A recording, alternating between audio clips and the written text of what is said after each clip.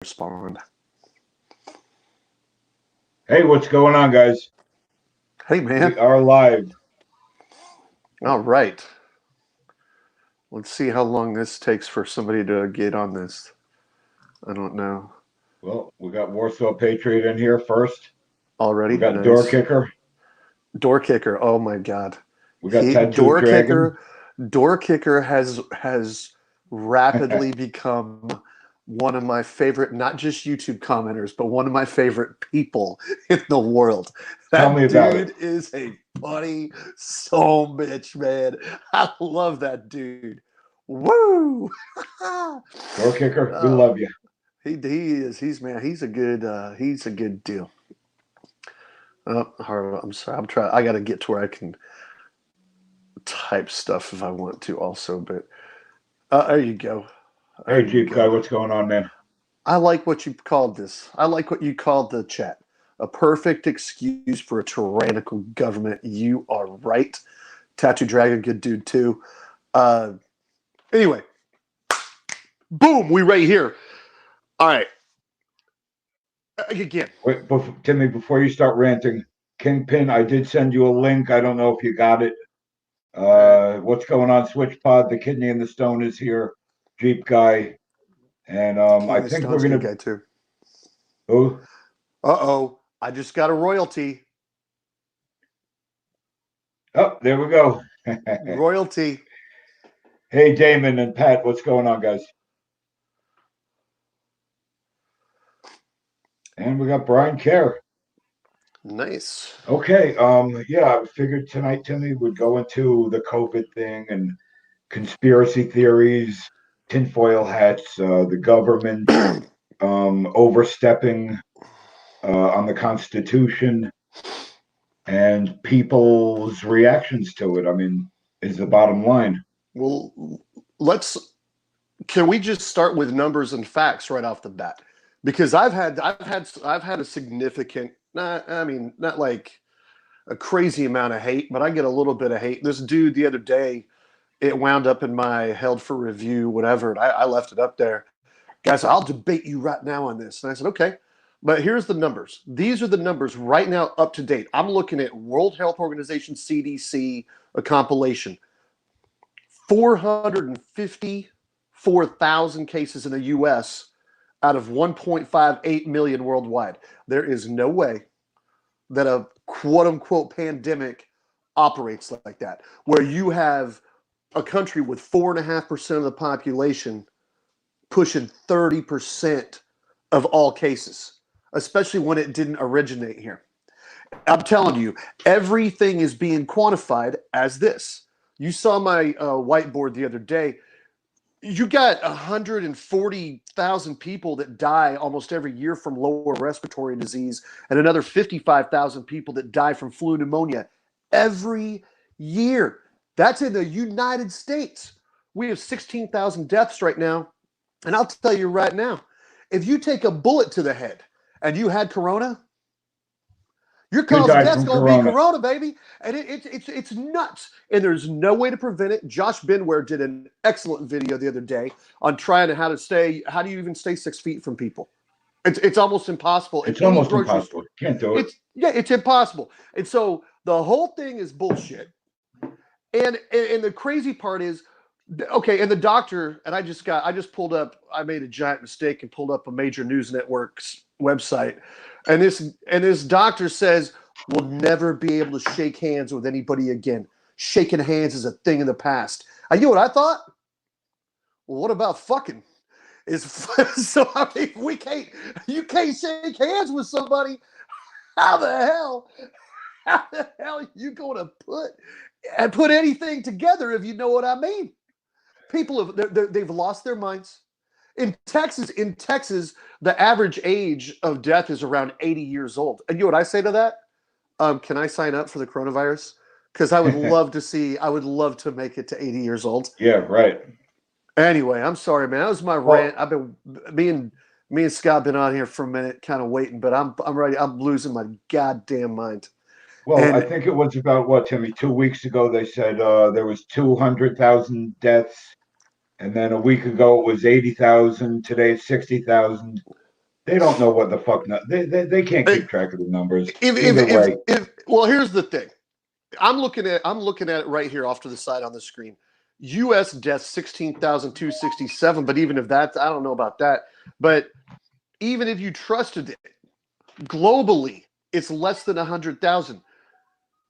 Do y'all understand that in 2017, 2.8 million people died in the United States? It's going to happen again. It's going to happen every year. And, oh, Tim, man, people say, oh, you're just such a heartless piece of shit. Really? If everyone lived forever, I don't think you'd be here right now. What do? Make you jump in the volcano when you turn 200 years old or whatever? Because if you live forever, there'd be such an overpopulation deal, it would consume the planet. Nature has a way of working this out. This is just called something different. But for our country to lose our minds, rob young people of being able to develop antibodies, ruin the economy, ruin our way of life, there's a difference between living and existing. You know what we're doing right now? We're existing. And if somebody tells me I'm wrong, okay, I guess then we just get to do this. This is going to be a constant state of how we live. And if you want to live this way, I say get the hell out of my world because I don't want to live this way. Yeah, it's goddamn nuts, man. I think so. Everywhere around here, people with face masks. What do you call it? Rubber gloves. They're throwing them all over the fucking streets like animals. It's. I got to tell you, man. I told my business partner, we had a commercial landscape company and I sold it about 12, 13 years ago. And I told him, I said, you know what, man? It's a good thing people are dumber than us or lazier than us, or we wouldn't be able to do what we do. And I generally am a kind of a skeptical, I don't know, pessimistic type of dude with human nature. But I got to tell you, man, people have outdone themselves on this. It's just the craziest thing I've ever seen. And hey, and by the way, before you save it, oh Tim, you're the problem. You're why this is going to keep going on. I stayed in my house for 3 weeks, other than going fishing with my dad, where I interacted with him, and that was it. So, spare me your hand wringing and your bullshit. But I'm going to tell you, I finally had to go to the store the other day, get some charcoal cooking after the wife's birthday, and watching these sheep. And I got to the counter. Watch this. Anyway, poor cashier. They had plastic on the debit card, credit card deal. And I told her, I said, everybody's got to touch that. And she says, you see any gloves on me? And I was like, right on. People are getting tired of this. And in fact, very good article on a guy that I guess has more street cred than me. If you guys go to foxnews.com, there's an article called Questioning the Narrative. By all accounts, this guy seems like he might even be a Democrat, and I hate agreeing with them, but whatever, it happens sometimes. But he's questioning the whole model and what the numbers are and how it is what it is. And I agree. It's just this happens every year. People die. Why are we losing our minds? I just don't understand it. It's crazy. It's a great excuse for anybody in government to get a free paycheck. Like I was telling you about our school superintendent threatening me with legal action. But anyway, let's answer some questions. God dang it, I'm all fired up. The bottom line is they want to keep us scared. They want to keep us locked down. Right. And they want to take full advantage of us. Right. See, Walter Davis, person dies every 12 seconds in America. It ain't changed. It ain't going to change. It's just, yes, sir. It's just a matter of what you attribute it to. By the way, Walter Davis has a pretty good channel too. I like his stuff. You know what, man? Look, I get it. I may not be. If you don't want to follow me, you don't want to do my thing. I don't care. Like I said, I don't have subscribers. I got YouTube friends, and you're one of them, by the way. Well, I pointed the wrong way. You're one of them. See, it's backwards. This guy right here. Subscribe to this guy. Get into that giveaway he's doing. That guy. But I'm going to tell you right now, man. This stuff is nuts. The way people are talking about this, they're ready to just give up their entire way of life, exist, give up all of their freedoms, and the next thing you know, we're like China, and it's crazy. It's crazy. Yeah, exactly. I mean, the chipping of people, the tracking of people. You got Zuckerberg and what's his fucking name, Bill Gates. Oh, they're loving it. Oh, they love They, this kind of shit. Yes, oh they love man, it. it's not just them. It's everybody. I mean, the Democrats I know are fucking loving it, and China is fucked up, man. Well, They're yeah, but I uh, mean, here, they're even fucked then, up. though, I mean, it's like, you know, we're. I got to tell you, man, I'm a big, you know, I'm a fan. I'm a Trump fan, but I got to tell you, man, I think that this stupid bill they did is 100% wrong. I think it's wrong. You're encouraging people to just get something for nothing, and that's what made me angry when I was telling you right before we went on. I was talking to my kid's teacher, and I said, "Well, no wonder you want to quit. This is like a free vacation for you. You guys, it's like it's the teacher's wet dream where you sit there and spring break happens, and then you never have to go back, and you get paid. And I'll be damned if our freaking superintendent threatened me with legal action for just saying that." Just expressing an opinion where I broke no laws at all. I obtained counsel. I let him know I obtained counsel. I talked to my state representative, who I do encourage everybody to make sure you know who your state rep is, and he knows who the hell I am. In fact, I didn't even have to look his name up. We're on speed dial, and I hadn't heard from that superintendent anymore. He shut the hell up. But it's crazy. It's crazy. People are using this to shut people down and to tell you to be quiet and to tell you that, oh, you need to obey. And no, it's wrong, man. It's just wrong. First of all, if I pulled up this news website here and we had 1.5 million deaths, I'd be like, man, this is for real. But this ain't even what a normal flu season would be right now. And I know, I get it. It's not the flu, Tim. It's more contagious. Is it? The numbers don't add up. The numbers don't add up. We're giving away our freedom for something that happens every year, and you got to fight back. And you got to. Dangerous times demand dangerous men. And I'm going to tell you, I'm about to get dangerous. Hey, it's been a long time in the waiting. And the schools, you can't not think the schools are in on the whole thing. I mean, they indoctrinate the kids from kindergarten through college. Man, the schools, the teachers, they're all in on it. Well, how about this too? How about the fact that I don't think there's anybody in the world under 10 years old that's died from this, or maybe a couple, but that's a misdiagnosis. I'm telling you, these death numbers are getting attributed to people that are already sick or they're super old. This cancer in the schools over this is the biggest bunch of bullshit I ever goddamn seen. I'm telling you. And this is going up. I don't care. And man, my neighbors are all with me. Everybody I talk to agrees with this. And it's just other than this asshole, I want to, you know what? Maybe I'll show you guys this letter that cocksucker sent me. Nah, I won't, because his number's on it. And although, hold on, is it against YouTube policy to dox a public official? If he's already a public official, can he? Whatever. I'll leave him alone. I don't But think. goddamn. I mean, it makes sense to me. He's already a public official. Fuck him. I don't know who you want to dox, but I don't. I just give you his business number, but no, it's all who is good, it? man. He the superintendent, Frisco ISD, Frisco, Oh, Texas. Yeah, name's fucking Mike. asshole. Yeah, he likes to be referred to as doctor. He has a doctor in education. He don't got a doctor in medicine. That's for damn sure. In fact, none of these guys do. If these experts were so good, if they were so good, when they told me to stay home a month ago in March for 14 days and then you'd be fine, wouldn't we be fine? The experts are not the experts, and people are like, oh, listen to the experts, Tim. No, never ever listen to the experts. In fact, if you got a big idea, or if you think you know how to do something, I'll tell you how to squash it.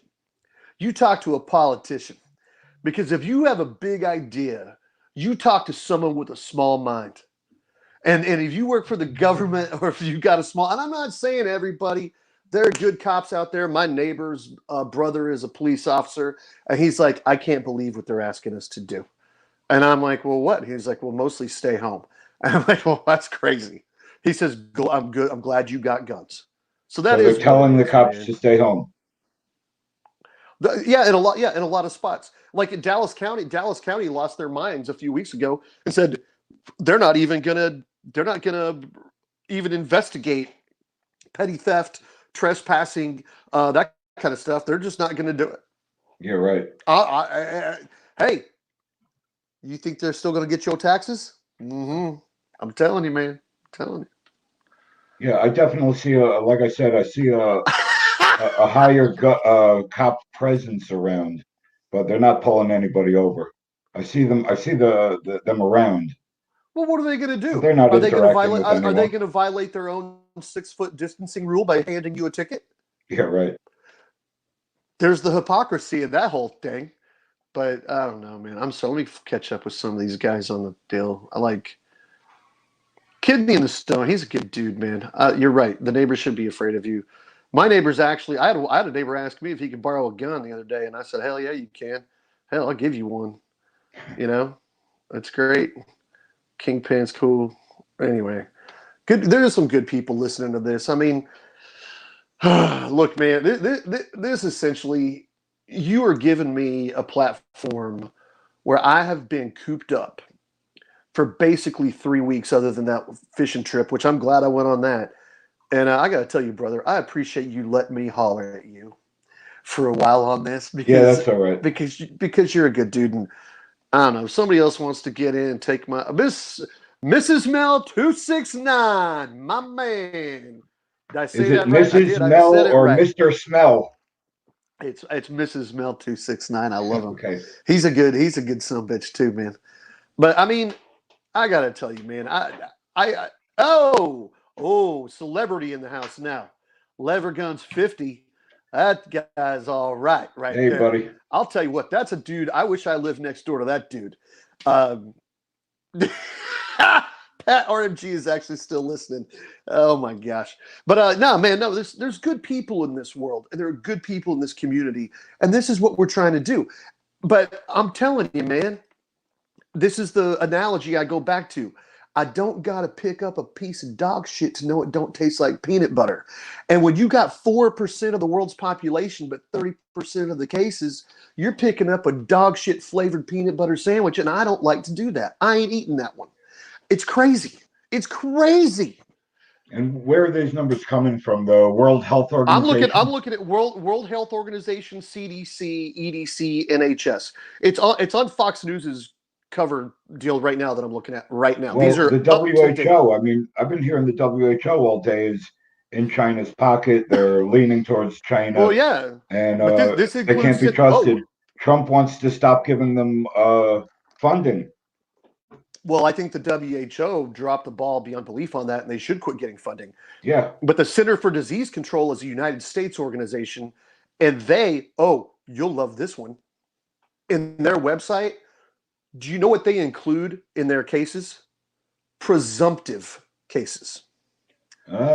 ah, Which I looked into, which means these 454,000 cases that they are reporting that we have, some of them have been diagnosed over the phone. yeah. My wife was had an over the phone visit, a video chat, Yeah. and she did go get So, tested, but it well, was negative. yeah. And if you got to go, you got to go. And by the way, hey, before again, I'll cut off some hate. Some more people are watching. I'm not saying this isn't a thing. I'm not saying go sneeze in somebody's face. I'm not saying go lick toilets like a total fucking retard. What I am saying is, even as much as they can push this, we have 16,000 deaths right now, and normally we would have, you get 40, 50 by now on a flu deal. And I don't know why we're trying to ruin the world over this. Anyway, I mean, it is what it is, but I don't know, man. Let's see. Yep, lever guns 50, Taiwan. Yeah, well, yeah, back then. I like King. I wish Kingpin needs to get on here, man. Does he, I could understand not wanting to. I sent Kingpin a link. I sent him a link. I got it. I know. I got it, man. I know. Anyway. Yeah, but he don't want to be in this train wreck. You know what? I bet nobody does because here, you know, I get I do me. I get it. I don't. But see, here's the thing. Like you have like here, right here. This guy. See this finger. This guy has a legitimate channel. I somehow have 400 subscribers, and I don't even care. It just really is what it is. Jerry Parker joins us. I love this guy. Hey, also we got Terribly Tactical just came in. Oh, did he? Good for him. He's a good dude. He had a great video today. Put him up. Yeah, he did. I'm bringing Terribly Tactical on, guys. What's up? Yo, what's going on? What's up, everybody? My man. What's up, N.E.PA, Timmy? Timmy. What's up? How you guys doing? Hey, I like your thing today, man. I like your deal today. It's 100% true. I don't know if you've been listening to what we've been talking about, but you're right. The math does not add up. I've been doing that for a while. There's no way a pandemic, quote unquote, you know why it's called pandemic, means worldwide. There's no way a country with 4.5% of the population have 30% of the cases. It's just nuts. It's crazy. We're going to give up our freedoms for way less than anybody ever else did, man. It's nuts. Oh, yeah. That's exactly what they're betting on, too. And I appreciate it. I appreciate the love and support, man. And it really bothers me. It extremely, to my core, bothers me and disturbs me that the entire country, the entire world is so fooled by all this nonsense. And whether, you know, it's to one degree or another, you know, scary and dangerous or whatever, you know, security or freedom, which one do you want? I would rather live dangerously and have freedom than, you know, be a safe and secure slave. And that's what people are missing. Well, that's what I was just telling Scott, is that sometimes the world needs dangerous men. And I'll tell you right now, man, I minored in history, political science, and I'm a really big fan of our founding fathers and some of the things they did. And I got to tell you, man, they'd be rolling over in their graves if they saw how little people could handle shit right now. Oh, 100%. And it just knocks me out, man. It just knocks me out. 100%. And it's just men are not men like they used to be. And I don't know what point in time in this country where it started to change and where, you know, we've been indoctrinated into this beta male bullshit, and people can't even change the tire on their car. They can't change their own oil. They're calling somebody to install a light switch on their wall. You know, they don't know how to defend themselves. They're too afraid to, even if they knew how. They're calling the cops. I mean, it's just, where did we lose the self-responsibility? I don't understand that, because everybody, you see them running out last minute, buying all this shit that they don't even know how to use, new gun owners, which I'm glad. I'm great. I'm glad that some people are finally starting to wake the fuck up and be like, hey, the government's not always going to be there. I should probably get one of these. Problem is, if they don't know how to use it, they're almost a detriment to themselves and their family and whoever else, you know, as opposed to the bad guy. So there's a lot of. I got a prediction for you on that too. Wait until one of these new gun owners makes a mistake and shoots their hand off or something, and then wait till we get blamed for that shit. Oh yeah, that's I made that prediction to my buddies the other day. But yeah, anyway, sorry to interrupt you, man. You keep going. You're on a good roll, bro. By all means, man. I mean, that's the whole thing. That's what scares me the most out of all this shit, is that people are, for one, that they waited till last minute to be prepared, right? Now, I understand I'm a prepper. You know, I'm into this kind of shit. I've been doing this for a long time. And I'm not like crazy fucking doomsday prepper, dude. But I got enough supplies to last me and my family to ride this shit out. This is how this country... about 40. I can go about 45 days. Yeah. Like, I personally just went to the store yesterday for the first time since March 9th, just to get some extra stuff. And we haven't thought about nothing. And we haven't had to buy nothing. And I watch these people, and I'm with you, like your video today. Man, when I was there and I saw these people with all their masks and their stuff and they're panic buying, and I'm thinking, why didn't you do it sooner? Anyway. Right. Right. That's the thing too. That's the thing, dude. If they're so worried about this virus or whatever the fuck it is, would it not have behooved them to have already taken care of this shit so they don't have to be out last minute in the heat of all this if it really is that bad and it's that contagious and this, that, and the third. I mean, obviously it's a little bit too late for them now, having not been prepared, but it's simple, common sense, foreseeable future kind of shit where this country alone, let alone the entire civilization of people ever, have survived on preparing. You know, keeping meat, keeping food, having a garden. But, you know, but at the same time, I have a video where I said I didn't think I would have to prep against human stupidity. right. Like I started prepping because of where I am in North Texas. A tornado is a very likely event.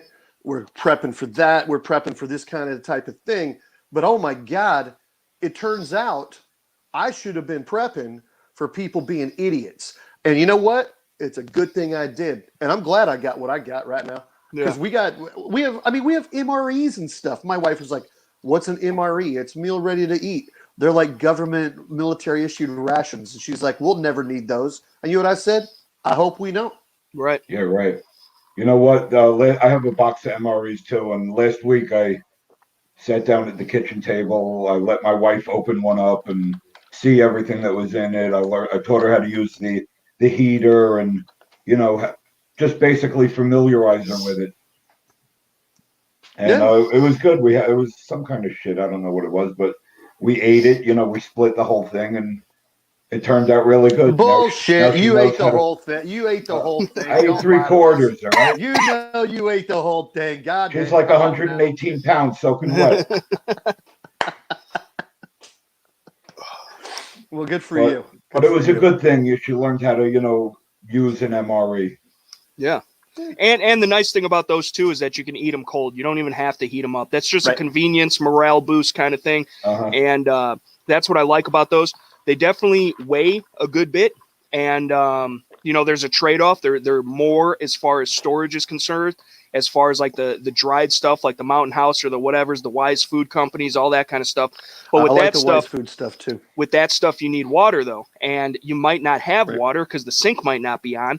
And if you don't know how to purify water, you're doing yourself more harm than good. So, you know, everything's a trade-off and people got to be prepared for that. And a lot of that stuff, I don't think people yet realize clearly by what's going on. But that's what scares me even more so is that these people are, and now it seems to have died down, but these people are running out and buying every last roll of toilet paper on the shelf, stabbing each other over it.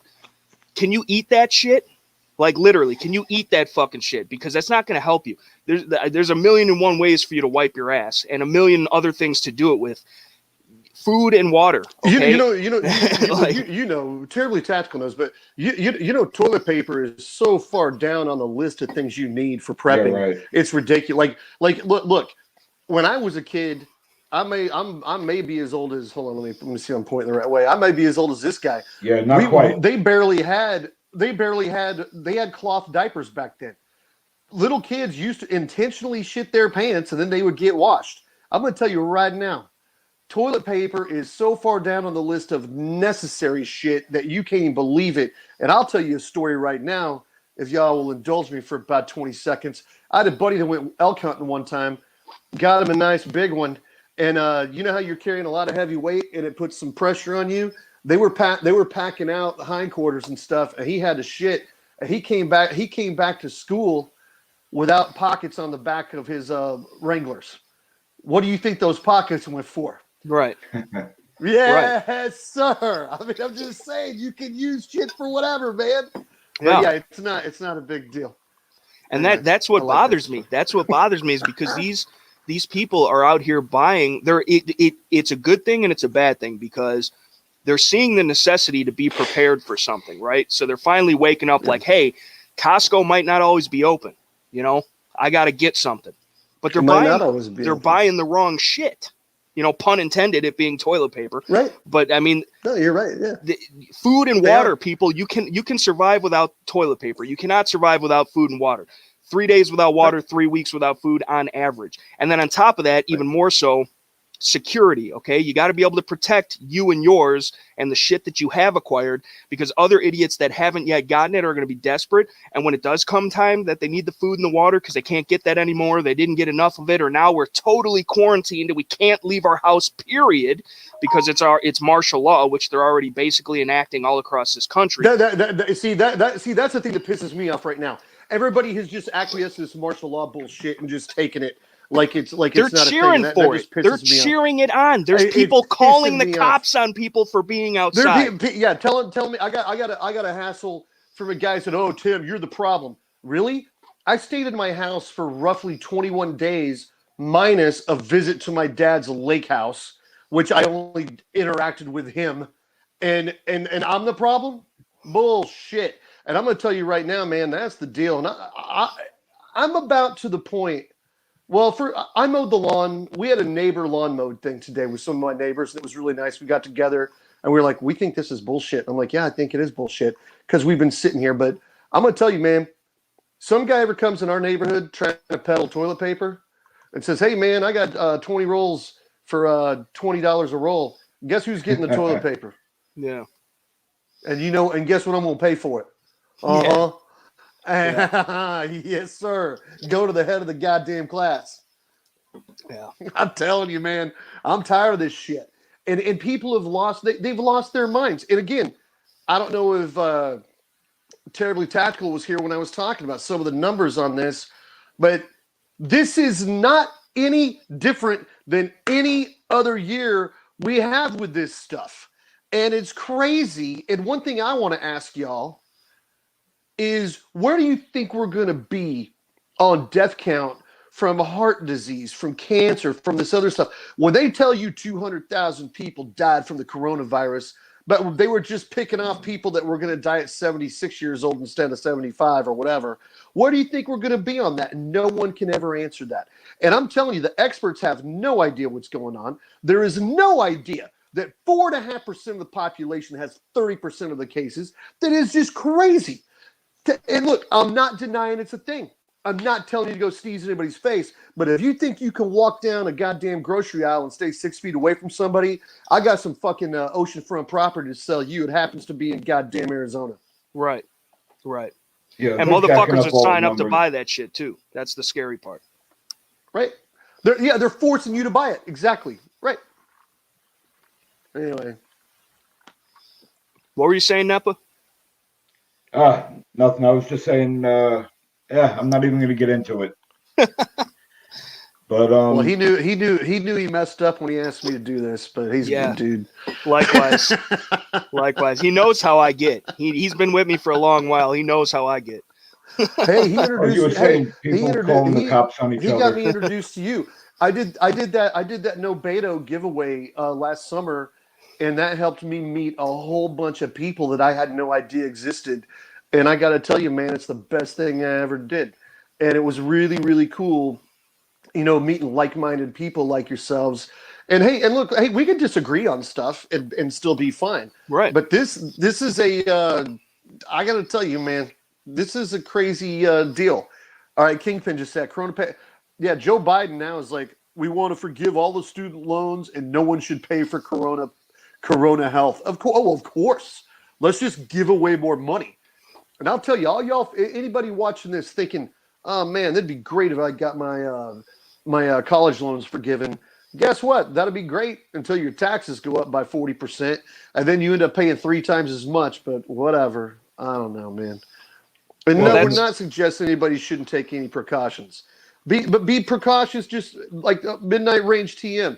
If you're in a group where if you've got like respiratory problems or you're over 70 years old or whatever, yeah, be careful. I'm not saying, I've said this 1,000 times. Don't sneeze in anybody's face. Don't lick toilets. Don't do that. But here's the deal. That one was the hardest for me. Stopping to lick toilets. That's been the most difficult part for me. Well, I mean, if it's been a habit, it's going to be hard to break. I understand. But I mean, I'm telling you right now, we got 55,000 people die every year in the United States from flu and pneumonia. And we got 16,000 deaths from this deal right now. If you even believe it, because I promise you, at least half of those are really flu and pneumonia or something else. Right. It just is. It's crazy. We're in Texas. We got 199 deaths. 199. Goddamn, what are we going to do? We got like 30 million people in this state. How in the world? Oh, God, Lord, please, Jesus, help us. We got 199 people died from this. It's crazy. Yeah, and they can't tell exactly who died from it. I mean, there's so many other causes of death. The numbers, they can't keep track of them. They don't know what's going on. Well, that's the thing. I mean, get it. There's a lot of studies and stuff, and there's a lot of, information out there. And obviously, I try and take everything with a grain of salt, no matter who it's coming from. And I like to listen to both sides of the aisle. And usually, most of the time, the truth is somewhere in between. But there's a lot of good evidence out there suggesting that all of these tests and this, that, and the other thing, 80% of the time they're coming up with false positives or the other way around. Right. Right. The fact that you're going to these places to get tested, you're exposing yourself even more, because obviously the hospitals and the medical facilities are where the sick people are going to be. So, I mean, and two, there have been proven facts of all types of people coming out and saying, hey, my uncle or my cousin or my brother or my mother or whoever just died because of this. But on the death certificate, it's saying it's because of the cerveza virus. Right. So, the really good, I linked to a really good video. This guy, I mean, Italy's the prime example of over-reporting. They had 10 times the rate of fatalities on this. And this guy was like, hey, man, my grandmother, who's 81, had terminal cancer. And I'll be damned if on her death certificate it said coronavirus. Italy literally, you could shoot yourself in the head. Oh yeah. And if you had coronavirus at the same time, your cause of death was coronavirus. And I would argue even if you didn't have coronavirus. Right. It's all about an agenda. This is not how disease works. A disease that is supposed to affect everyone roughly the same and equally, you do not have a country that has a 10 times fatality rate. You do not have a country like us that has a 6 or 7 times acquisition rate. That is not a mathematical thing. This is not how disease works. This is not how pandemics work. Look, I may seem like an idiot in this. Yeah, cue everybody now unsubbing me and sending me hate mail and all that, because I don't give a flying fucking squirrel's ass. But I'll tell you right now, this ain't how it works. And I've been to school and I've looked at it and I've got a stats background, and I'm telling you, that just ain't how this shit works. And that's what we're being sold. We're being sold a bill of goods that just ain't right there. And it's pretty crazy, man. Pretty crazy. I'm trying to check people that have. We got a lot of good comments we haven't gotten to, by the way, y'all. But I mean, it ain't necessarily my deal, but Tattooed Dragon's funny as fuck, by the way. I love that guy. Anyway, all right. Scott, let's talk about your giveaway and how you ain't giving up on it. Maybe do something. Let's do it virtually. Maybe people could just go poke holes with their fingers. It's going to come down to that. I do have a giveaway going. Gifts, prizes of $500 Palmetto State Armor gift card, $300 Palmetto State Armor gift cards. Thank God they're not gouging anybody. They are doing right. They're one of the better ones out there. Yeah. Boy, that'd have been rough. Yeah. And like I said, I've been looking at PSA website, and $500 will go a long way. Oh, and yeah. It's super easy to enter. Get out there, shoot a target. N.E.PA, I'm in, and you're in, and it'll help me hit 1,000. And I would like to do this giveaway and spread some money out to people in hard times. Bottom line. Yeah. And that's, I like Armed Ape's comment. No need to poke holes. There's time. Yeah. Indubitably. Time. Indubitably. And it's funny because I picked a good time. It turns out to be a good time. And also on the other side of the token, the worst fucking time ever to do 1,000 subscriber giveaway. Yeah, a lot of ranges are closed too. A lot of ranges are closed. Ammo so unless you got private property and enough ammo to go around, it's hard. I will say this: I haven't seen many of the videos, but what I did see is Budget Gun Cinema's video. I think was really good. Yeah, I yeah, think he took a lot of time. He took a lot of time and effort into that video. And shout out to Budget Gun Cinema, because I thoroughly appreciated that, because it was cinema. It wasn't just a YouTube video. It was a short film, and I appreciated it. He kicked the shit out of that one. I'll tell you who else did a good one. Alpha Romeo 15 did a really damn good one too. And you got a well, there's some of it's gonna be random, but you get to pick some of these. Mine sucked. I got the notification, went out with a BB gun in the backyard. But as far as random, maybe, but Budget Gun Cinemas was freaking off the chain good. He really outdid himself. And again, I think Alpha Romeo 15 did a damn good one too. You remember that one, Scott? Yeah, of course. He blew up a propane tank, and then he got up off the ground. He had dirt and weeds in his hair, and yeah, that was a good one. Yeah, that was really good. Alfa Romeo, Budget Gun Cinema, they're both fantastic. I mean, but everybody's was just awesome. I watched and enjoyed every single one of them, every minute of every single one of them. And I got some, people got some competition out there, man. People got some heavy competition. Yeah. Amen to that. So, I was watching a interview with Bill Barr earlier today. Have you guys seen that? Oh yeah. I think it was that blonde woman on Fox interviewed Barr. Hey, I don't know if you guys are experiencing it being kind of robot-y. Is that me, or are you guys hearing? I'm hearing it. It happens sometimes on this. I got nothing on other than my microphone, so I don't know if it's something coming in or whatever. But Timmy, you seem to be okay, Timmy, but Josh has been coming in and out on my side for a minute here. Okay. So Josh is trying to come in. All right, I got you.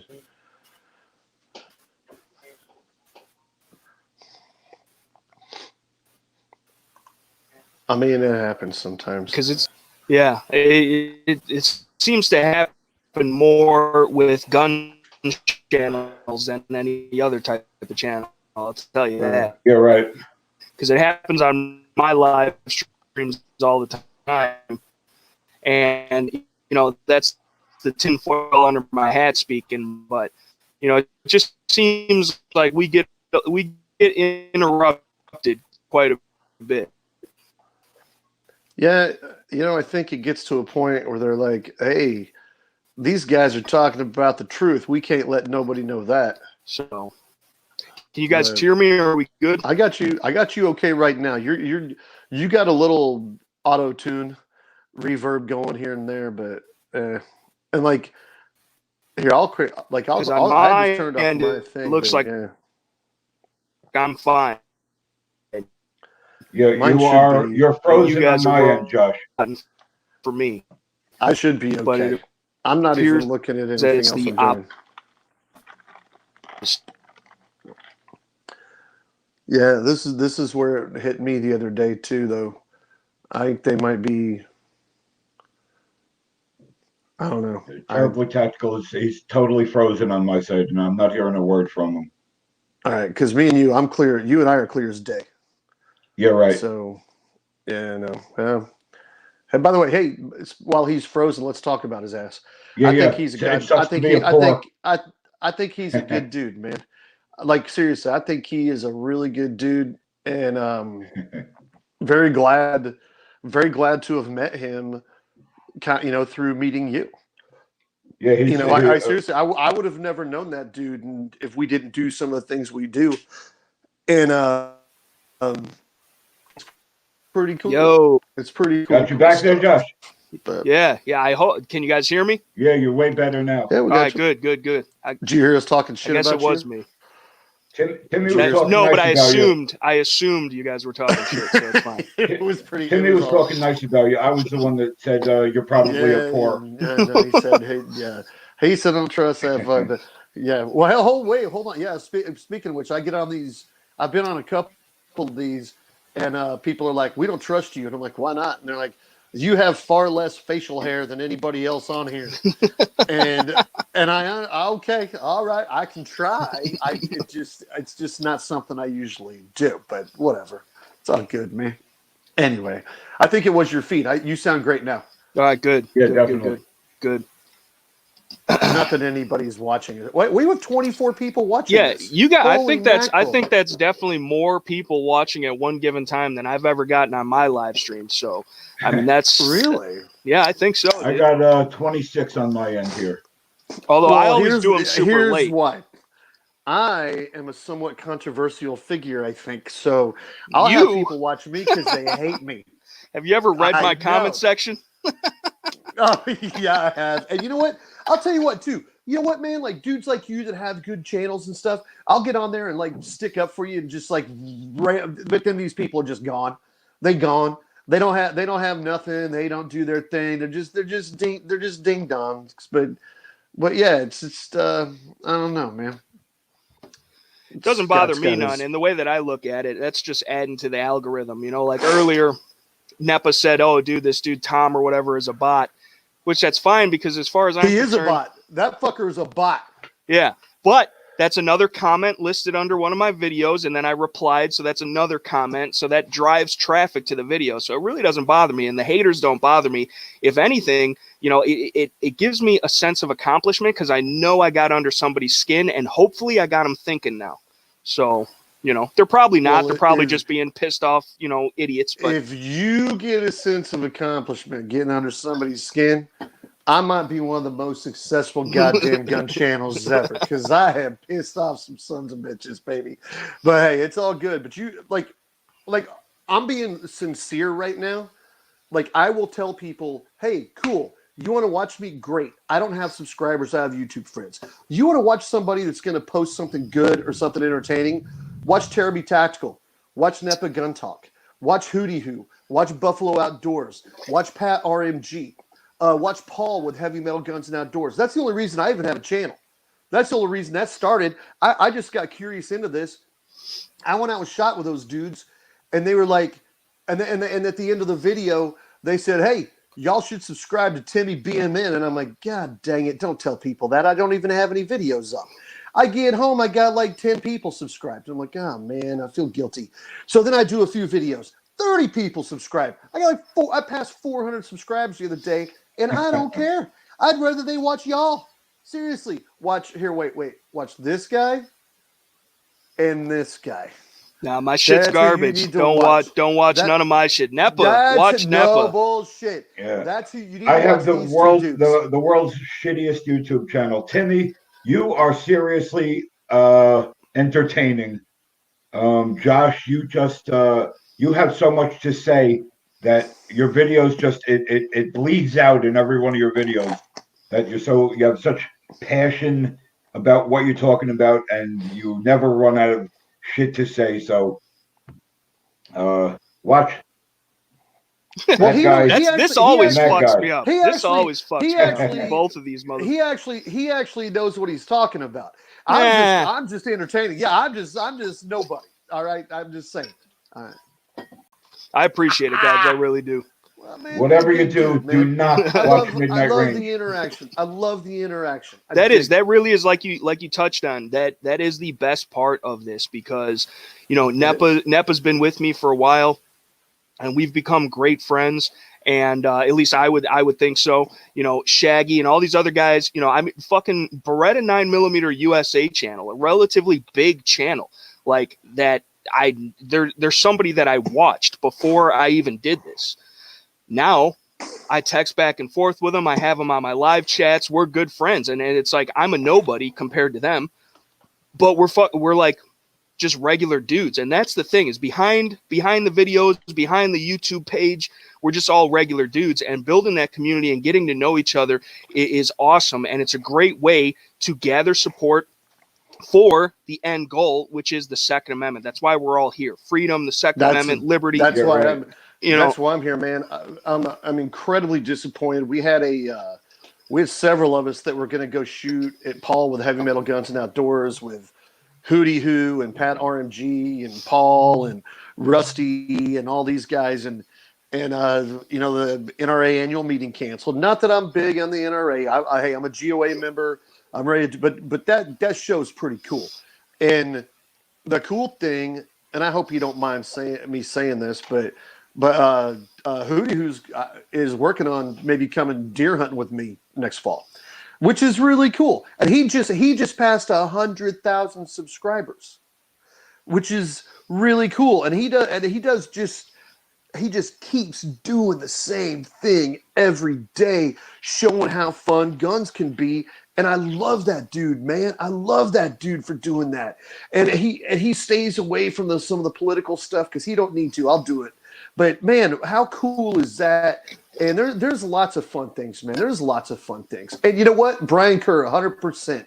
We can talk to people we watch. Hell yeah, brother. Sky Hillbilly Morgan. He's a great guy. And this is what it is, man.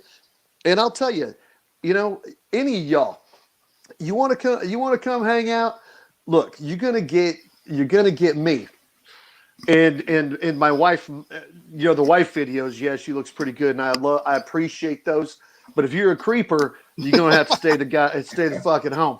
But you're pretty much gonna just hang out with me. So if anybody sends me a message saying, "Hey, I'd like to hang out with you," you might not see her because she's busy with other stuff. But whatever. Hey, I saw her do that video the other day where she's saying that Prince song or something at the end. Yeah, That was really, really nice. Yeah, she's a good really sport, fun. man. She's a good sport, man. She gets it. She gets the 2A lifestyle. She gets the whole thing. Now I'll say this, and she's more interested in it now than she was 6 weeks ago, which is kind of interesting. And I've pointed that out to her, you know, where she's like, hey, like when I went fishing with my dad, I said, hey, you want everything locked up or what do you want? And she's like, well, how do I do this? How do I do that with certain firearms? Because a year ago, I'd be like, hey, I'm going out of town. You want everything locked up or what do you want? And she'd be like, just the usual or whatever. But she was asking questions. And I don't want to, you know, rat her out here or anything, but she was a little more interested in how she could defend herself all of a sudden. And I think that just makes her a smart person, honestly. So, you know, there you go. Yeah, sure. I mean, I got two guns. I got my nightstand gun and another gun out at all times, you know, when I'm at work or whatever. And my wife knows where both of them are. And I just said, good. in an emergency, get to one of them and just fucking, you know, And go. point and Great. shoot, bottom line. I mean, God, you know, I would hope that they would never come. Right. But she's, that'd you know, be horrible. I'd feel she knows terrible. where they are, and she knows if she has to use them, she'll use them. Yeah, amen to that. And I, you know, I've got similar stories and stuff. You know, I mean, I literally, if I wake up in the middle of the night to go take a piss, I have a gun with me. And I'm not kidding, because I will not be caught with my pants down, literally or figuratively speaking. And because you'd never know. And it's the same principle as to have an insurance on your house or your car, or having a fire extinguisher in the house or the kitchen or what. You never know. You could have a grease fire. You could, you know, leave a burning cigarette. You could get broken into at any point in time. And, you know, it is a little bit of a lifestyle change. And there are considerations. You know, are there little kids in the house? Are they old enough to know better and to be trained? Are they too young and it could be danger? So maybe out of sight, out of mind. Doesn't need to be locked up. And then if it is locked up, how quickly can you access it if you need to? You know, you're not going to tell the bad guy, hey, hold on a minute, I got to get my gun so I can shoot you. That's not how that works. Are people in the house trained enough to know if they pick up? Are we? Because I know it's not allowed. Go ahead, show the fucking thing. I don't care. I know it's not allowed. I was gonna look for the. I have a gun that I use. I have a Ruger LCP that I use to mow the lawn with, and we were out mowing the lawn. But I put that up because I did walk back in. But honestly, I'm with you, man. I don't ever, very rarely am I without an arm's reach from a firearm. Is that a And K6S? it's the K6S, and it is beautiful, and it That's is a what it nice is. gun. And That's a nice and gun. and I dig it.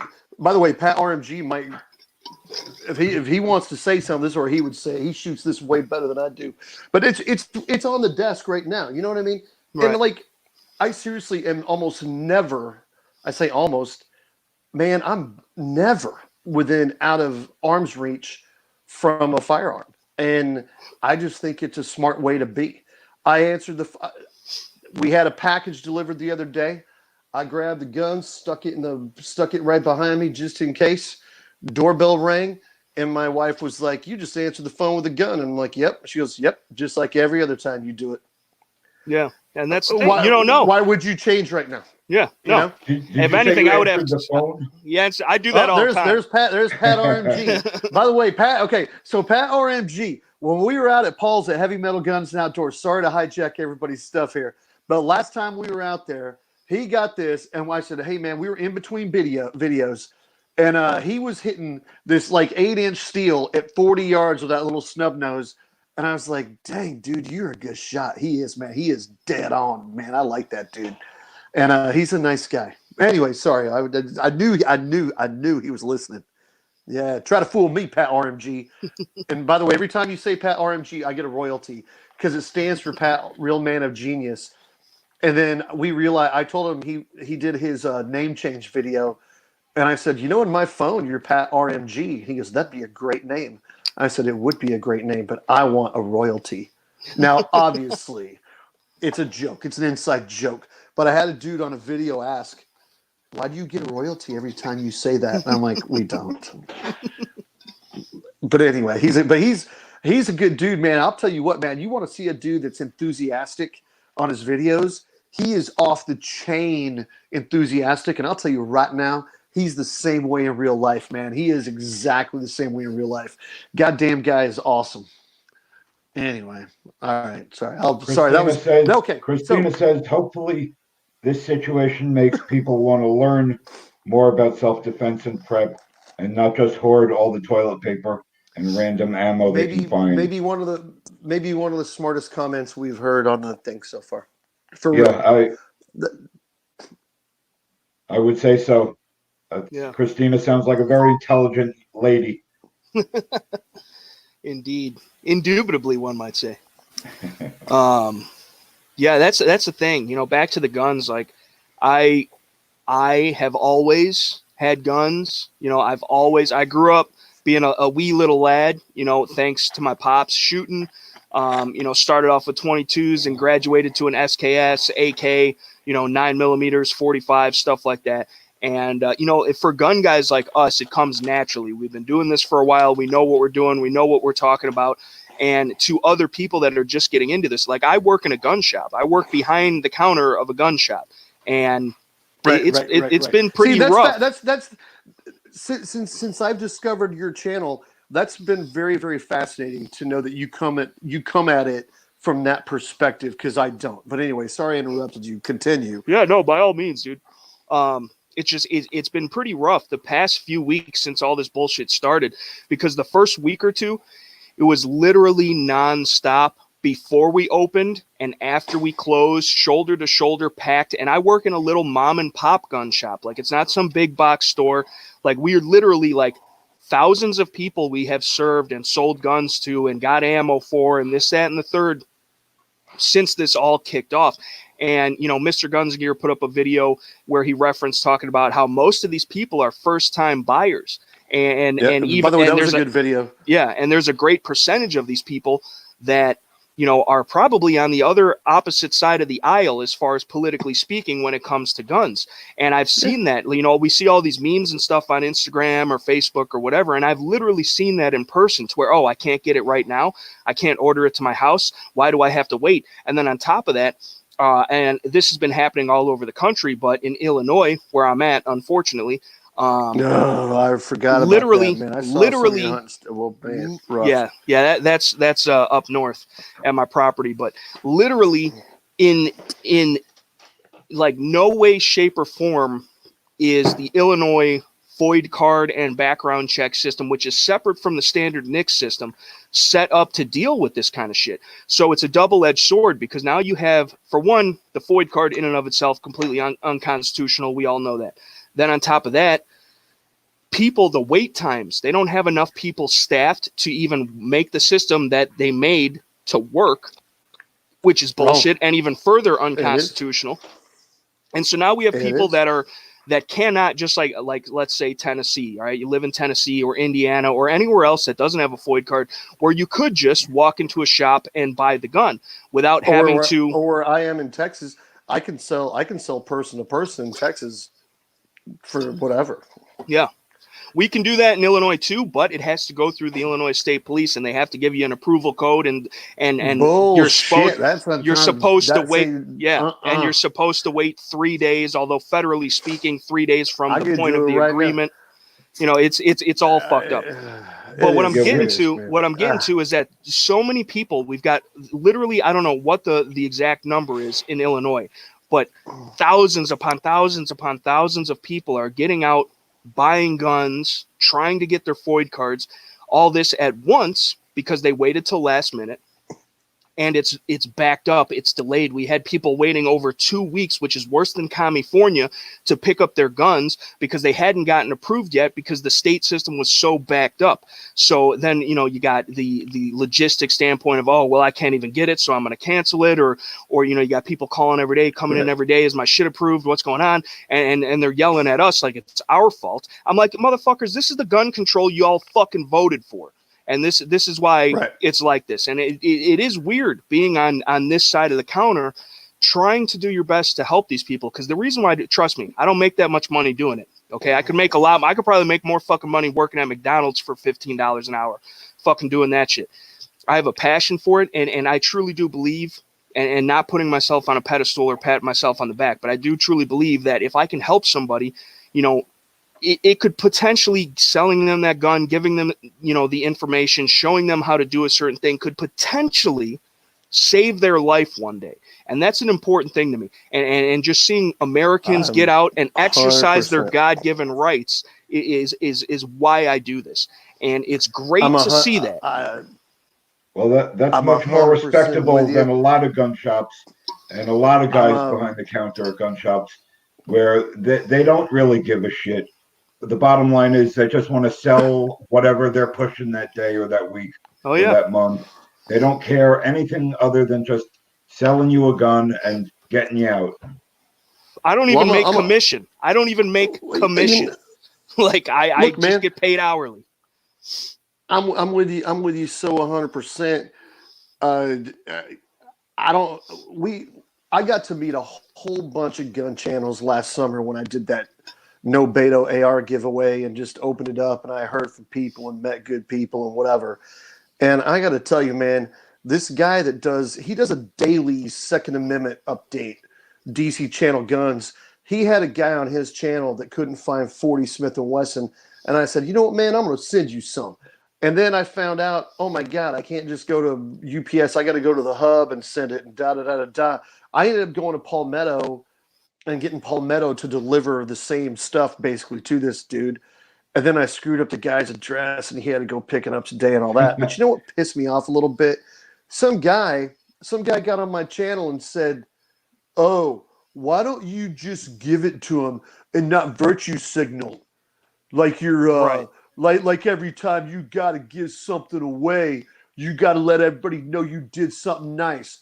First of all, fuck that guy.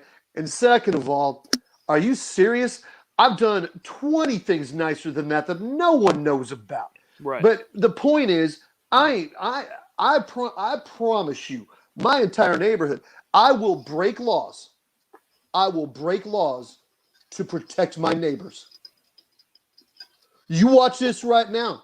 I'm not saying I have, and I won't, but I will break laws to protect my neighbors on this bullshit saying, oh, well, I can't give this guy a gun. Luckily, I'm in Texas and I can just basically give anybody a gun in the neighborhood I want. And it ain't no big deal as long as I don't feel they shouldn't have it, which is I think that's a nice law. But I'm going to tell you right now, this is the bottom line on this whole chat is that the government is using this as an absolutely perfect and convenient excuse for tyranny. And Scott absolutely labeled this the correct way. Is the government is using this bullshit as an absolute excuse to rob us of our freedoms. And I'm going to tell you right now, I ain't that dude. You're right. I mean, they're Timmy, restricting our fucking around. liberties. They're depriving us of liberty and justice. Our freedom of assembly is gone. Our freedom of movement is gone.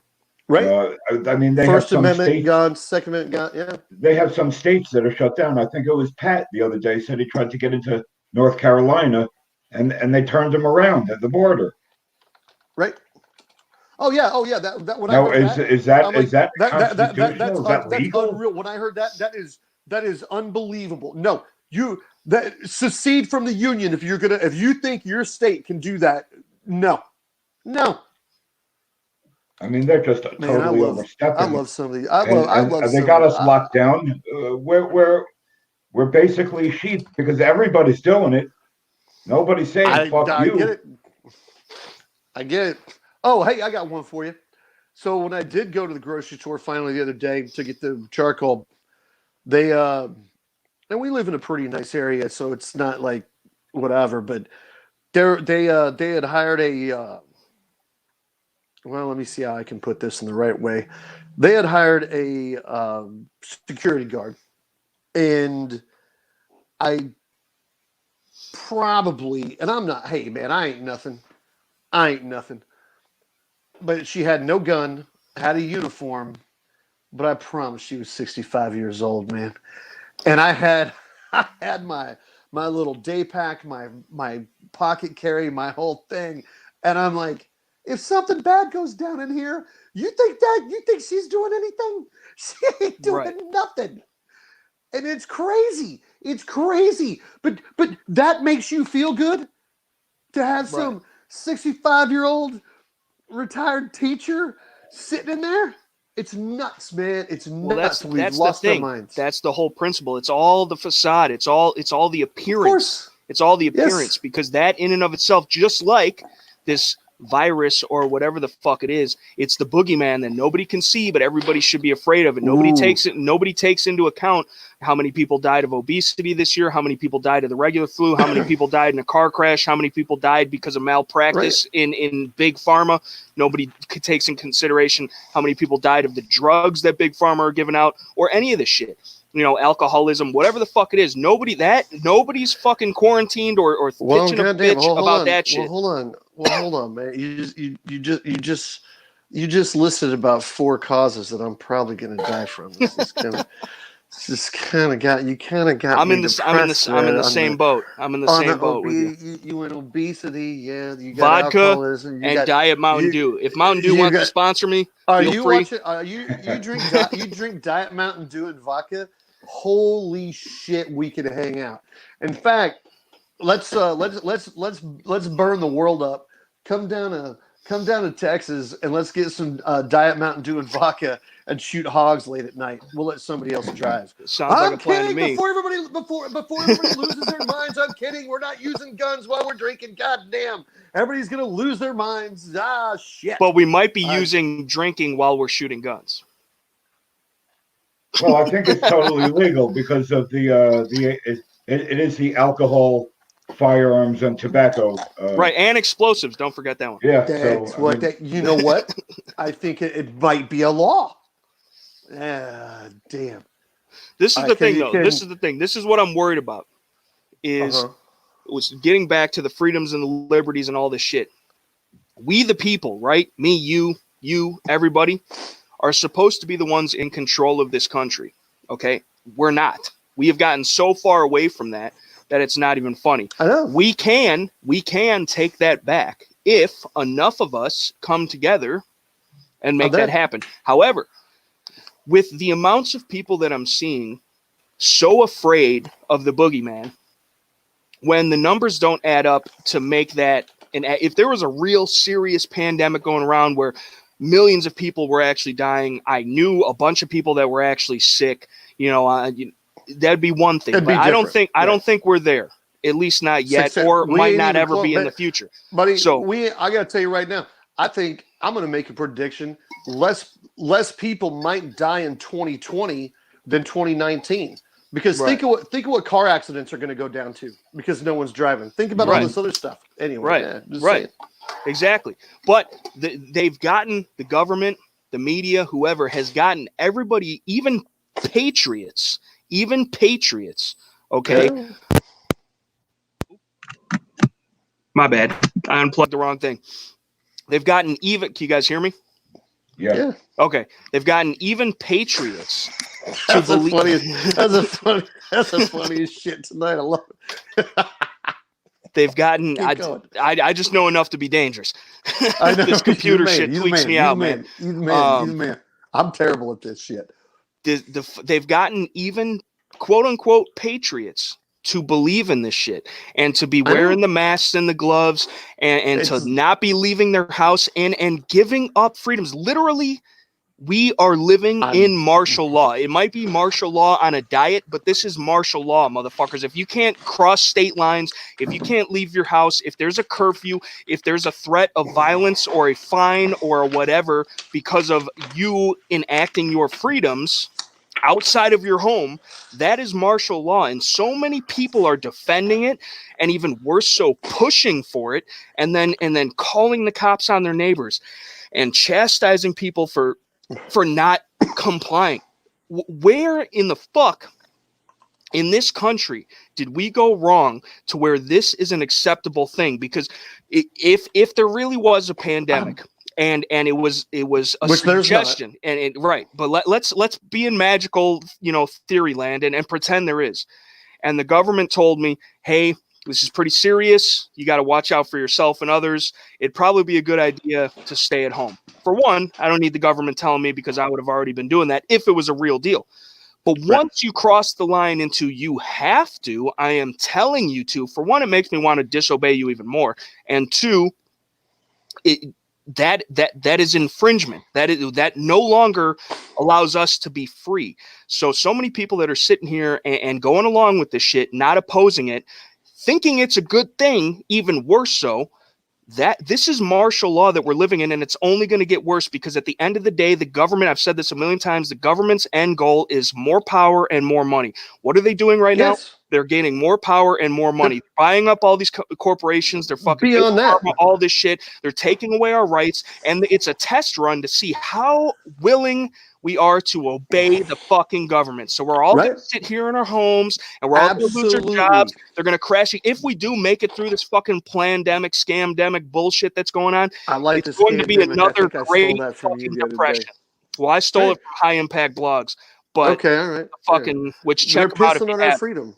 Yeah, they're absolutely pissing on our freedom. Absolutely pissing but on we, our freedom. not us, but we as the people are letting them, and that's the biggest problem.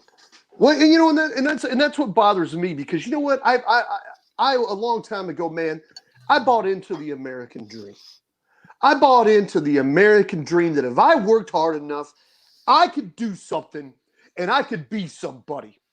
And so many, many years ago, I decided I was going to go get a job, and my dad was like, "Hey, man, we got your SAT scores back, and you started getting some stuff from Yale, and you started getting some stuff from the Naval Academy." And I'm like, "Yeah, pretty cool, man. I might get to go to school.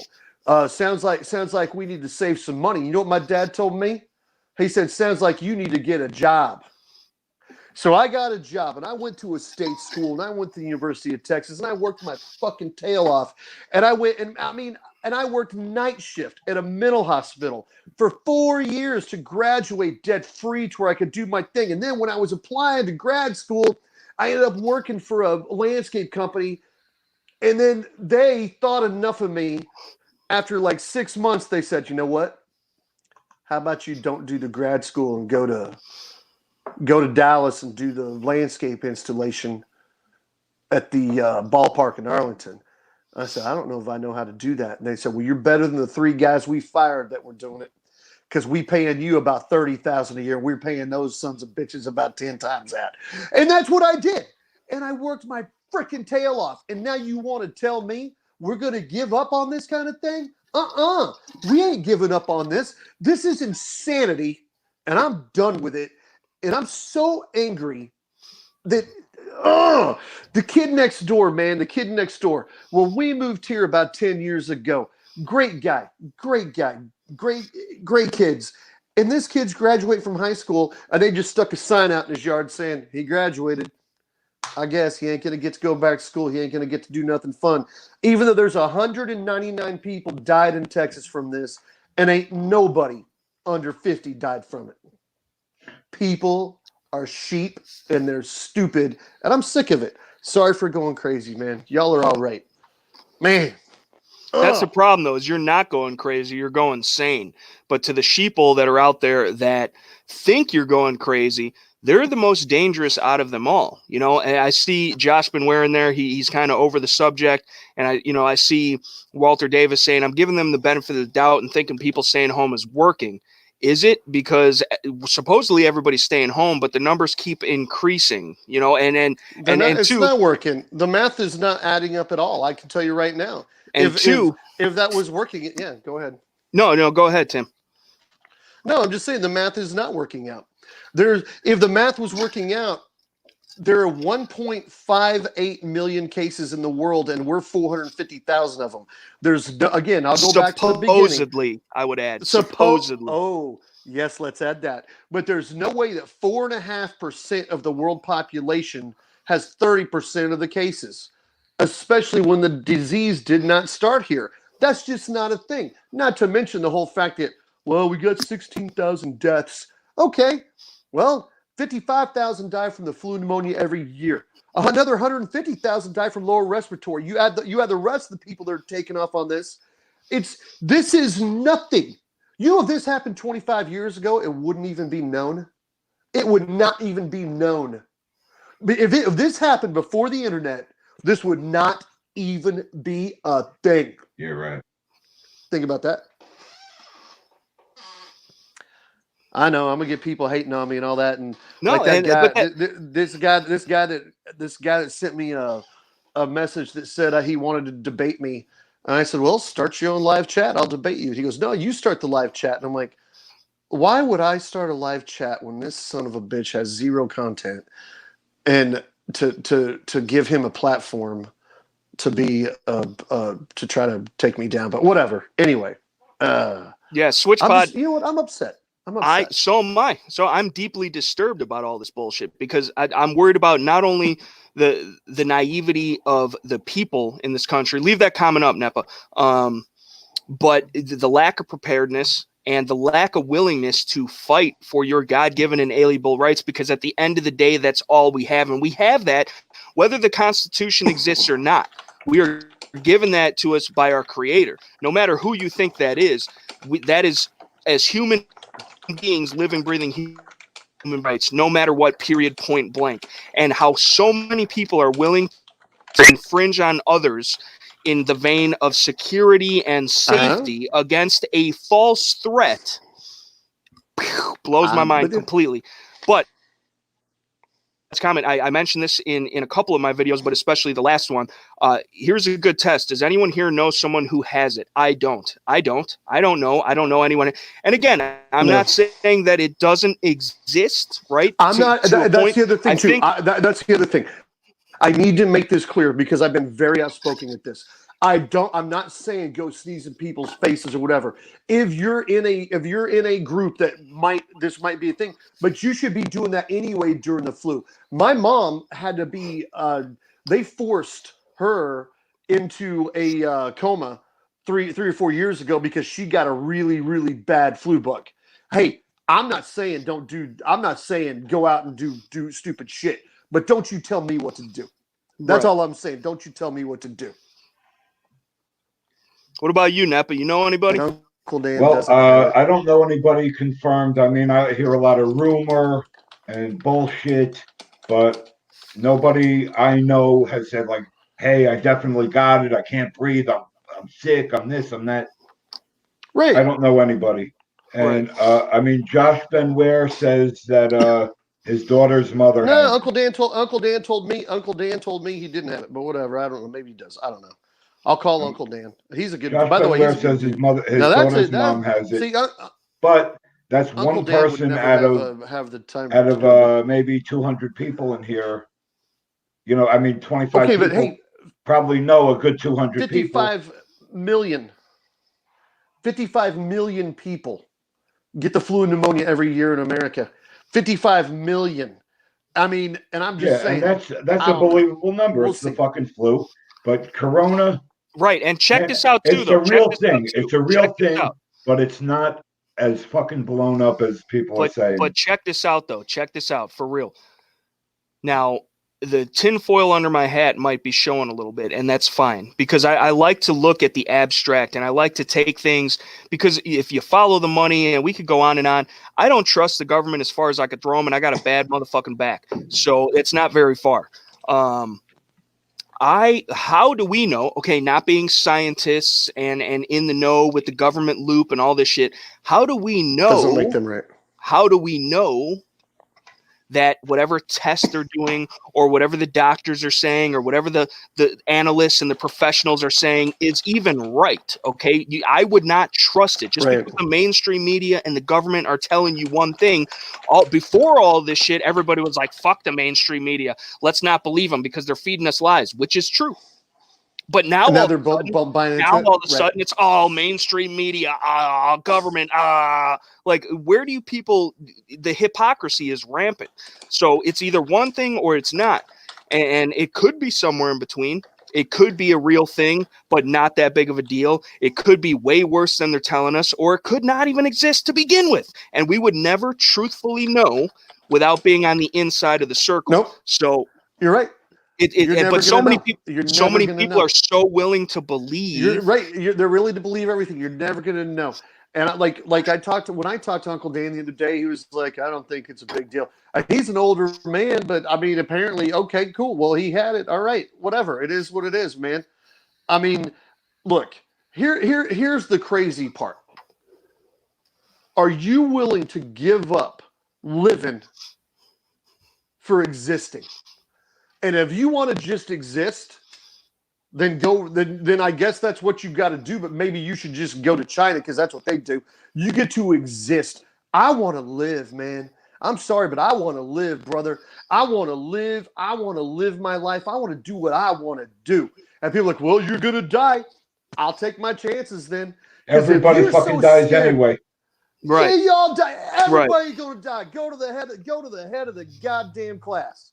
Exactly. Because if you don't want to take a chance, if you're so afraid to take a chance to live that you just want to exist, then stay the fuck home and let the rest of us live, baby. Because that's what I'm talking about. Because I'm done. I'm done just staying in. And some of these cocksuckers on the comments right now saying, I'm going to be the one that infect their people. I stayed home for 21 days. I promise you I ain't infected anybody. Y'all out of y'all goddamn minds. I'm telling you, brother. Fuck it. But we can't. You can't just give up on life. If you want to give up on life, that's up to you. Jump off the cliff the wrong way. I'm going to jump off the cliff into an airplane. You jump off into the freaking gorge. I'm going to jump off into a hang glider. God damn. Yeah, I just said that shit, and I'm sure this will be a thing. Whatever. No, that's truth, man. Baby. That's truth. Hell Because yeah. I would rather die on my feet like a man, living my fullest life in freedom to the end, rather than being fucking murdered or raped or whatever. They're in a FEMA camp or fucking at the government's will. Oh, you ain't going to get me. You ain't going to get me to no FEMA camp. I promise you that ain't gonna happen, baby. Woo! Yeah, you can get an amen. Yeah. Woo! Amen, brother. I told Scott I was gonna get fired up tonight. I'll tell you right now, man. This is a bunch of bullshit, and I love you two. Like this one over here, I love him, and I'm really falling in love with this guy right down here too, man. Y'all are all right. Hell yeah, baby. Hell yeah. Woo! Little Ric Flair, man. All right, Ollie, that's it. God damn, man. God damn, brother. Woo! That's the thing, Right. and this is we need more of this because let's say just for argument's sake, we're all completely wrong about this, and everything that the government is saying is completely true, and we should have been listening, and this, that, and at the end of the day, the spirit that we all have, and the aggression and the passion for freedom is what matters more, because that is what in this fight against the fucking cerveza virus, that is the biggest threat, is the government, and then the desperate people. But we are going to lose our rights, because if you think for one fucking second, we've seen it time and time again with guns and the Second Amendment. Every time we give an inch and they take millions of miles, we never fucking see that shit back. So when this is all done and over with, if it is ever done and over with, do you think that it's going to go back to normal? Do you think that the fucking freedoms that you've given up to the government are going to be bestowed back upon you? Because if you do, you're out of your fucking gourd. Like No, they're grooming us. I'm They're with you grooming us, 100%. man. They're grooming us for the future shit. When's the last time the government Yes. told you the truth? Never. Exactly. Not once. And when's the last time the government really fucking helped you out? Really did the right thing? Never. Not once. Hey, man, I appreciate the platform. And if anybody's mad at these other two guys, take it out on me and unsubscribe from my channel, because I don't give a flying fucking squirrel's ass. I've already lost subscribers from the video I posted today. I don't give a fuck, and if anything, I don't want you motherfuckers around. Because if you are a negative contribution to the cause, and I won't necessarily say that, because if I want the message to get out there. And I could be completely wrong, but this is truly what I believe and what I'm passionate about. And I want people to hear it, and I want people to start thinking. If it makes you upset or mad or you disagree with me, that's fine. Okay. That's fine. But I want you to at least think. Be a free thinker. Don't just be a follower. If you're a follower, you're a fucking sheep, and you're getting led to slaughter. When the wolves are out to play, you need to be a shepherd. So you can't just go along with what everybody says. We could disagree. You guys right here, we might not agree on 110% of the shit that we talk about, or the shit that's going on, or whatever it is. But we are mature enough, we are adults enough to take that into consideration and to have a conversation and see both sides of the viewpoint.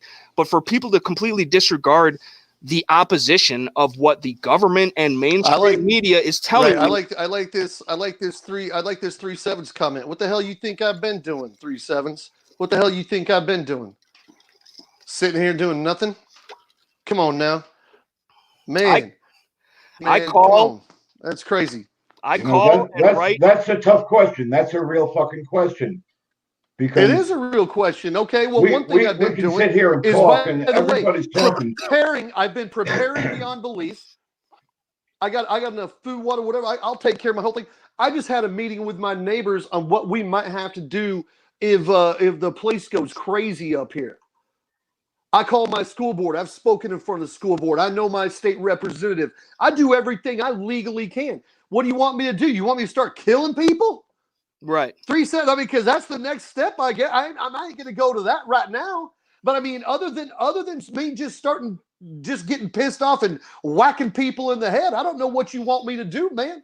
I got my state rep on speed dial. I've been talking to my school superintendent about bullshit. I've been getting my neighbors in check. What do you want me to do? But I could flip that question on you. What do you do, 3-7s, Divine Michael? What do you do? Because before you start pointing your finger at me, brother, you better make sure you're not in a glass house, because that's where we're looking at right now.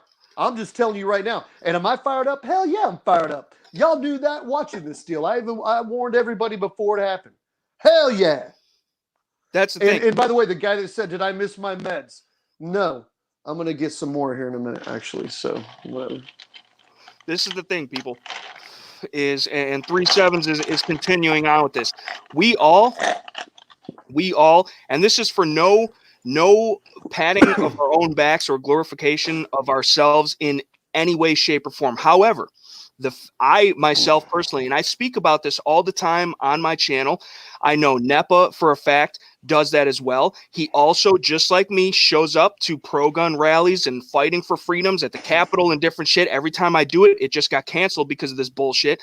But every time I do it, I live stream it. I make videos. Conveniently. Some of my videos, yeah, exactly. Some of my videos were even posted on Guns and Ammo's website, which is a huge platform, from the iGold, Illinois Gun Owner Lobbying Day and shit like that. I'm out here doing the work, okay? I call and write multiple times on a weekly basis to my representatives, local, state, city, town, the fucking ATF, the Trump administration, the White House, all of that shit. I do that shit on a regular, constant basis, and I always have. And I show up in person even more so. I drive fucking 3 hours there and 3 hours back to get to the capital of my state so I can protest for my rights and for everyone else's fucking rights too. Because it doesn't just affect me. It affects all the motherfuckers that are sitting on their ass at home. You're a passionate guy, man. You're a good dude. I can So, tell. I mean, Josh, I think also you're a good dude, man. what 3/7 is also saying is when does the talking stop? When does the calling your rep stop? When does the protesting that's stop? What I was getting to. And when is physical action necessary? When will physical action have to come? That's what I was getting to. So we all should be doing this. I want to see how many subscribers I've lost during this. I've definitely lost at least 5 since I put that video up earlier. And every time I check, it goes down 1 or 2. They always fluctuate. Yeah. I mean, I'm not worried about it. That's the thing. I want to have a lot of subscribers and get the message out and build a community, build a culture, and come together as a society. But at the same time, if what I'm saying is offending you to the point where you can't be a man and understand that it's my opinion or it's actually fact or whatever it is that we're talking about, just because you don't like it, fine, dude. This is a free country. You don't have to be here. Double barrel, get the hell out, right? So, but as far as when is it the time to take physical action, that it's for one, it's different for everybody. And that's the problem, is there's so much inconsistency. Because for me, somebody like me who truly believes, and as well I believe you two to be on the same page with this, who truly believes in freedom and liberty and the Second Amendment and what this country is supposed to be, okay, I think we've gotten past the point many moons ago. Okay, and people have just kept putting it up with it, and it's fucking death by 1,000 paper cuts, and we're gonna fucking bleed out, and that's the problem, and that's how they're gonna get us, and it's never the time. It's never going to be the time to take physical action, which I don't encourage violence unless it is completely and totally justifiable, which I definitely do believe there's more than enough argument for that. But without the organization, without the communication, without everybody on board, it's not going to logistically and statistically work out, because you're going to have small groups of people, maybe, or individual actors, and they're going to be looked at domestic terrorists and pieces of shit, Timothy McVeigh, collaborators and shit like that. Like, it's not going to work unless everybody is on the same page. And to see all these motherfuckers quarantining themselves in their house, being for martial law and having their liberties and freedoms taken away from them, that they're not going to be on board, at least not yet. And I don't know how much time we have left to get them on board. So that's the problem. So there is no necessarily right answer, but I don't want to see that happen in this country again, because if it does, we're going to get fucked by not only our own government, which I do think we have more than enough chance if we have the right people collaborating and standing together.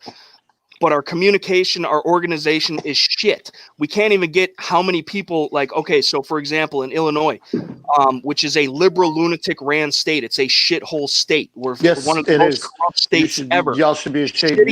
Shitty fucking gun laws, completely. And there's 3 million people in Illinois, or 3 million gun owners in Illinois, or whatever the number is. And we, once a year, 1 day out of the fucking year, we cannot get more than 10,000 people to show up at the Capitol to protest for your God-given rights. And out of those people, and we get the people in the comments all the time, and you know, just talking in daily life, you know, especially working in a gun shop, you go, oh well, I can't go because I got to work, or I got to do this, or I got to do that. But if the shit really kicks off, I'm there. No, the fuck you're not, because if you can't take a day off of work to go stop that shit before it's ever even happening, your cowardice ass is going to be sitting at home in the fetal position when it does happen. So that's the problem, is we don't have enough actual support. We got a lot of tough guys on the internet. We got a lot of people talking out the side of their mouth. We got a lot of people, you know, with their friends. Oh, I'm going to do this. I'm going to do that. And these motherfuckers are not physically prepared. They're not mentally prepared. They don't have the supply chain of things that they need to actually do something, or not even do something, but just maintain their own existence. And it blows my mind completely and totally that other people are exactly like you said, Timmy. Seven, what the fuck have you done? Have you called and written your reps? Do you have a YouTube That's channel? all I'm saying. That's all I'm saying. Hey, We man, all yeah. could be at risk for putting our faces, our voices, our guns, Okay, or he gets whatever ignored. Guess what I online did? for Okay, everybody to see. he just popped up. Hey, you know what I did? I went and met my guy. I went and met my local state rep. I got him on my phone. I'm just saying. I'm doing stuff like you ain't gonna believe, brother. And good for you, man. And by the way, I'll tell you something to 3-7's Divine Michael. He's in San Antonio. Tell you what, man, you seem like a good dude. You ever need anything? I'm just a few hours up the road. I would help that brother out. I'm going to tell you that right now, because that's what we do. And look, I'm not sitting here saying, "Oh, don't ask me questions," da da da. But hey, I'm 100% serious on this, and I've seen really, really kind of weird shit happen. And this is the first time, and I have a degree in psychology and was going to work on my PhD, but I have a degree in psychology before I got into business and making money. But I'm going to tell you, this is the first real, absolute instance of mass hysteria I've ever really seen. I heard Yeah, it back definitely. when World War II, but this is absolutely psychologically classified as mass hysteria. We cannot possibly have 16,000 people dead from a deal where it usually kills 55 to 200,000, and people have lost their goddamn minds. I've been around And for a it's while. I've fueled, never seen nothing like it. I'm telling, and America it's has never been fueled shut down by like it what has Terribly been. Tactical is. It never has. Never has. We had polio, World War II. You know, World War II, we canceled sports for like 3 years, and people that used to play sports had to actually fly planes and fight and shit like that. Can you imagine? And I'm just telling you, man, this is it's just the weakest response I've ever seen to something that's not a thing. This is not a thing, other than kind of a normal whatever deal we run our course through. And it's just quite remarkable that I got a text message that said Corona death spike. And I'm like, oh shit, what are we at, 100,000? Nope, we're at 16,000. Really? Are we going to do this every year? Every year when the flu, are we going to do this every fucking year? And I'll tell y'all, man, y'all want to, y'all got some stuff, man. It is what it is, man. But yeah, it's anyway. I like 3-7's answer there. He's ready to die for it. Good for freedom. He seems like a dude. Sorry I got sideways with you, man, there a little bit. But I'm gonna tell you right now, man. I got a 7-year-old kid, and I want to see him live as long as he can. But sometimes death has to happen. I'm sorry, Right. y'all. What are we gonna do? We all live forever, and then you turn 200 years old, and you all have to jump in the goddamn volcano. What the hell? You know what I mean? It's just it's a question to ask yourselves. Whatever. Anyway. Shout out to my boy Randy, man. Randy is the truth. He's a real patriot. He's a real motherfucker, and I love that dude to death. I'd take a bullet for his old ass. Well, that's good. Well, that's high praise. That my friend is high praise. We got Well, Shaggy in okay, here. so we're Hey, get Shaggy in here if he wants to get in here. Hey, Shaggy. I sent him a oh link. yeah, in He's free fact, to yeah, use turn it. Shaggy on. Let me watch for a while. I did my I did my WWF shout out there, man. I Okay, we got I Shaggy want to. coming in. Is he coming on? Hey, Yeah, Okay. Shaggy's I'll be coming. Well, right hey, back. Shaggy. I'll be right Okay. back. I'm gonna go get. Yeah, I'm gonna get another refill. You know what? I'll stay on for a minute. But I think I don't know, man. You hit your. Hey, Hey, Shaggy, what's up, buddy? not much. Just And that, spent so the man, entire day that was outside, pretty fun. so I am I'm gonna watch, incredibly sunburned. but I gotta. You look sunburned. I got people in the house hollering at me and stuff. And anyway, all right, you guys are the best. Tim, are you going? Yeah, check out and just watch for a while. It's good Okay. times.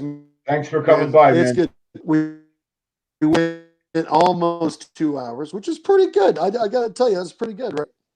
You're the man. Yeah. Appreciate We'll the talk deal. soon, Tim. But I'll let you. All right.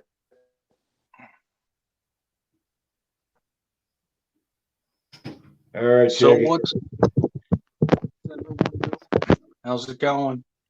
Yeah, not too bad. Just sort of shooting the shit. A lot of COVID-19, a lot of tinfoil hats, a lot of conspiracy theory, a lot of bullshit, a lot Oh of yeah, there's rights being definitely a lot violated. of Hey, conspiracy theory. I And just left. I hate to interrupt, but I just left and I want to change my complete and total position on everything that I just said because I left the security of my basement right now and I just caught a case of the corona. Oh So man, I mean it's serious at this point, folks. You guys got to watch out. I mean it's dangerous. I fear for my fellow man and woman, okay? So I want that public service announcement to go out to everybody right now. This is not a joke. Definitely listen to every single thing that your government tells you and the police and give up your rights and freedoms for security because that always works. That's what I want. Terribly Tactical has the case of the corona. It's confirmed. It's a confirmed case of the corona. You're a sick man. It's better to be a smartass than a dumbass, I always say. Well, Timmy left and Shaggy both. jumps in. What's up, Shags? Not much. I actually just been relaxing the last 2 hours since I've been home. Where'd you go? What'd you do? Roof replacement. Amanda's taking care of a rental property for one of her friends, and the tenants discovered a water leak and didn't say anything about it till it was way too late. So we went from having to replace a few shingles and patching a hole to having to replace the entire fucking roof, including all the OSB and plywood. That sounds like fun. Yeah, I saw your post on Instagram. That sucks, man. But that's what happens. And that's a good analogy for what's happening now. You wait till it's too late. You wait. Oh, well, what's really going on? Is it really that big of a deal? Should I just give in and push it under the rug? And nothing's going to happen. We're going to be fine. Let's just sit in our house. And then some shit happens. It's going to cost you a lot more than you think. This video is sponsored by coronavirus. But where did Timmy go? Is he coming back? What's up? No, I think he said he was gonna. Wait, what happened? I didn't hear any of that. He said he was going to dip out and just watch for a little bit. For sure. So what's new, Shaggy? What do you think about all this? What's going on? What are we talking about? Well, as far as what's going on, we both know that it's a scam. As far as who started it and why, there are plenty of theories around that. who benefits from it entirely, that's an easy guess. 100%. But as far as what's actually going on, there's too many fucking stupid people that won't turn off the news. Oh yeah, the news is the worst. And even Fox, I mean, CNN, NBC, all that shit, CNBC, even Fox, they're all fucking fear mongering, and none of them are doing us any fucking justice whatsoever. No, they're not. No, they're not. And that's what I don't understand either, is that, like I said before, everybody and their brother was, oh, fake news. It's all a bunch of lies and bullshit. And they're just trying to sway. Everything's propaganda. And then all of a sudden we've got the scary boogeyman being the cerveza virus. Okay. Which you got to watch, apparently. I don't know if you've seen the new YouTube regulations about talking about it on your channel, but it's pretty draconian and very much so makes you believe even further the kind of shit that I've been talking about. But everybody now all of a sudden just wholeheartedly at the drop of a hat believes everything the fucking lamestream media is telling you. What? Like, I mean, how if you look into it, just even normally, you know, all corporations and all the shit are owned by, what is it, Shaggy? 6 major, like, multi-trillion, billion, gazillion dollar corporations that own everything, including the media. Which if you trace back, you know, all that shit is controlled and governed by the government anyway, you know, with exchange of money and this, that, and the third. So how the fuck do we go from fuck the lamestream media and not listening to anything that they say? They're not for the people. They're trying to lie to us, deceive us to, oh, the coronavirus. Now everybody's got to listen. It's the truth. They're being real with us. They're telling us the truth. They're honest. We have to obey their every command. Where is the disconnect or lack thereof? Like, I don't get it. I don't fucking understand it. I personally think it's a story, because half the people that are freaking out and panic buying and thinking they're going to die from the virus are people who are also in the gun community. Like, you hear a story about some guy going on a rampage, shooting 100 people.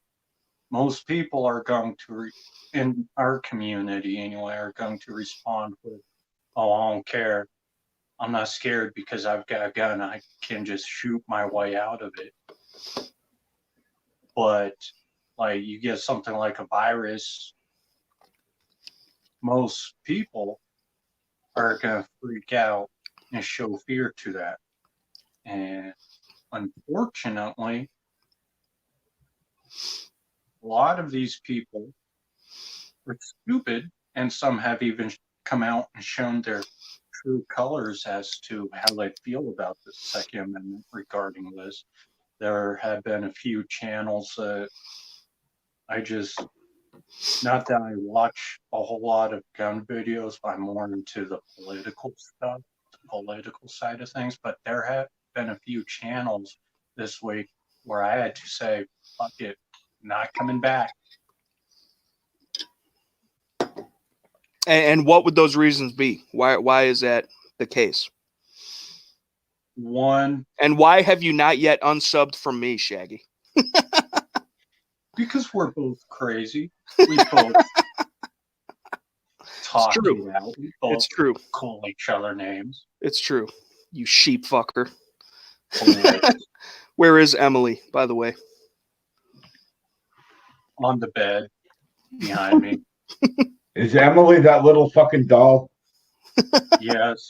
Oh man, that thing gives me the heebie-jeebies, man. Yeah, you made a point to tell me it scares the shit out of you. Yeah, It's just frightening. there's one channel specifically, not gonna say who it is, but he came out and said guns are not important. They're not going to protect you. You should be focused more on buying hand sanitizer, And wearing toilet paper. masks. Yeah. Now, who the fuck was this? This isn't somebody that I follow, is it? Because I sure didn't see that. I mean, by all means, don't say it if you don't want to, but is it a bigger, smaller channel? Bigger channel, military special operations, supposedly. Yeah, I don't know. I don't. Brian Kerr says, "What's wrong with sheep love? Nothing if you live in Kentucky, or apparently Tennessee." But I don't. This is the thing, man. This is the thing. Is so many people are so divided, and that's the thing. That's the thing. No matter what it is, whether it's religion or race or opinion on a given matter, or your rights and freedoms versus security, or whatever the fucking situation is, it's all about division. And how people are not seeing that by this day and age is blowing my mind and scaring the shit out of me. Because why divide and conquer, right? Everybody has heard the phrase.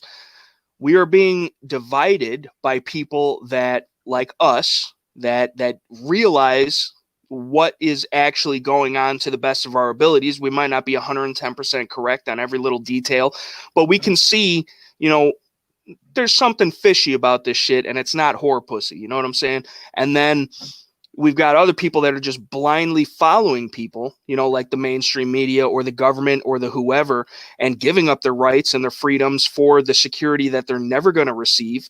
And so why is it like that? I mean, do you guys have any idea? Where did we go wrong? I mean, N.E.PA, not for anything. I mean, you do have some years on me. I'm becoming an old man myself. I got a couple grays in the beard, but where along the line? Was it the 90s? Was it the 80s? I mean, when was it? Fucking 1777 that we started losing the battle? Like, what the fuck is going on? I think it's the 60s, because if you look at it in a way of, from the 40s back, men were men, Americans were Americans.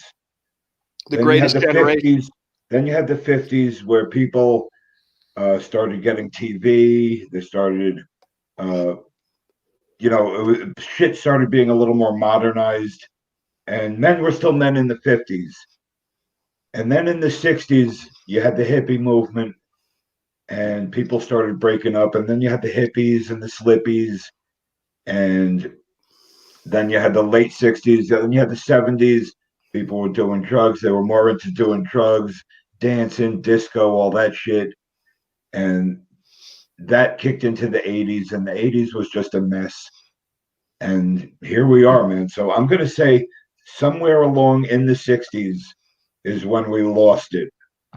Because prior to the 60s, men were men, Americans were Americans. After the 60s is when I think we started going downhill as men and as Americans. I would agree with that. I would agree. And I'm not born anywhere near that time, but I would agree with that from my own personal research and shit like that.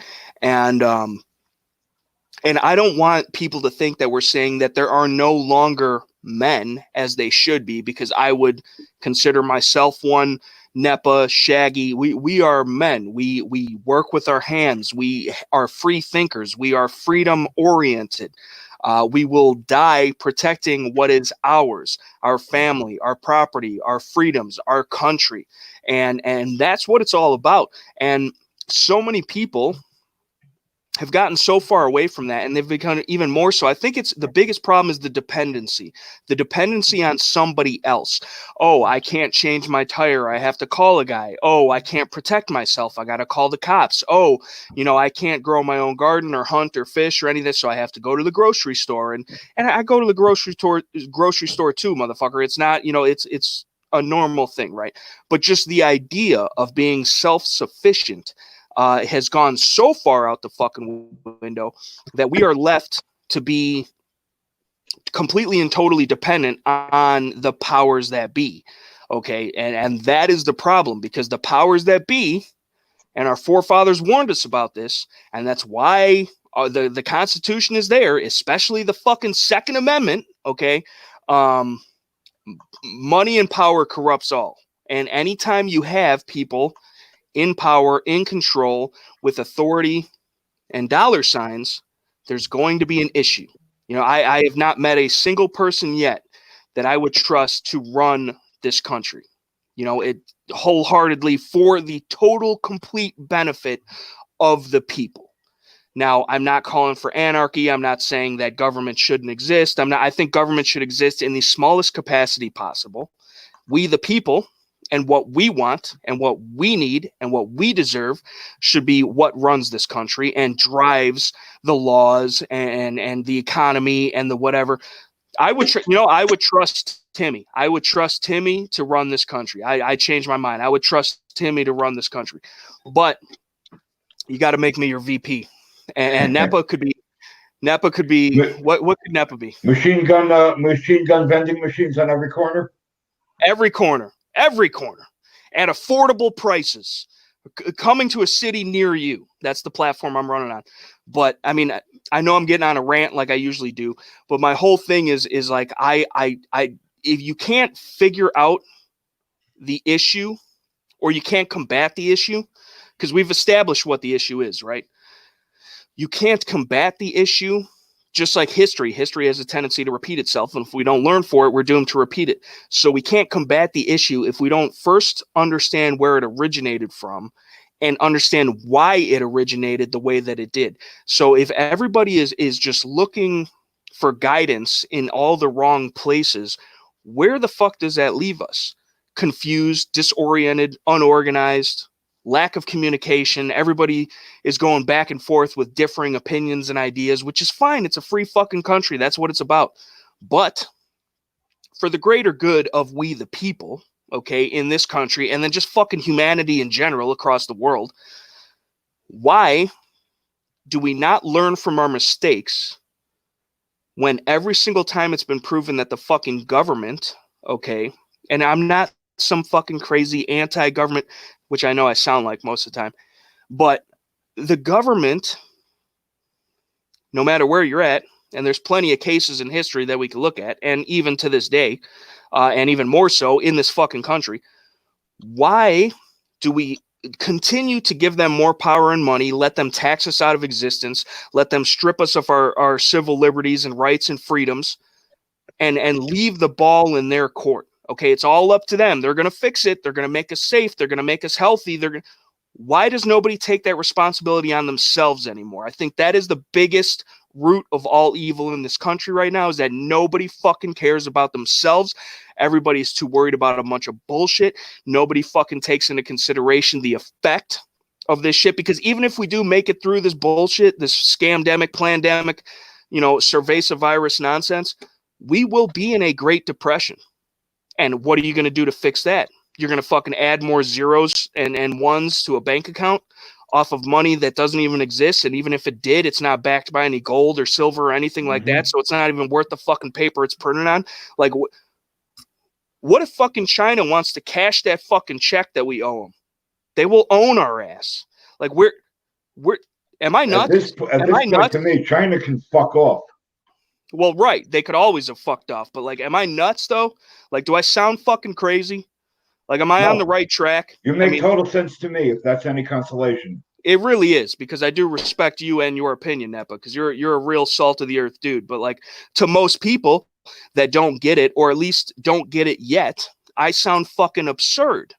And that's the problem, is I might not be 100% right about everything, and I never claim to be. I can only go off of what I know and what I feel. But you know what you sound like? You sound like you're righteously. You sound like you're pissed off, and righteously so. I like to think so, So I mean, it's I don't know. I don't know why people are so caught up in all this and willing. The biggest problem I have with all this shit, because if there's the fucking boogeyman out there, the goddamn fucking cerveza virus, and it's gonna take me out, I don't think any gloves or masks or any of that bullshit is gonna stop it and make me better or worse off. So if I'm gonna get yeeted on from that shit, whatever.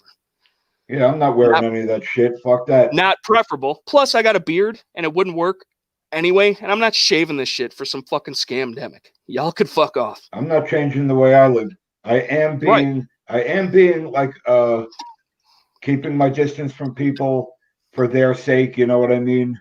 Right. But for me, I'm basically living my life, man. I'm not fucking if I gotta go to the store, I'm going to the store. I'm not Right. wearing no fucking mask. I'm not doing this and that. Right. And I'm It's still working crazy. to, It's insane, is what it is. yeah, and I'm still working to, I'm thankful that firearms is considered, out of all places, fucking Illinois is considered an essential business, Yeah, which that was a shocker. I do truly believe it's only because the fucking fat prick Jabba the Hutt Pritzker, it wants the tax money, okay? Because obviously it's a booming business right now because everybody's running out buying guns and ammo and everything they get their hands on. So he wants the tax money, especially out of Crook County. It's a $25 sin tax fee basically just to buy a gun. It's like 5 to 7 cents per round of ammo that you buy and all that shit. Plus the taxes in Crook County are high enough as it is. But which Crook County being Chicago and the surrounding, suburbs and stuff, in case you guys don't know. But that's the only reason that I truly do believe that they labeled gun shops or gun whatever as an essential business. So, but that's fine though, because I still have a job. I'm still employed. I'm still making money. I'm still paying my bills. I'm still contributing to society, this, that, and the third. There's a lot of people that don't have that opportunity. And I've got some videos coming out about this where, okay, maybe because of what's going on and the shit that you might possibly face, no matter where you are in this country, maybe you can't go to work, but that doesn't mean that you can't still work. Okay. You could be doing stuff on your own. You could be making a product. You could be selling a product. You could be starting a YouTube channel. There's a million and one things you can do to earn an income legally. Okay. And on top of that, while you got nothing to fucking do all day, while you're quarantined in your fucking house, do something productive, whether it's better for you, your family, your property, your income, whatever it is. I encourage people to get out there and do something, fucking do something. And that is what it is, because if you just let this get to you, this is going to crash. It already has crashed our economy. There's so many businesses shut down. There's so many, if you look at the stock market and they're trying to artificially manipulate the numbers by pumping money into it, it's all fucked. It is all fucked. All of this shit is fucked, because if and when this shit ever does stop, it will be another fucking Great Depression. Look at the money that has been lost due to not being open because they're not essential, or the whatever the fucking bullshit reason the government or media wants to give you. This is going to be a problem in the future. This is not something we could just recover from. And the fucking money that is being made up and pumped into big pharma, and the fucking socialism check that we're all going to receive, which is a lot less than what it really should be if that's how it's going, we're getting fucked. Okay. And so I advise everybody to do what they can to combat that while they can. So do you think at this point there's no recovery to the economy? How much longer, in other words, do you think it can go on before we're past the point of no return? See, that's the thing. I honestly think that the point of no return has been years ago, because if you look at the numbers and the trillions of dollars we are in debt, that's a problem in and of itself. And we can't keep printing money because it's backed by nothing. And they're not even at the point of printing money anymore. They're just adding fucking digital currency into people's bank accounts. So it doesn't even exist. We don't have it. And God forbid we actually needed it. Right? Actual currency, real currency, which technically is gold and silver and shit like that. I truly do believe it to be brass and lead and copper and steel, but that being said, I think we're fucked. I think that as America and as Americans, okay, coming together, we can overcome anything. But I don't know if we have enough people on board anymore. And I don't know if enough people are thinking the way that we're thinking. And again, not to say that I'm right or we're right or anything like that, but just the bare principle of America and the survival of Americans and what we need to do as a culture, as a society, as a people. We the people, okay, we hear it all the time, especially in the gun community. We the people, that's all of us in this chat, y'all motherfuckers in the chat, on the tech side, everybody watching this later, we the people, separate from the fucking government, because this is all we have. The government is not going to save you. The government's not going to help you. The government's not going to fucking, bring your bill. What about private business owners? What about people that work for themselves or self-employed? What about, if you're not on some kind of online marketing shit or whatever, you're basically damn near fucked. There's a lot of fucked up shit going on. And I don't know, N.E.PA, the exact right answer to that question. But what I do know is that it's not looking good. And if you look at the numbers, if you look at the stock market, if you look at these companies, I see it in my day. Fucking driving down the street, all these businesses are closed, the non-essential businesses. How many are going to survive after we reopen everything? Not a lot. And even if they do, people aren't going to have the fucking money to go shop with them because they haven't been to work in fucking months. So, no matter what, and it's not just Illinois, it's countrywide, it's worldwide. So there's some fucked up fishy shit going on, and it's not going to work out well for us. So I apologize. I know that doesn't really answer your question, but no, that was fine. I just heard the other day that they keep printing money with nothing to back it. Right.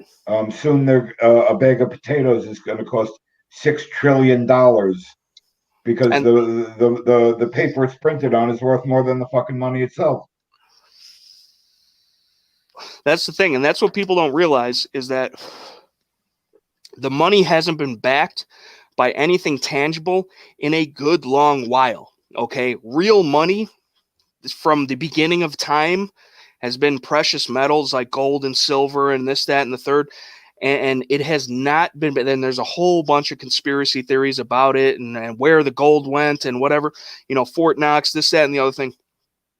But at the end of the day, the paper money, okay, that we have in our wallets, that we extract from the bank, that we whatever, is not worth shit. The only thing it's worth is a goddamn fire starter in the apocalypse at this point, in my opinion. The only worth it has is what people perceive the worth to be. Right. Which, when people wake up and realize this shit, it's not going to be worth the paper it was printed on. So, then what do we do? What are we going to do when our money is not worth shit? Because currently our money is what makes the world go round. Everybody is forced to use our money, the petrodollar. It used to be the gold dollar. It used to be, but now what is it? We've seen oil as low as it's ever been, damn near. I'm getting fucking gas for less than $2 a gallon all day, every day. That's a big industry that is losing a lot of money. And I don't think it should be artificially propped up, but it's good for all of us, and especially preppers. Oh, I'm going to go fill up this 55-gallon drum full of gas because I get it super cheap. That's great, and I advise you to do that. But as far as the industry goes, as far as the economy goes, where the fuck are we going with this? Because is it going to get better? Is it going to get worse? Are prices going to go up? Are prices going to go down? That's the same, we need a $15 or $20 an hour minimum wage. That's fine until you're spending fucking $7, $8, $9 for a gallon of milk. So it doesn't even matter at that point because, you're making more money, but now you're spending more money. So that's always how it works. And inflation is a bitch, and it's going to fuck us up, dude. It really is. And it's already doing it now to many families in this country. So Yeah. I don't know. What do you think, Shaggy? Been awfully quiet. You make me nervous. Personally, it's definitely going to be a while before our nation fully recovers as far as what we've lost due to the virus. But as far as our debt to China, our debt to other nations, that 16 trillion, whatever, that's just to China. That's not counting all of the other money we owe to the other nations as well, such as Germany, France. Right. But don't we owe the most to China? That's what I was saying. It's like China will own our ass if they cash that check. Yes. Yeah, I would say the bulk is to China. And that's a shame, too, because it's like we're so dependent on everything to be made overseas. Yes, American labor, skilled labor, stateside labor costs more money, but being the way that I am and feeling the way that I do, I go out of my way to try and spend my money with American-made products. And I could, go on a list of those things, especially being a gun guy or whatever. And it's not possible to, like, this fucking Glock hoodie, right, is probably made in fucking Vietnam or China or fucking Cambodia or wherever, right? And, Glock being an Austrian company primarily, they've got a stateside facility now, but it's guns. Guns is America. America wouldn't be America without guns. But they're shipping their shit overseas. They could easily have a corporation or a company or a warehouse in America that's making and building the shit and shipping it out and employing Americans and this, that, and the third. It might cost a little bit more money, but I would gladly, instead of paying $30 for this hoodie, pay $45 for this hoodie if it was made in fucking America. You know what I'm saying? Like, that's how I feel. And a lot of people don't feel that way, and that's the problem. They want it cheap, they want it quick, they want it easy, and they don't give a fuck about the long-term effects. And that's the thing. These fucking evil tyrants are good at playing the long game. Hey, you know what? Since this happened, everything I buy now online, at least, I'm checking to see where it was made. If it's made in China, I'm not getting it. Even if it's something I want or need, I'm finding something else. And I had another thought there. I can't recall now. But Guns and Gadgets. I unsubscribed from him today. He did some kind of Olight special. They're doing Olight is doing a sale, and they're buying medical supplies for whatever. But it's a fucking Chinese company, and Guns and Gadgets isn't the only one. A few guys over the last few days have done this Olight special thing, and I'm not having it, man. I left Guns and Gadgets a nasty comment, and I unsubbed from him. He's a fucking fearmonger anyway. I agree wholeheartedly with what you just said. I didn't see any of that yet. I haven't seen any of his videos recently. I've been too busy with my own shit going on. What I will say is that he does, I don't know what he does. I thought he was a cop or something like that. He is. I don't know if he still is, because he's posting videos daily. I don't see his ass ever at work. But well, when you get to 230,000 subscribers, right. But I'm pretty sure he still is a cop. Yeah. So, whatever. I got my own issues with police that don't follow the Constitution, but I do appreciate his constant, nonstop, information stream of Second Amendment stuff that's going on, whether it's good or bad. And I do think it does help a lot of people. However, there's a lot of shill, and I talk about this all the time, there's a lot of shill motherfuckers out there in the YouTube gun community, which are not part of the gun culture. I would argue that we are part of the gun culture. It's a different thing, because the community are the people that just care about, the surface value shit. The new guns, the new lights, the new whatever. We care about that shit too, but it's deeper than that. It's about this and this, okay? And then all of this, all of us, society, community, culture. America is a gun culture, because without guns, this wouldn't be America. So when I do have a problem with the shills and the shit, and I don't want to come off like, oh, you can't make money off YouTube, or you can't do this, you can't do that, being a gun guy. You have to be doing it for the right reasons, though, because people can see through that bullshit and that nonsense. Because how much money is he making off this fucking Chinese bullshit Olight, propaganda shit? That's the thing. So yeah, I got to check that out. I have not yet seen it. I do think he's done a good job of getting information out there. But at the same time, if he's doing it for the wrong reasons, I don't want to support him. So I don't know. I don't know about all that. There's just so much shit going on right now that it's hard to keep tabs on everything. But I feel you. I'm just like you, N.E.PA. Like, when it comes down to shit like that, and you know it, I don't. I know you're a made in America guy. You're definitely a made in America guy. I don't play no games, dude. It's not. I don't know. I don't get it. There's just certain shit, man, that ticks me off, and My See, I've been thinking about that a lot lately. There's a lot of motherfuckers out there that say they're all about the Second Amendment. Some of them have shown it and are somewhat trustworthy when it comes to that. But most of these people on YouTube, all all it is about, all it's about for them is the guns. Like from the start of this to current time now, they don't talk about the politics. They don't talk about the current events. They don't talk about everything else. They just focus on the guns, and they just regurgitate talking points. Oh, we need guns for protection. Shall not be infringed. For my cold dead hands. Blah blah blah. But they don't expand upon that. They don't talk about the Second Amendment. They don't encourage the Second Amendment. They're just, in my opinion, there for views and clicks. Which that's a double-edged sword, though, because capitalism, right? America, they have every right to be doing that.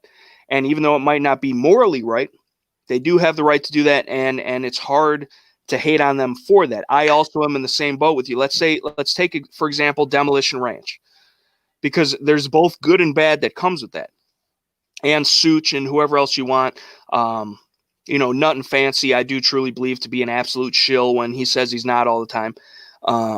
But the content like that, especially when they have the platform that they do, Demo Ranch, how many millions of subs does he have? It does bring in more people to the gun community, okay? The gun community. People that are interested in guns, maybe they played a video game, Call of Duty, Escape from Tarkov, whatever it is, and they see these guns, and then they realize in real life that they can own these guns, shoot these guns, have these guns, whatever. They start thinking about, okay, well, self-defense is a good idea. I can't rely on the government or anyone else. I got to do it for myself. And so I do appreciate that they bring new people in to the gun community. However, if they get stuck on those people who do not do anything for politics, do not do anything for advancement of the Second Amendment, Demo Ranch makes I don't know how many fucking dollars off the Second Amendment, but never ever once comes out and starts talking about politics or, hey, you guys need to go vote for this. You guys need to call these people. You need to protest for that, which is fine. It's completely and totally up to him how he wants to run his channel. But I feel, at least the way that I believe, a certain responsibility. If you have that much of a reach, same thing with Hickok 45 and all this other bullshit when he's shilling for the NRA, let's not fall on our swords for the bump stock and all this other bullshit. If you have that many people that you could literally change the course of an election, you could motivate enough people to get out there and actually fight for the rights to make a difference. You've got millions of people following you. Okay, I only have 8,000. I've got 8,000 and some odd subscribers.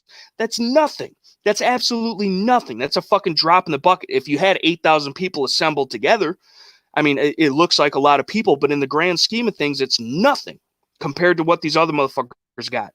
And I try my best, and no glorification for me. I do this because I love this and I'm passionate about it, and I do it in my mind and my heart for the right reasons. But so many people don't, and the people that don't typically are the ones that have the most reach, the most power, the most capability. And that's what bothers me the most, dude, is like, I get you're making money, everything's good. You don't want to get into politics because it could potentially damage your channel or your reputation, or you're gonna lose subs, which means you're gonna lose money or whatever the fuck it is. But if you're really a gun guy, if you're really part of the Second Amendment culture, that doesn't matter. I get on here every single day and say some shit that makes people unsub, leave me nasty comments, fucking whatever it is. I put myself at risk from the fucking government because I guarantee you these motherfuckers could say I'm a domestic terrorist and I'm scary, I'm a danger to myself or others, whatever the fuck they want to do, because of the things that I do, the things that I say. Even though the things that I do and say are not radical, they're American. And that's what they want you to get you. That's what they want to get you away from. But you know, these people, these big names in the industry is just that. It's an industry. It's about money. It's about forward progress in the bank account. They're not the ones that are out there doing what they can do, let alone what they should do to advance the Second Amendment. And I personally find it irresponsible for motherfuckers like that to have that big of a reach and stay quiet. Okay. Well, if I can just say something on that Yeah. subject, I think Hickok, Demolition Ranch, all these big names, they started out somewhere. They started out with 1 subscriber, 0 subscribers. And at that point, they probably were really, their heart was in it. You know what I mean? They were in it for the love of guns, for the love of America, for the love of the Second Amendment. And then when they start to grow, they get to a point where now they're making money. Now they're getting, they're meeting people. They're doing meet and greets. They're call me, we'll do lunch. They're starting to get paid, and they start to become YouTube famous. And I think that changes them. I think probably in the beginning, they were all good, fucking down to earth guys that just got spoiled by YouTube fame, if you want to put it that way. And now that's all they're worried about is their Patreon and their checks coming in and their free goods coming in, and it changes people maybe. I would agree. I would definitely agree. But there's a fine line, right? Like, cause like I don't have like let's say Mr. Guns and Gear, right? For an example, and you guys might disagree with me, but he does quality content. He's always working. He's putting out good, because there needs to be information. There needs to be reviews on products and guns and sights and mags and ammo and backpacks and whatever the fuck it is, right? There needs to be good information, because people that are out there that are trying to acquire these things for their own good, for their own, self-defense in life and liberty and preparedness and whatever, people need good information so they don't waste money on cheap bullshit, and they can understand the difference between this, that, and the other thing and whatever it is. So those things need to exist. But he also does throw in the politics side of it. And I'm not saying everybody has to be political. I'm not saying that in the least bit, because some people just aren't like that by nature. And I don't chastise anybody for it. But when it comes down to it, I don't have any problems with people making money off of YouTube, being a gun channel or whatever, as long as you're not doing it for the wrong reasons, as long as you're not a paid shill. I've literally lost opportunities, and I'm a small channel. I'm a very small channel in the grand scheme of things. But I have a couple affiliates and sponsors and companies that I work with, and they send me stuff and whatever. And I'm super appreciative of it. Like it blows my mind that being as small as I am and being as crazy as I am, that they're willing to work with me. But I've lost multiple opportunities from people because I wouldn't guarantee them a positive review, or I wouldn't guarantee, like, they saw my channel, they've seen some of my political stuff, and they don't want to be associated with it. I've lost opportunities because of it, but I'm not going to change who I am or what I believe for some free shit or some money. Never in my life, because like Tony Montana said in Scarface, all I got in this world is my word and my balls, and I don't break them for no one. And that's true. That's a good sentiment to live by, because you are your own man and you're responsible for the things you do and say. And I don't ever want to be the guy that anybody fucking questions. Is he telling me the truth? Is he doing it for the wrong reasons? Is he only in this for the money? Because I'm not. And I never want to be. If I made $0 off this shit, I would still be doing it. Yes, the money is fucking righteous. It helps. It helps me build this. It helps me get new shit to do videos on. It helps me. And two, on top of that, I am producing content, as shitty as it is, that takes time and effort and money out of my own pocket. So getting a little bit back for the work that I put into it, just like everyone else does, is nice. And I think it's deserved. If people like what you're doing, if whatever, I mean, you're putting in effort and you should receive something positive out of it. My whole thing is, if people really care about it, they should be doing it regardless. And a lot of people would not be doing it. And we've seen this before. Channels have dropped off. Channels have gone away.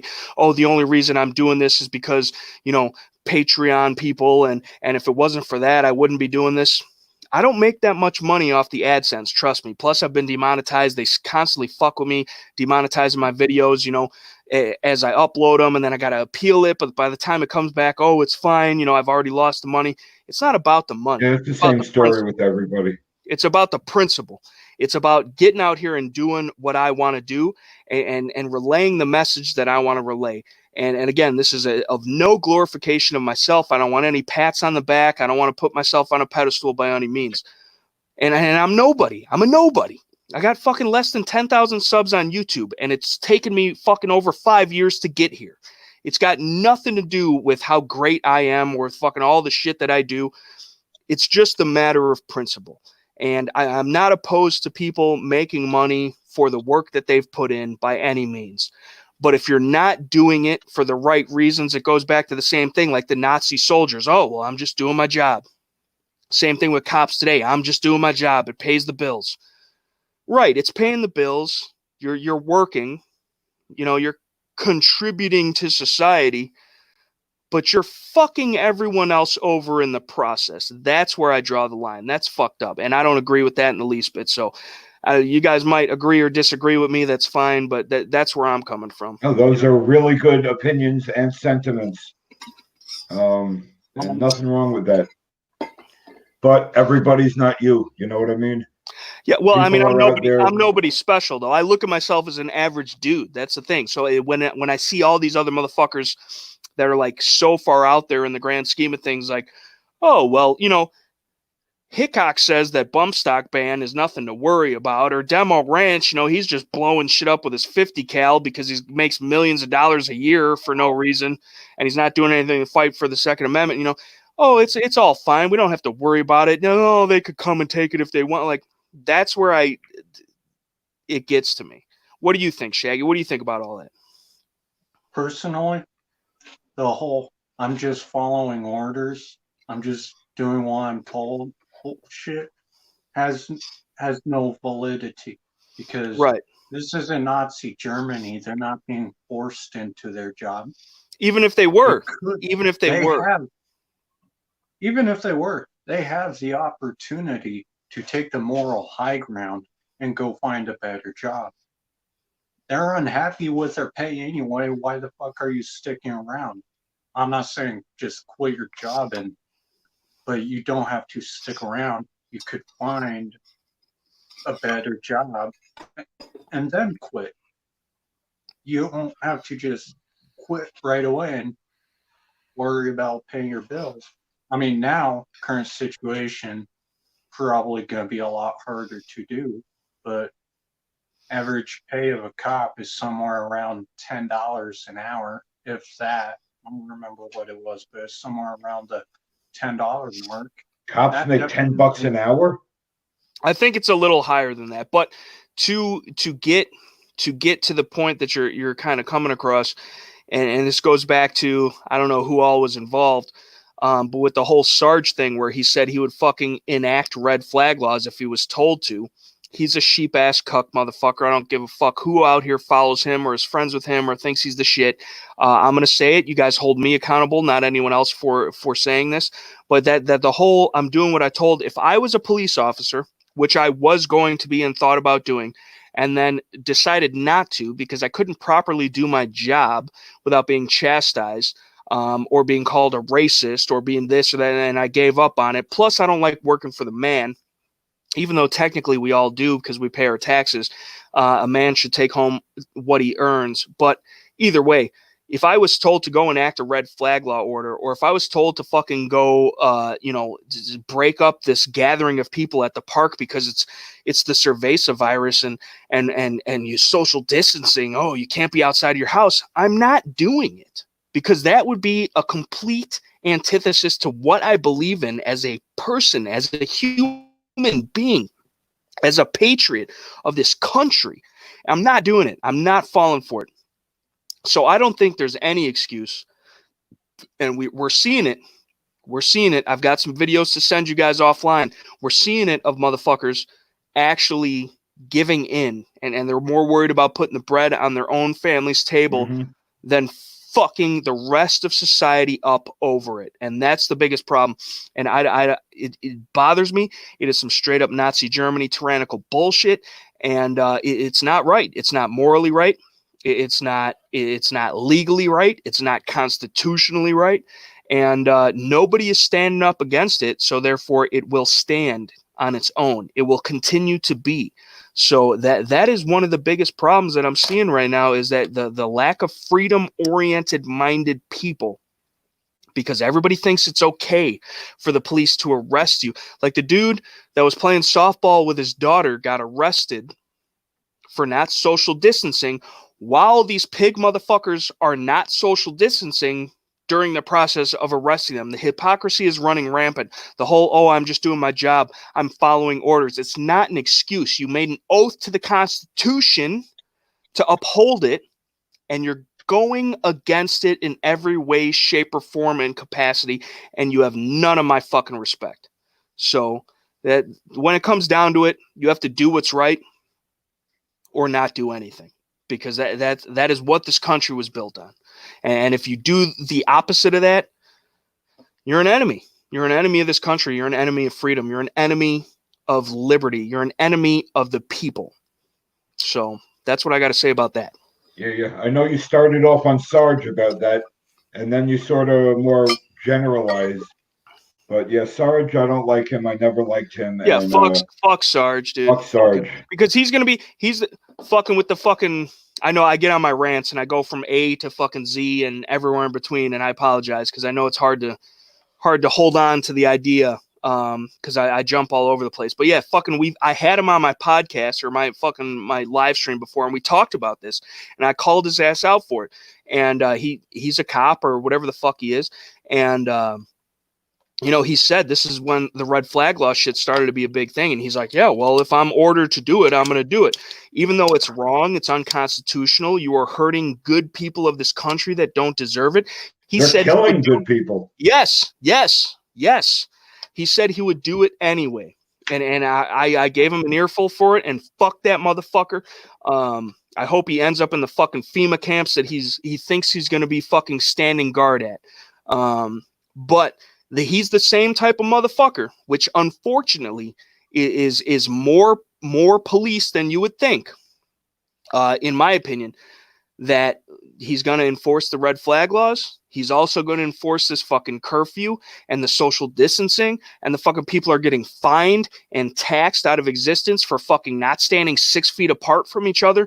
They're fucking getting fined and arrested and taxed for leaving their house, being free citizens of this fucking country. This is a problem, people, and the fact that you motherfuckers are not standing up against this shit is enabling the problem. That's what I got to say about that. And like hey, put up Philip Cameron's comment after Switch Pods.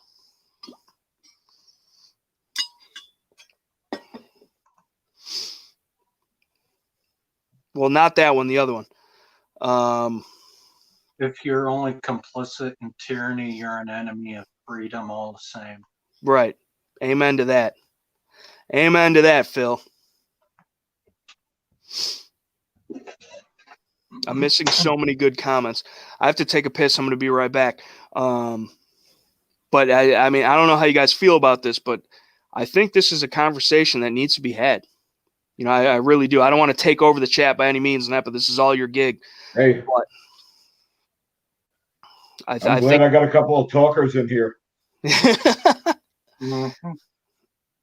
I don't know about Shaggy being a talker. He's relatively silent most of the time. Well, I'm a talker. But well, you do enough talking for all of us. Well, I know it ends up being a problem. Ranting, you're already beating me to my point. So, well, I'm about to go take a piss, so you guys feel free. Do your thing. Yeah, as I was saying about the whole YouTube thing, it's not the people that bother me. It's what they do, like shilling for Chinese companies, the NRA. These people know the NRA is a terrible organization. They know they're stealing money from people. but yet they keep shilling for them to make their bottom line. Yeah, that's the bottom That's line, where I is their draw the bottom line. Like, if you don't want to be political on your channel, that's fine. If you don't want to talk about the current bills that govern certain government regiments are looking at enacting, that's fine. That's your right to talk about it or to not talk about it. Freedom of choice. That's your right. But to go and shill for fucking companies like the NRA, OLite, that's where the line is drawn for me. And that's part of why I had to unsub from Hickok 45 and various other channels, was because of that. Yeah, right. I unsubbed from him too. It's just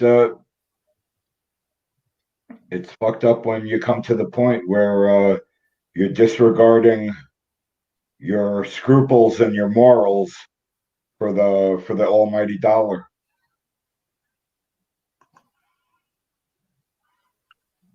And Seeing they're a doing lot it. of comments talking about law enforcement wages, which kind of backs up the point in a way. Like, it's such a horrible job. Why are you still there? It's obviously, now the pay they're saying in the comments kind of shows that the pay is Well, Timmy says cops by him are making 25 an hour. Damon Stanley says they're making about 10 to 14. Yeah, I mean, it's different where, like, from place to place is different.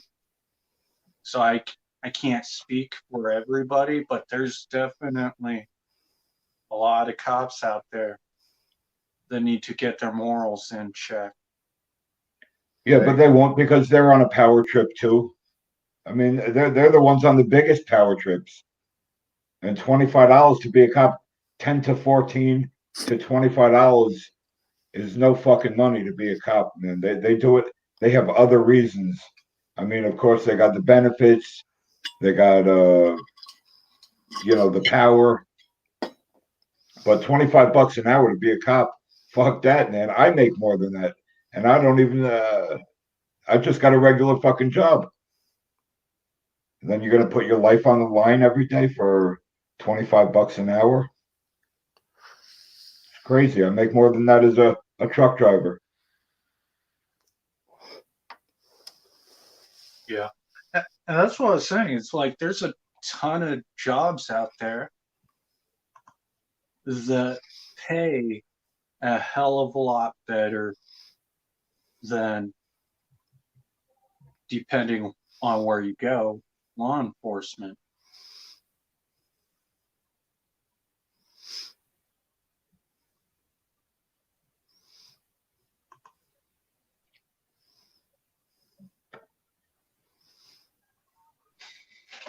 Is anybody in with this Mr. Holster? Who? You guys know Mr. Holster? You familiar? I do not know. Yeah, he just passed away recently of cancer, I believe. It seems that he was a staple in the YouTube community for years, and he just passed away. The Crazy Scotsman is really helping out Mrs. Holster, in her hard times, and shame, goddamn shame. Yeah. Yeah, anytime anybody dies, let alone somebody in our community that we love and follow. Is there a link? Is there a link to help out? What's going on with that? Also, shout out Crazy Scotsman. I appreciate you, man. You had me on your live chat back in the day. It's probably over a year ago at this point, and I enjoyed it. We had a good time, and hopefully we can make that happen again sometime. And you're always welcome on mine. But yeah, if there's something going on, I apologize. I'm unaware. of the channel. And I'm definitely going to do some research when I get off this and figure it out. But if there's a link or something to, a GoFundMe or whatever to help him out, The post Crazy it. Scotsman definitely has links in several of his videos.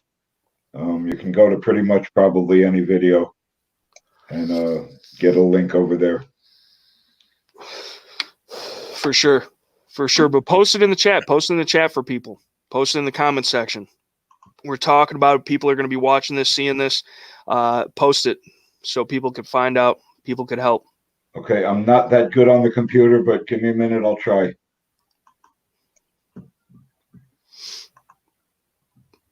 Timmy out here. I appreciate that, Timmy. I don't know if I'm as smart as you, but I'm definitely as crazy. I'll give you that.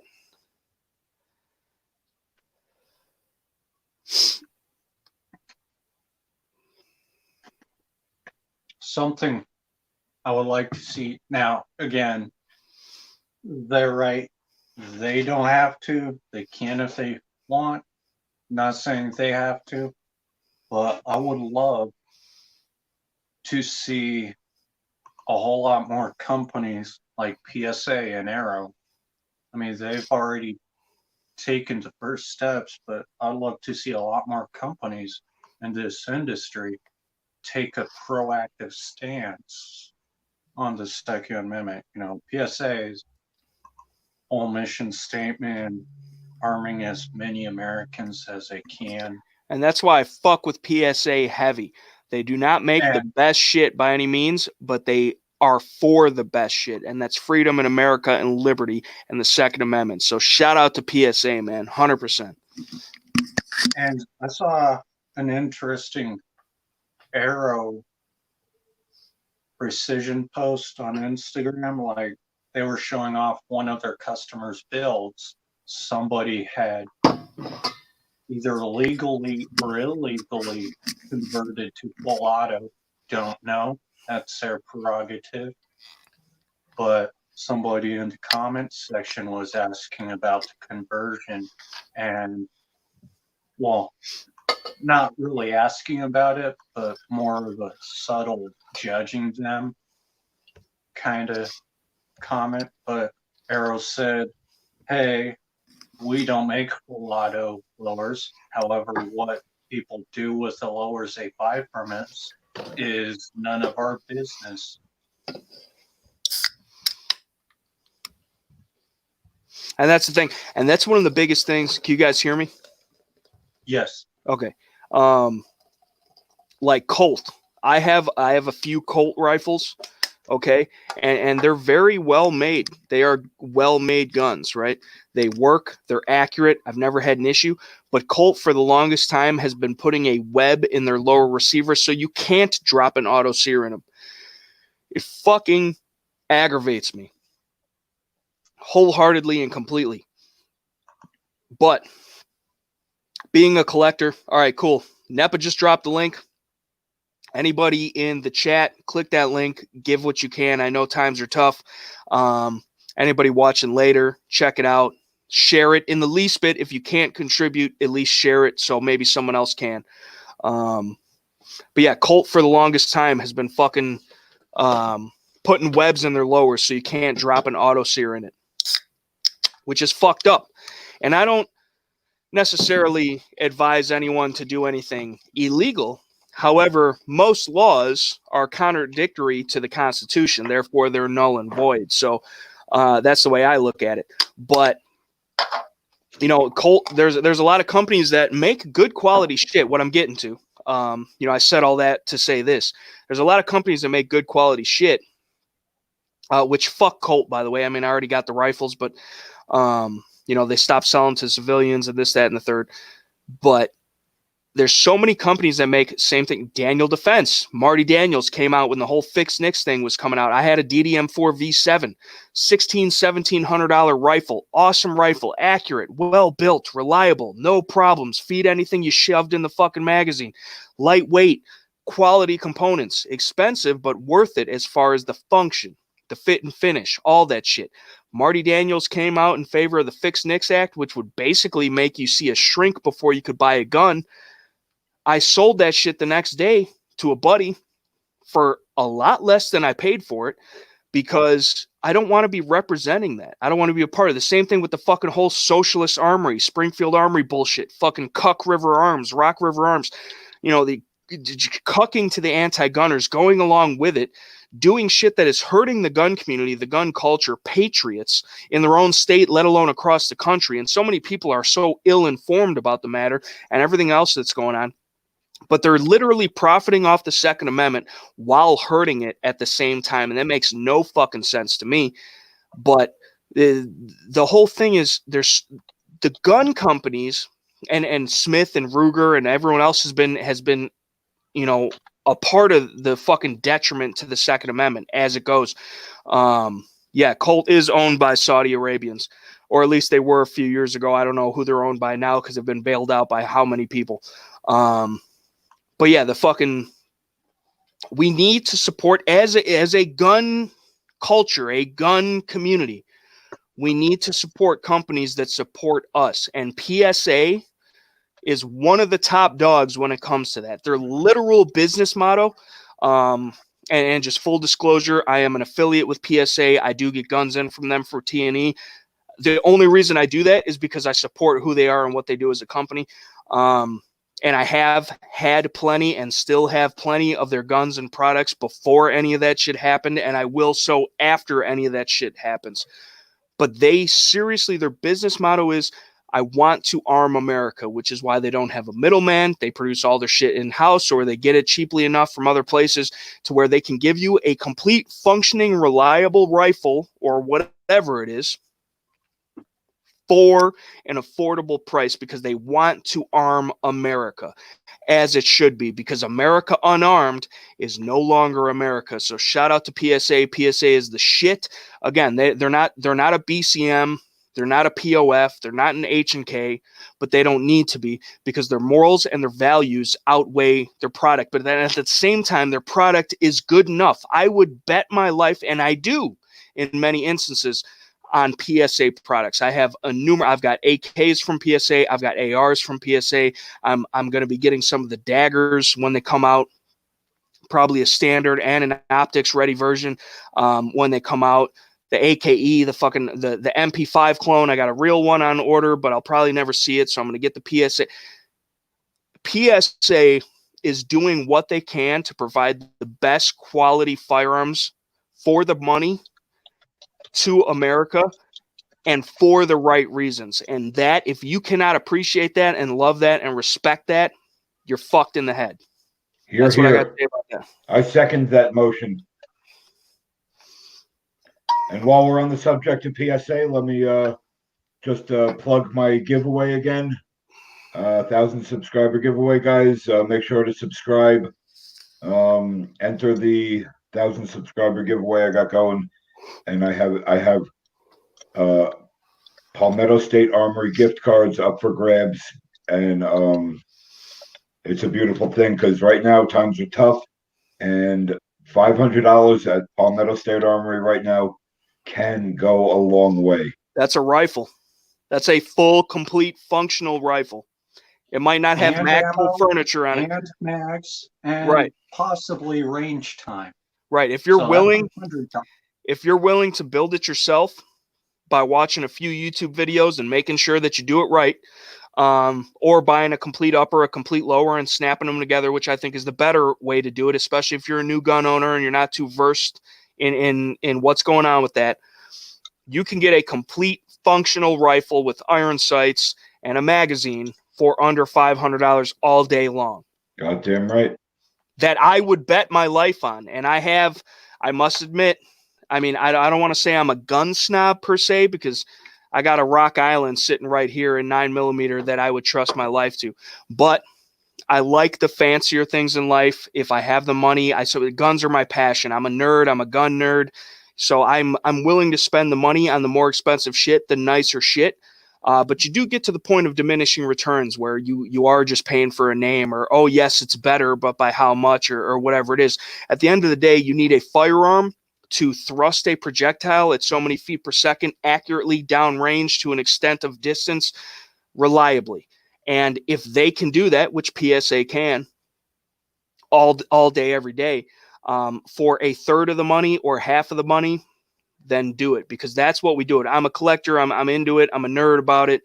I like the different shit. I like the nicer hand fit custom shit. I compete. I use a lot of the shit. I hunt. So it's not a thing for me to, because I drive a shit car. You know, I don't live in the biggest house known to man. I don't, because I like the guns and I want to put my money where the guns are, because that's what I get enjoyment out of. But that doesn't matter. You could have a PSA or a fucking HK 416. What matters is what's in here, and that the motherfucker goes bang when you press the trigger. And PSA will go bang when you press the trigger. So get out there and get some shit. Shout out to N.E.PA, sub to N.E.PA. Follow him on all his social media. What do you got? You got Instagram? Is that it? Instagram and YouTube? Instagram, gun streamer. Right, yeah, gun streamer.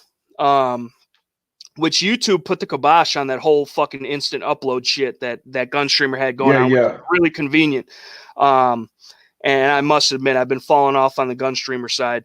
But there's not a lot of people over there. It's a great backup option. I've got other backup options that I don't really talk about a lot, but everybody is here. This is where the audience is. And we need to be, as a community, as a society, as a culture, more willing to support those who support us and get out there. If you're not out there preaching, the good word of the Second Amendment on a YouTube channel or on a whatever channel, support the people that do. Support the people that you like, that you agree with, that you whatever. I mean, it's somebody that like where did Shaggy go, by the way? Shaggy went to get a drink. Okay, good. Fucking N.E.PA is a real legit salt of the earth dude. Like, this dude is legit. I put my name and my credibility, which is probably not much, honestly, but everything on this dude. If you're not sub to N.E.PA, you're wrong. Follow him on all his shit. He's doing the giveaway. We're trying to get him to 1,000. He deserves to be monetized. He deserves to get something back for the effort and the work that he puts in. I mean, his fucking bloopers alone from his videos are worth the fucking admission cost. I mean, it's ridiculous, you people. But that's the biggest thing, is we need to stick together as a community, as a culture. We are one and the same. We might differ on a few different subjects, and we might not always agree with each other on certain things. But at the end of the day, are we not here for the same fucking reasons? I mean, look at your flags. Look at I purposely sit in front of this shit for a reason. This is not just conveniently placed there, just out of the norm. Like, this is what my backdrop is for a reason. And same with you. Like, this is what it is. This is what we believe in. This is what we're passionate about. You need to support the people that support you, because when we're out here fighting for your rights and fighting for your freedoms and doing our part to spread the message, and again, no glorification of myself or anything. We are you. We're just taking the time and the effort to let other people know. Okay? And people like N.E.PA and smaller channels like Shaggy and everyone else, they need to be heard. They have their own individual message. And same thing with me. I'm a small channel. I'm bigger than these other channels, but not by much. I'm nothing. I'm nobody. I'm here preaching what I want to preach, what I feel to preach, for good reason in my head and in my heart. And the same thing with these other guys. And if you got a problem with it, get on here and show us how it's done. I get that all the time. Oh, well, you should have done this, or you should have done that, or you should have filmed it this way, or you should have talked about this. Motherfucker, get on here and do it yourself and let me know. Send me a link to your channel so I could go over and criticize every little fucking stupid thing you did. Yeah, no, right. Motherfucker.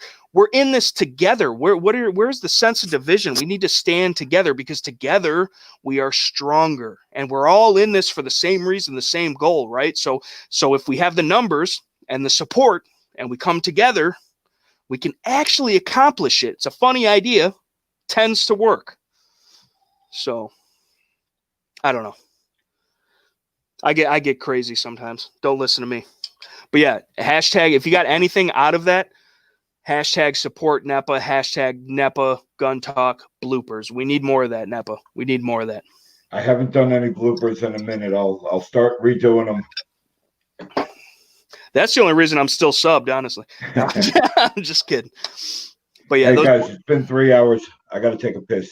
Give me a minute. Take a piss. I'm fucking old. Your old ass.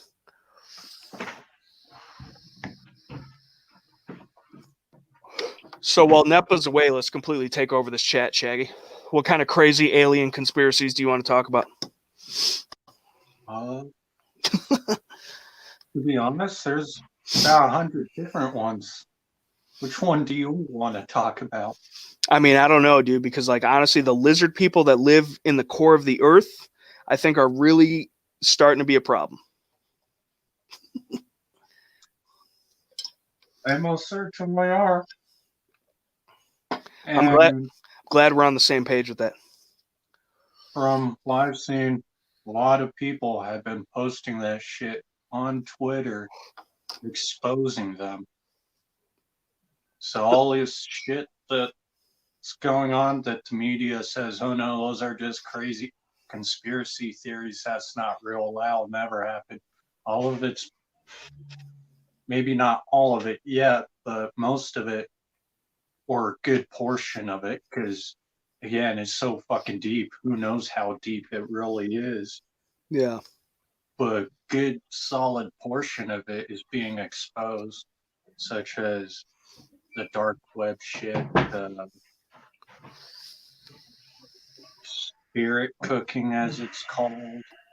That shit's all real, dude. That is for real, all real. Also, someone in the comment section, this is not a double stack; it's a single stack. It is the M1911A1. It's a 9mm. I built this for an IDPA gun, or I'm going to be building this for an IDPA gun. I bought it as a project gun, and it's awesome. It's 100% reliable. It's super accurate, and for less than $500, you can get a functioning 1911. It is made overseas in the Philippines. A little bit of sacrilege being America's pistol. I'm a huge 1911 guy, so you guys know the story on that. But awesome gun. Ozzy, you need to make me a leather holster so I could carry this bitch. And I'm running Trip Research Cobra mags in it that are 100% reliable. Awesome mags. I got videos on the gun, video on the mags coming out. Videos on the grips. These are Lock Grips. Shout out to Lock Grips. These are the Ivory Bogies G10. But yeah, that is what that is. I do have a double stack in from Rock Island for T&E. It's a 9mm/22 TCM. Awesome gun, accurate, reliable, no issues. Really good size for home defense, concealed carry, whatever you need, and affordable. And that's the biggest thing. Same thing with PSA. They're making quality guns. Maybe the fit and finish and the components aren't as nice as some of the more expensive shit, but every time you press out and press that trigger, that motherfucker goes bang, and that bullet goes where it intends to go. So that's where it's at with that. But yeah, there was something else I wanted to get to too. Some other comment. Randy says, "Love N.E.PA's bloopers. You and me both, brother." Good night, Walter. Yeah, we'll If see you're you, still Walt. here, Walter. Good night. Walter, you're out, buddy. I'll see you sometime this weekend. If you're still here. There was some. Am I the only one? Like, I'm a guest, right? I'm used to having my own live chats and that shit, but it doesn't let me comment on the StreamYard side. He may not have it set up like that, because I know for a good while you were using the basic version before upgrading or whatever it is that you did. I didn't do anything. I just kept using the same shit. Although I'm glad to see you using StreamYard, N.E.PA, because I think it's one of the best platforms to be doing this on. And most of the people that are important in our circle seem to be using it. So I'm glad to see you on here. But yeah, it's not like I could go on the YouTube side of things, which I have open in another window, and comment in the text chat, but it won't let me do it from the StreamYard side. So is that something you can do, Shaggy? Can you comment from the StreamYard side? Because it's not letting me. I don't even have that option. I was having an issue with that, I believe, too, when I was on Bill's live stream. Something I do, Josh, that you might want to try sometime I don't know, it's your prerogative, whatever you do. But I running the stream on my phone, and then I've got the stream paused in the background on the computer so that I could watch the live comments from the computer while I'm chatting from the phone. If that makes any sense. Yeah, no, I got. Well, I mean, I keep backing out of it on my phone because I'm in communication with other people, but it won't, like, I just commented on the YouTube side on my laptop, but it won't give me the option to do it on the StreamYard side while I'm in the chat. So because I know when I'm doing the live chats on my end, on my channel, and like I'm in control of everything, it lets me comment on the StreamYard side. So I just didn't know if it was, a thing or if I'm doing something wrong or what's up, but.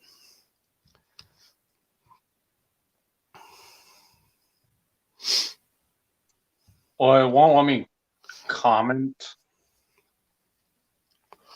on the live comments and the StreamYard, but there is a private chat it'll let me type in. Yeah, the private chat I can get to. I can get to the private chat, but I can't do the regular text chat. But either way, Ozzy says he did just get in a new blue gun to make a 1911 holster. So hopefully, next time we're at iGold, okay, which he showed me, Ozzy, I was live streaming iGold in the auditorium, and I saw on my comments him saying, at the time I didn't know who he was, but saying, "Hey, turn around, I'm right behind you." And so I turned around and I didn't see anybody. I mean, I saw people, but I didn't see anybody like, "Hey, it's me," which I could have missed. But then after the fact, we shook hands, we met and all that stuff. Super cool dude. He showed me a leather holster that he made. I believe it was for a Glock of some sort, and it's quality shit. So I do want Ozzy to make me a leather holster for a 1911, inside or outside the waistband, either way, and I will buy it from you. And I stand behind you and what you're doing, and you're an awesome dude, and I'm glad I got to meet you in person, man. That's what's so cool about this shit is, like, I met somebody that not only follows my channel, lives in my state, and is a true patriot and willing to show up for the cause. So I'm willing to support that in any way, shape, or form possible. So shout out to Ozzy, man. So you're going to get a holster for the Jam-O-Matic. I swear to God, N.E.PA, I swear to God, if you don't get your old fucking Smith & Wesson M&P the fuck out of here. Hey, we got the Crazy Scotsman joined us in the chat. How you doing, Jason?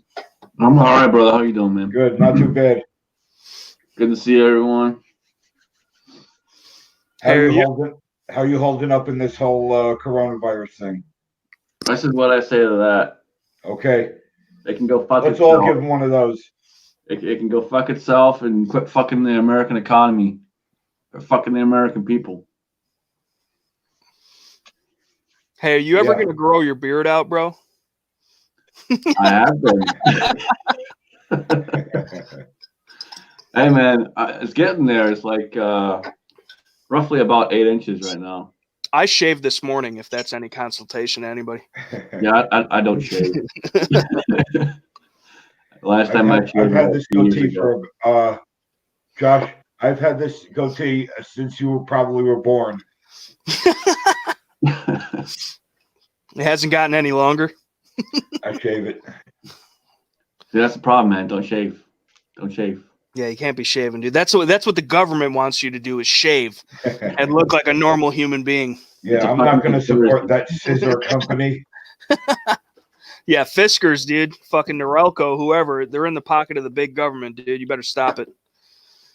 They promote shaving because it's easier for their facial recognition crap to actually. Facts. I believe that wholeheartedly. Fuck the government. Yeah, good luck recognizing this shit. Hey, you came on here, I knew exactly who you were. All you need is shades and a hat. Right. We can make that happen. Hey, while I got all you guys here, I'm in the middle of, not really in the middle of, but I picked up another strip blower and arrow.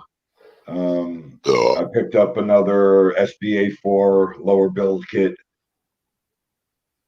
and I'm trying to decide on I'm gonna go a complete upper, but I'm trying to decide 5.56 or 7.62 by 39 300 blackout 5.56. best length for a pistol in an AR pistol, 7.5, 8, 10 and a half. 10.5 or bigger. I gotta say, probably 14 and a half. Honestly, I was gonna say if you're gonna go pistol, go with 14.5. Is 14 and a half still considered a pistol? No, check this Yes. out. No, false. Listen. Well, I mean, it could be. If you pin and weld your muzzle brake or device to a 14.5-inch barrel and it gives you enough length to get 16 inches and it's permanently attached, it is therefore a rifle. So then you could put a real stock on it and it's treated just like a rifle. So if you're going 14.5, that's what I would do. If you're going pistol, I would say 12, 13 inches.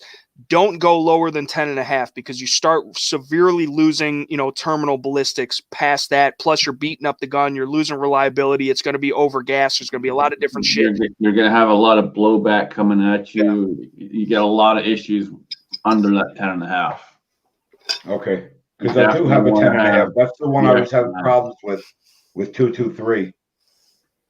It could just be the hole is not big enough for the gas block. It could be that it's not perfectly aligned. It could be that the tube is clogged up for any reason. It could be just cheap, underpowered ammo. However, that being said, you want the gun to run with whatever ammo you throw in it, which is a big thing as to why I love AKs. But, like you said, more than likely it's probably the gas block. Yeah. Aligned, right? Yeah. But I would tell you this. Can you have suppressors in your state? I believe so, but I don't have one. I mean, if I want to wait a fucking year and right, and infringe on your own rights by giving them the fucking make, model, serial number, your fucking address, all that other bullshit that you have to do per the N.E.PA. But the only reason I wouldn't go 7.62 by 39 unless it's an AK. Okay, the round was designed for that platform, quote unquote. It's not really a platform because we don't stand on it, but that rifle, the AK, that's what it was made for. This whole mutant AR shit back and forth, it might work, it might not. You got different mag compatibility. It wasn't designed for that gun. So if you're going AR, I would go 5.56, 223, 300 blackout at most. 300 blackout is only really useful, in my opinion, if you're suppressing it. If you're not going to suppress it or you can't suppress it, unless it's going to be a up close and personal home defense PDW, I wouldn't do it. I would stick to 5.56, common ammo, cheap ammo, more than doable. Don't go less than 10.5 as far as the barrel. Okay. But I mean, that's just my own personal opinion. I'm not the gospel. No, that's good advice. I mean, and 10 and a half is what the carbine length gas system on that. Yeah. So you don't want to go shorter than a carbine length. The pistol length if you go to that pistol length shit, man, working in a gun shop, I've seen a lot of motherfuckers have issue with it. There's a bunch of widespread information online about people having issues with it. The gun beats itself to death. You got, unreliability as far as the gas system is concerned. You do get, like Crazy said, a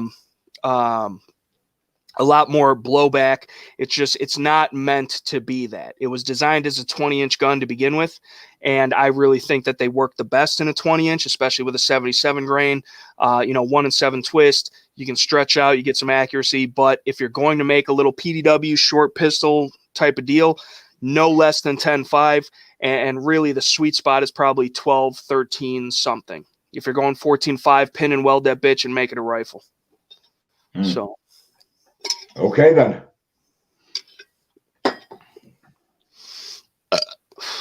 Or you can also find a 14.5 with an integrated muzzle brake on it too. I've seen those. Right. So you'd be right at that 14.5. Still be considered a pistol. Right. But then at that point, you still have to put a brace on it, which the modern braces are damn near stocks at this point anyway. So the fucking ATF could suck my dick. That's just more fucking ATF bullshit. Yeah, it's all semantics at that point. But I mean, they still can't make up their mind what a fucking stock is and what a brace is anyway. Yeah, right. Well, they considered per Trump the bump stock to be a full auto machine gun. So they could all fuck off, honestly. The ATF is an organization that needs not exist. That's how I gotta say it. Yep.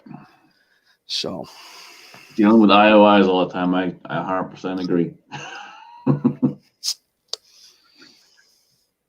What's an IOI? That's when you get an inspector. ATF comes in and inspects all your paperwork and shit. Yeah. Anytime you get an inspection, they're called an IOI, and anytime you get an agent coming in, they're some of them are really good and actually know their shit. Most of them are fucking idiots and just go by the book and don't understand that there's lots of things in the book that are not as it is on paper. right. Yeah, working in the gun shop, I see a lot of that shit myself. You know, traces or you know, just inspections or audits or any of that type of shit. For one, it's completely and totally unconstitutional, and that's why that whole thing a little whiles back about them changing the 4473 and putting all the information on the front and different shit like that. Realistically, for one, it's fucked up and it's wrong. I don't even believe that we should have to do a 4473 to buy a gun to begin with. Most people will call me crazy, but y'all can fuck off because you're not true Americans. Anyway, it doesn't matter whether or not it's on the front or the back or in between, because these motherfuckers come in there and they got their cell phones and they can take pictures of whatever the fuck they want anyway. It doesn't stop them. Nothing stops them. If the ATF is at your gun shop and going through your paperwork, nothing is going to stop them unless you're physically resisting from them gathering the information on whoever they want and whatever they want. So whether or not it's on the front or the back or in between or it's on another paper, it doesn't matter. So, I mean, that's what people don't get, but yeah. It really doesn't. He's exactly right. It really doesn't matter. He's dealt with traces just like I've dealt with traces, and we know what that is. And I've said it for years. It's they already pretty much have 99% of the information they need. So to say there's not a registration system is bullshit, because there already is. Amen to that. There already is. The only thing that they don't have 9 times out of 10 is the serial number. That's it. Everything else already fucking. No, they have the serial numbers. That's what the 4473s are for. Well, yeah, but that's only after when you call for a trace, that's what they're wanting. Yeah. When you're on the phone with them, they don't get that. Yeah. Like when as a gun shop employee, and I don't know how it is in other states, but I assume that it's relatively the same. When I type in the background check when I'm selling somebody a gun, the only thing that they ask for is the name, the date of birth, and in Illinois we have the unconstitutional permit for your rights, being the FOID card. They ask for your FOID card number, and they ask if it's a pistol, rifle, shotgun, or other, being like a Shockwave or a lower receiver for an AR or something like that. So they don't know the make and model, they don't know the caliber, they don't know the serial number, any of that shit, but they know. And technically, they don't even know if you bought it or not, because you could have a check run on you and then you decide, oh, I don't want it, or I want to switch it to something else, or whatever it is. But in the grand scheme of things, you're not giving them the whole story when you run the background check. So I think that's how they get away with it not being registration. But really, if they want to know what's up, they're going to know what's up. And you can't do nothing about it. That's what's fucked up about all of it. Yeah, exactly. Yep. Now, while we're talking about 4473s, when you buy a stripped lower, do you have to designate that on the 4473 as a pistol or rifle? No. Nope. It's sold as another, and that's how it sits. Right. And you can make it whatever you want. And from my understanding, you can build it as a pistol, make it into a rifle, and then back into a pistol, but you can't do it the other way around. From my understanding, I'm not a lawyer. I don't know 100%, but from what I've read, what I've understand, the way I interpret the law, that's the way that it sits with me, is that if you originally built, and again, who the fuck is going to know, but if you buy a strip lower or even a complete lower, even if it's a complete lower that has a stock already on it, like at my shop, we sell Palmetto strip or complete lowers. Well, we sell both, but complete lowers, it's got a mag pull or whatever stock already on it.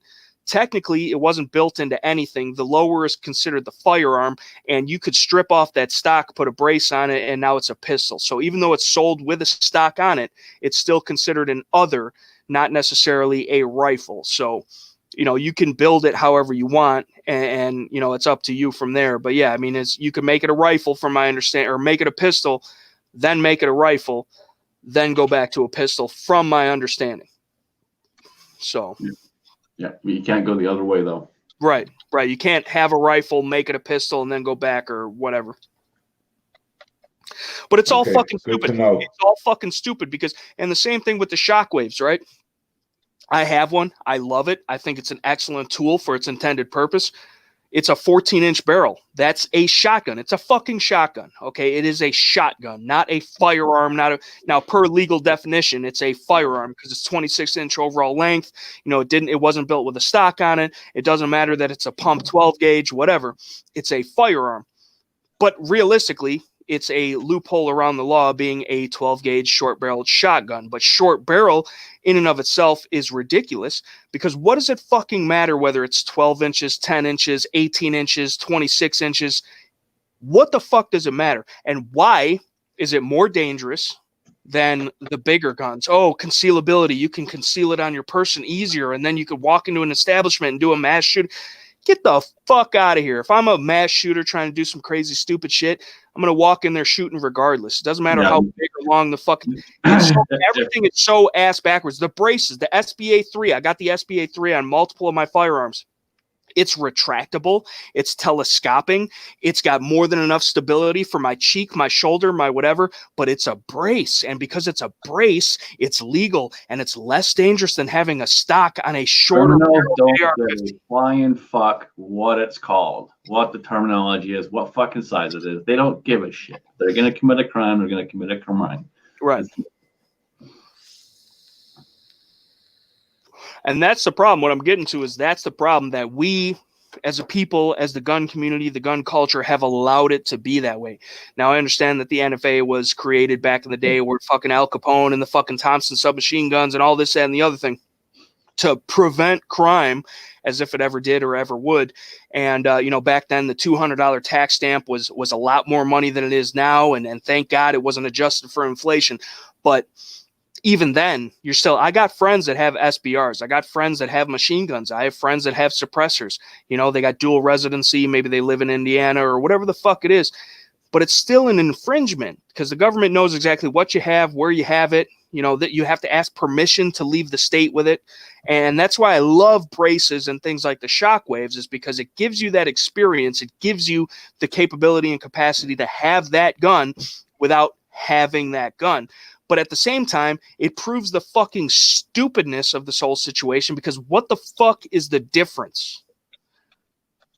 You know, and so, I mean, I think it's the greatest argument that we have. However, it can definitely be used against us because then people will say, oh, well, you shouldn't talk about it. You shouldn't write the ATF about it. You shouldn't be asking questions or making statements or assuming. You shouldn't be doing none of that shit because then the ATF is going to be like, oh, well, you're right. You shouldn't be able to have a brace on your AR pistol or your AK pistol. That's making it an SBR, which we've already seen trying to happen multiple times. And then they're going to take that shit away. But only, okay, everybody listen right now, only if we let them. And that's the problem. Too many motherfuckers let them. Yep. Yeah, well, they don't want, if you start stirring the pot, they're going to, you know, start making more stupid fucking laws. Yeah, but if we don't stir the pot and we don't fight the fucking laws that we have, we're not going to get anywhere. We're only going to get more stupid fucking laws and end up losing everything. Well, right. I'm saying stir the pot on the brace on the pistols. Yeah, I mean, we got to fight some of the stuff that's out there, like the N.E.PA. The N.E.PA shouldn't fucking be there. We need to get rid of that shit. I believe every single gun law ever is an infringement. I don't care what good you want to argue that it does. I don't think we should have to have cards, whether it be for ownership or carry. I don't think we should have to fill out a 4473. I think there should be zero registration of anything. I should be able to walk into a gun store, buy whatever fucking gun I want, whether it's a fucking explosive device, a full auto, a short barrel, a suppressed gun, or whatever the fuck it is, leave with it the same day. I don't think there should be a background check. I think every single gun law is an infringement. Keep and bear arms, own and carry arms shall not be infringed. So anything that delays or stops that process is an infringement. which is every single fucking gun law ever. On that note, I got to take a piss. Yeah, he's 100% right, man. It's bullshit. It's fucking bullshit. And we all got to call our representatives and talk to our representatives and let them know we got, fight back on this shit. Yeah, you're right. I do make my share of phone calls. I mean, and I do what I can personally, but I mean, I'm one man. And as much as I'm not a fan of like the NRA can suck my dick. Well, actually, I wouldn't even give them the pleasure. But like the GOA and a lot of these smaller organizations like the Firearms Policy Coalition and stuff like that, they're out there actually trying to fight. They're suing these states and the federal government and trying to get these laws reversed and stuff like that. So those are the ones we really need to be supporting and pushing and driving. But they can't do it themselves. We got to be making the calls too. Yeah, you're right. And joining and kicking in a few extra dollars when you can to them. Yep, exactly. Especially FPC and GOA. I was just saw something today on the NRA. Not only Where that, I think they just cut like 60% of their, or a certain percent of their staff. And they also reduced salary on all the remaining employees. They could turn around. The NRA could turn around and say, we're not gonna pay the president of the NRA anymore. We're not gonna take a paycheck for this, that, the other. I still wouldn't fucking support them. They are the biggest fucking bullshit out there. Yeah. They fucked us, and they keep fucking us. And LaPierre is the worst of the worst. What's even worse, I would argue, which I hate to cut in and interject. I know I get on my rants, and I'm going to shut the fuck up in a second because I want to hear from all y'all. But what's even worse than NRA and the big corporate people that are in charge of this and fucking us in the ass constantly is all their millions of members that allow it. That's what I would argue is worse than the motherfuckers doing, because it's the same thing with the government. Oh, the government, this person or that person, they're screwing us. It's because you're letting them. You're contributing to it.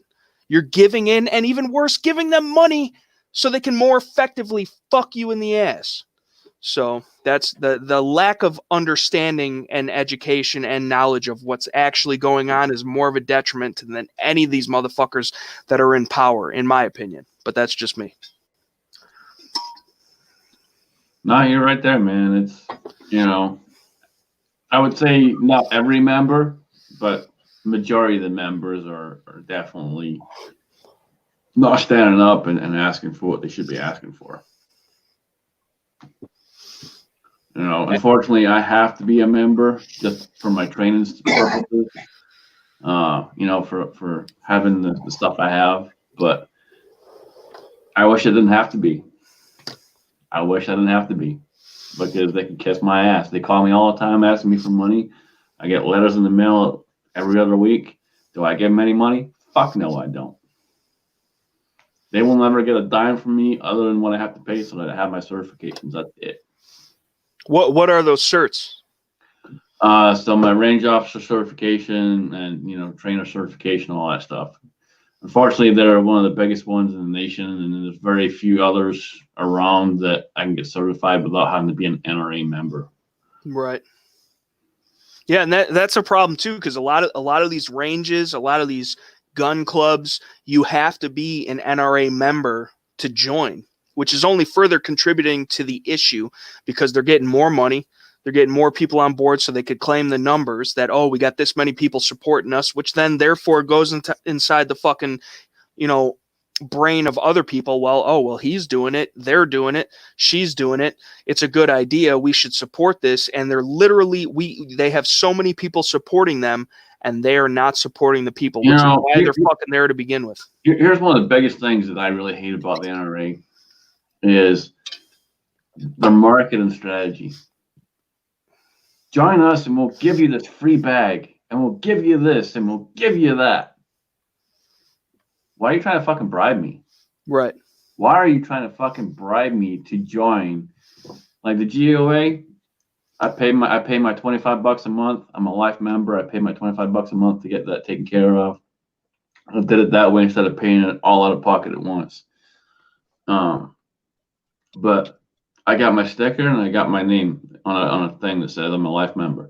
That's what I got. That's all I need. I don't need no fucking stupid ass bag promoting them and further driving their shit that they're not doing. You know, they drive us up the wall. Personally, It's more of a sales program. Now, what do you think? Now, say the NRA disappeared. Say they went out of business. People stopped supporting them. Anti-gunners won their fight and got rid of the NRA. What do you think the effects of no NRA would be? That's a great question, man. Honestly, I think you'd see more people like the GOA, more companies like the GOA and Firearms Policy Coalition and all the local ones. Don't forget the local ones too, because every state has their own too. Stepping up to the plate and doing more.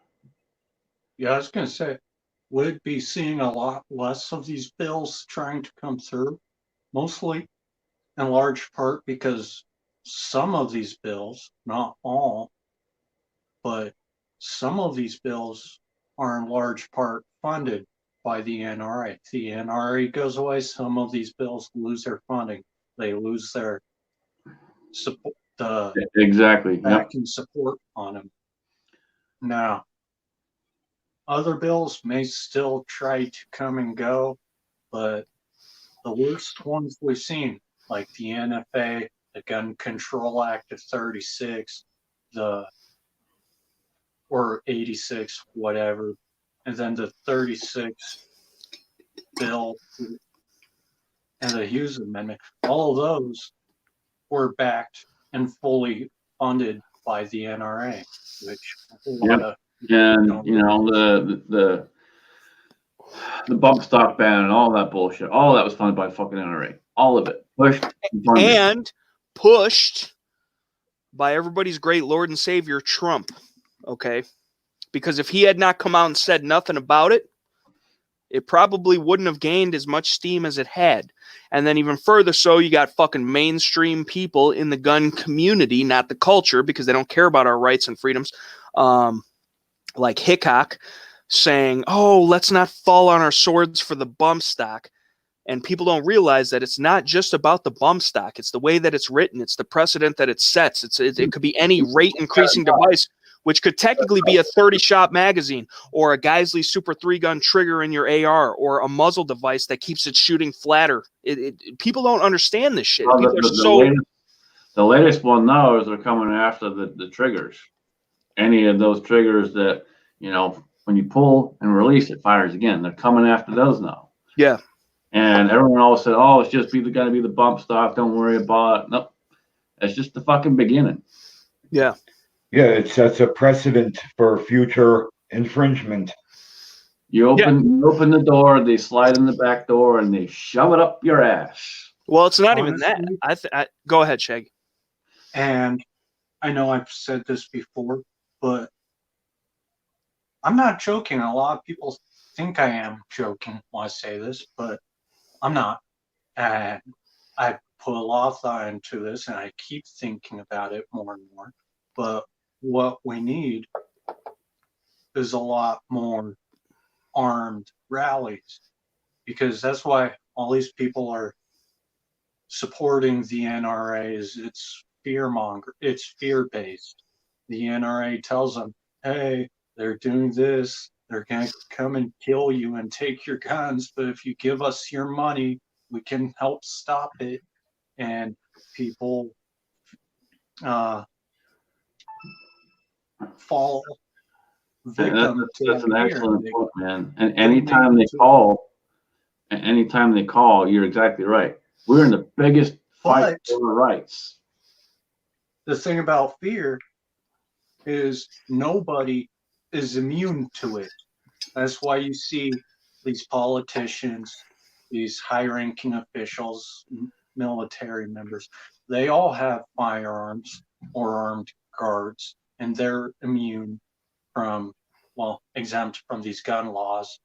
Us law-abiding citizens have to obey. If more and more people started showing up to these armed rallies, that, like, these politicians, some, I'm not going to guarantee all of them, will start seeing and thinking logically, hey, my team of armed guards isn't enough to stop these people. These people are serious. They're showing up armed. I have no way of telling if they're loaded or not. Who's to say? And they might, most likely, will start backing off of these bills, these laws, these bans. Because all it is one, it's just a gun grab, little by little. And now with these recent 2 bills trying to be pushed through, all out gun bans, but they'll start backing off if more and more people started showing up on to these rallies. 100%. I completely and It's totally fine. agree with you, Shaggy. And that's the other side. Is like, the other thought behind it is participation. People write a letter to their reps. They write to or call their reps or call the opinion hotline to voice their opinion. Like, people do that and they feel like they've accomplished something because they're being told over and over, hey, call your reps, write your reps, voice your opinion. It matters. So people do that and they feel like they've accomplished something, when in reality, they've accomplished nothing. Nothing. That's all they accomplish is nothing. I agree and disagree with that, because I do truly believe, like, look, we could take, for example, for one, you know, like I've talked about, and like you just talked about, the organization and the communication and coming together and all this shit. Look at the fucking DC rally or whatever that was supposed to be. Who the fuck showed up? Nobody. Then, from my own personal experience in my own state, iGold, it's one time a year, Illinois Gun Owners Lobbying Day. We got however many people in the state of Illinois that own firearms, have void cards, whatever. We can't get more than 10,000 people to show up one fucking day out of the year, okay? But all these people supposedly are for freedom, for their rights. If the boogaloo kicks off, they're gonna be in there doing it. I don't think so. And then even furthermore, you know, it absolutely blows my mind that these motherfuckers, you know, are so, they're not even willing to call and write their reps, because they're so expecting other people to do it for them, which is why they join these organizations. I am all for joining organizations, contributing to organizations, Firearm Policy Coalition, GOA, your local state organizations, doing it yourself, calling and writing, protesting, showing up, doing what you can. Now, at the end of the day, it might not mean anything. Okay. It might not do any good. We saw it in Virginia. How many people showed up? How many people peaceably assembled and showed up in protest for their gun rights, their God-given inalienable rights? What did that really do at the end of the day? Did it change anything? Not really, because they're still going forward with what they're trying to do. Now, a lot of that shit has been put on the back burner because of the fucking cerveza virus and everything the fuck else, and being out of session and whatever it is. But they're still going to come for that shit. It doesn't stop them. So yes, I do truly believe that showing up armed, okay, is a big part of it, showing that you actually mean business. Now, I never advocate violence unless it's justifiable. Just like I'm not going to just go randomly shoot people. That's wrong. That's immoral. That's illegal. You know, it's fucked up. But if somebody is trying to take my life or the life of my family or steal my property or do this or do that and harm me and infringe on my rights, I do believe that I am justified in defending myself in whatever capacity that it calls for. whether it's the fisticuffs, or I pull out a baton, or I go to the blade, or I skin that smoke wagon, whatever it is. So that's the problem, is people are too afraid to assemble in the manner that you're speaking of, Shaggy, because they are too afraid of being labeled domestic terrorists, or because of the laws that be being arrested or going to jail or losing the rights that they still do have left. Because that's the whole problem, because unless we have enough people doing it to where they're like, we can't do this, we can't handle this, we have to give them what they want, it's not going to work. And that's the problem. And the problem to Shaggy's point on that, that's again, they're driving the fear factor. If you show up, you could be arrested because blah blah blah blah blah. Right, or the fear factor, or the facial recognition, and we're going to know you and come fuck with you later, or whatever it is. But and that's at the end of the day, I say go to every single one of them you can, because if they don't see a showing, then they know they've got control. Yep, you're right. And they're busting in the anti-gunners. Even if you do show up, what shows them, because they want you to show up, but they want to see that you're unarmed. They want to see that you're obeying the law. You showing up unarmed, that's why someone made an excellent point with the DC rally. Someone did a video on it and broke it down piece by piece. It actually did more harm than good, because it showed the politicians, we say we're not going to comply, but in reality, the majority of the community, the majority of the population is just all talk and no action. Right. Yeah. No, but you're gonna go. And to that point, real quick, that is the truth. And it makes us look bad. And that's why organization and communication is one of the key factors to all of this. We all have to be on the same page. We all have to be on board the same fucking ship, going to the same fucking destination. Otherwise, we will sink. And the thing with that is, people are so afraid of the powers that be and of these man-made laws that are contradictory to the Constitution and just moral human common law and rights to begin with, which therefore are null and void. But people don't recognize it as being that. That's the problem, because if people were too scared to show up how they should show up, it's not going to accomplish anything. And then to that point too, showing up, whether they do or not, is only further proving the point of the opposite side, saying, hey, these guys aren't really about that life, or there's not enough participation. They really don't care about it. It's just a small, tiny subsection of people that care about it. So for the greater good of humanity and the people, we're going to go against it, even though it's unconstitutional. It's infringing on everybody's rights. It's either all or nothing. It's either all or nothing. You either all have to show up and be in unison and on the same page and ready and willing to do what you have to do in defense of liberty and your rights, or you might as well just stay the fuck at home. And I feel like a lot of people are either undecided or too lazy, or they're going to stay at home regardless because they're scared, or whatever the deciding factor is. But if we cannot get enough people in, I mean enough, which we have the numbers, right, as far as gun owners and NRA members and GOA members and whoever the fuck you're a member of.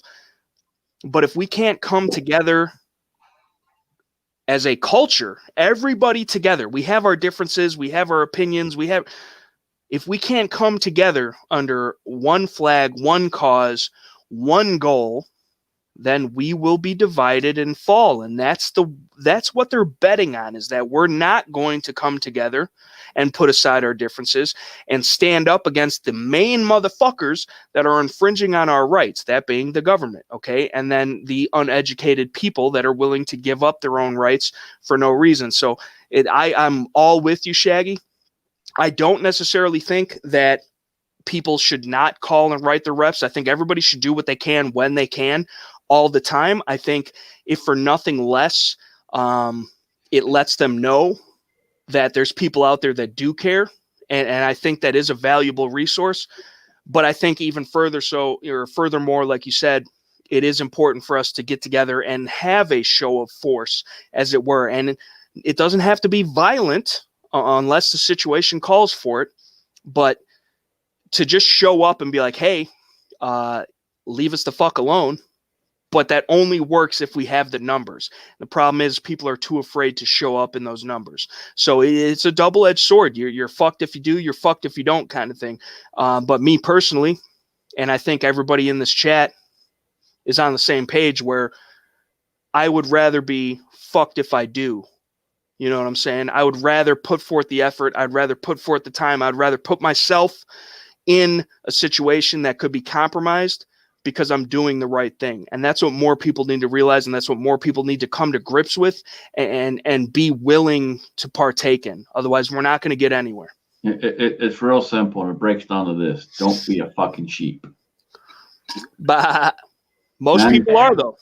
That's the problem, and that's the problem. Don't be a fucking sheep. Be a patriot. Yeah. Be a fucking patriot. Be a fucking free thinker, a person, a real person. You'll notice throughout this entire chat, every single one of us here, right behind us, for good fucking reason. Got a flag on my right, weapon on the left. I've got all type of weapons all over me. Well, Shaky, you got that little fucking doll. Real quick, I do want to put that disclaimer out there. I wasn't saying that we need to stop calling and writing and moving on, but what I was saying is that there needs to be more. There needs to be at least one step up. And I agree. And I that's not what I was saying. I was just saying, like, I don't want people to be discouraged from doing that, because I do think, even if it's minuscule, that it does help and it is forward progress. However, if that's all it ever comes to, then we have reached a plateau and there's no more further climbing. And they've already taken so much away from us that maybe we gain a little bit back. Maybe we show a little bit, oh, we care about this, we're going to do something about it. But unless there's actual reality involved to where we could really do something about this, I don't think they're going to take us seriously enough. But the problem with that is it goes back and forth with now you're a domestic terrorist. Now you're inciting violence. Now you're doing this. No, motherfucker. I'm a patriot. I believe in this country, the founding values, and I'm willing to die for it. I don't want it to come to that. I don't want to hurt you. I don't want to get hurt. But this means everything. And if you can't respect that, there's going to be a problem. So, but the problem is that not everybody, okay, in this community is on board with that. That's the problem. We need to come together as a community and stop with all the division. We could argue 9 versus 45, AR versus AK, Trump's the best, Trump's the worst. You know, we could have all the discussions later. The only thing that we got to do is come together and say the Constitution. Right. Right here. Right. There's no fucking divide. It is the Constitution. It is fucking cut and dry. I believe even without the Constitution, like, let's say the Constitution never even would have existed. Okay. I still believe, because that's just a reaffirmation of the rights that we already have. It's just putting it on paper. It's not, it doesn't give us those rights. It's not because of the Constitution that we have those rights. It's just laying it out on a document for other motherfuckers to read and understand. So even if the Constitution doesn't exist, we still have those rights, and people need to realize that, and people need to be willing to do what they need to do for life and liberty. It doesn't have to be violent. It could be completely and totally peaceably. But if people are still not even willing to do that, they're not going to show up for the violence if that day ever comes, God forbid. And this country has already seen it once. I don't want it to see it again, but if need be, that's what it's there for. You know, I mean, let me ask you a question now. With this new influx of new gun owners, people who are seeing maybe for the first time, hey, I need to protect myself. The government isn't doing it. The police aren't doing it. Do you think maybe in the near future, these people will swing voting, more towards a pro-2A stance? Now, I think a lot of them are realizing that the laws that they voted for to put in place to infringe, they're realizing that they only hurt themselves. because they're going out to buy these guns and realizing, oh, I can't just walk out with it. Now, do you think in the next election cycle they may rethink their old position and start? I would hope so, but here's the thing, and this is where I'm going with this. We got to encourage them. We got to welcome them, encourage them, and guide them. If we do not, then what's probably going to end up happening down the road is if nothing happens and they don't need it, they're going to sell it. And they're going to walk away from it and not think about it. We got to encourage, guide, and welcome them. I agree. Yeah. I agree completely. And we should all be doing our best. And I think we all are, just by having a channel to begin with and all our different social media and talking about the shit, because that gets the information out there. Not everybody might agree with us or whatever the fuck it is, but we're getting it out there for people to ingest and think about. And they can come up with their own conclusions, and that's on them. But I will say this, just like we're seeing with the toilet paper and the baby wipes and the food and rice, Costco's literally putting up notices and things. You cannot return it now because so many people are going to return that shit because they think, oh, it's sweet. I bought all this shit. I didn't really need it. I want my money back. I think we're going to be seeing a lot of used guns on the shelves. And that's the problem, is because motherfuckers are going to think it's sweet again. They're going to live it out a couple of weeks. Oh, I didn't need my gun. I need money more than I need this gun. And they're going to sell it back. I don't think a lot of these motherfuckers are coming into it, which I wish they would. And I hope that they would. And I really do truly in my heart want to think the best, but just being in the industry the way that I am and seeing that the way that things are and just my own premonition of how things are going to be, I think that we're going to be seeing a lot more used guns than continual gun owners. With what's going on, a ton of them, and they're going to be super cheap. Oh yeah, see, I was going to say that's going to be the only. That's going to be the only good thing, is how cheap the used guns are going to be.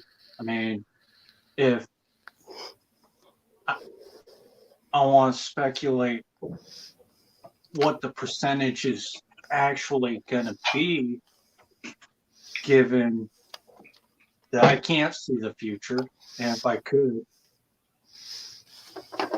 this room. I mean, I think a safe assumption on a number would be 75-25. 75 of them will sell them and trade them in, and you'll have 25% that say, "Hey, man, this is cool. I'm getting into this. I'm digging it, man." And I was going to say, price-wise, we may be looking at 75 to 80% of used guns, because all the manufacturers are still producing guns. Now, it's kind of slow for them to get the inventory because of all the panic buying.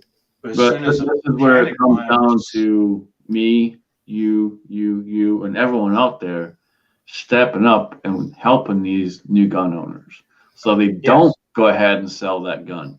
They don't just go, oh, I don't need it anymore. We got to encourage them. We got to guide them. We got to show them and teach them so they understand why they need it, why those rights matter.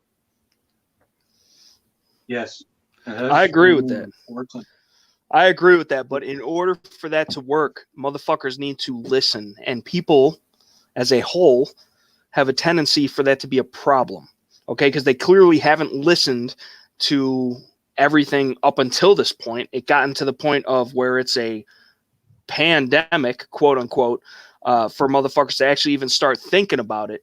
So if they revert back to their original way of thinking and their original way of, oh, the government is going to save us and be there for us, and I don't really need this, but you know what? I need to pay my bills because I'm not working, so I'm going to sell this Glock that I just bought for $600 and get, maybe $300-400 for it. I think that as much as I want to be hopeful and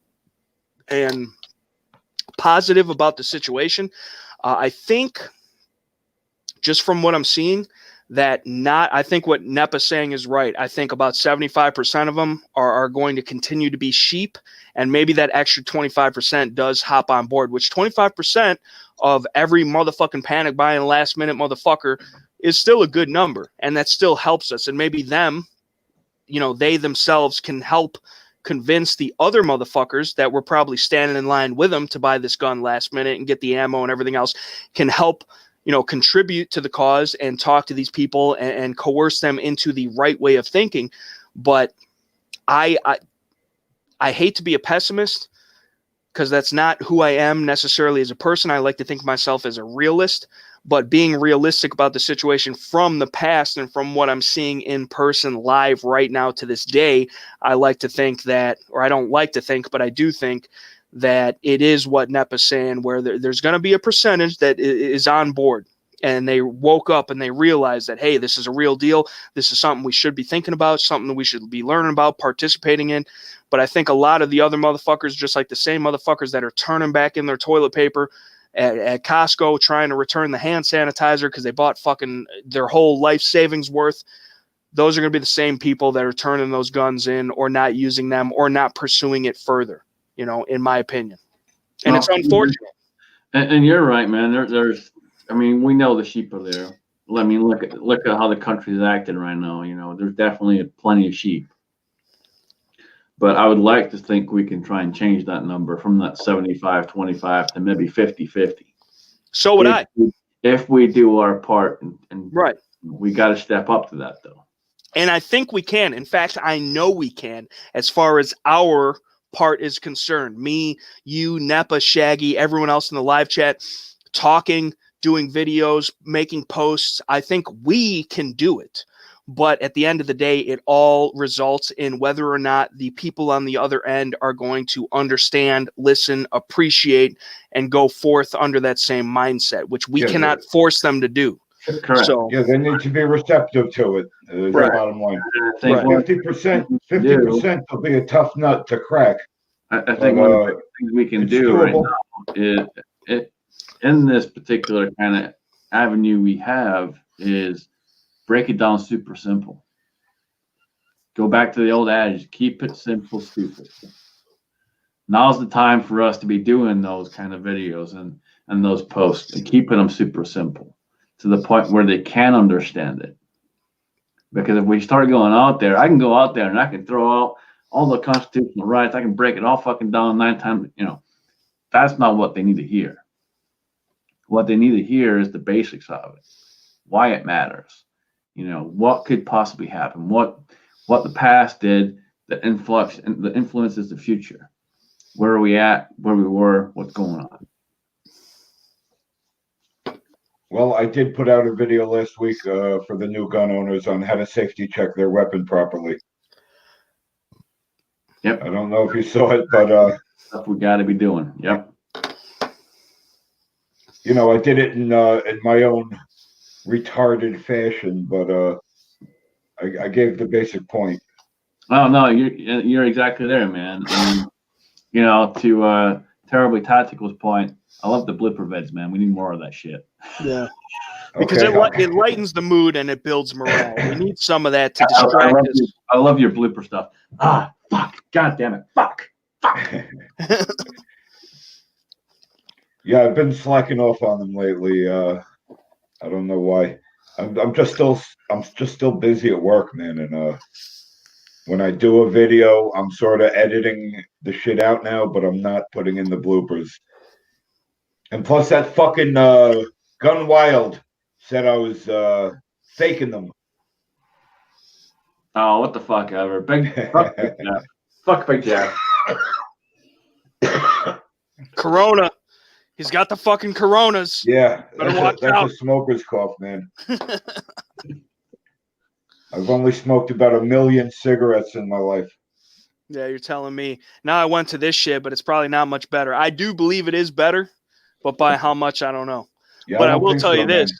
No, well, that's what Big Tobacco wants you to think. Well, you get the popcorn one.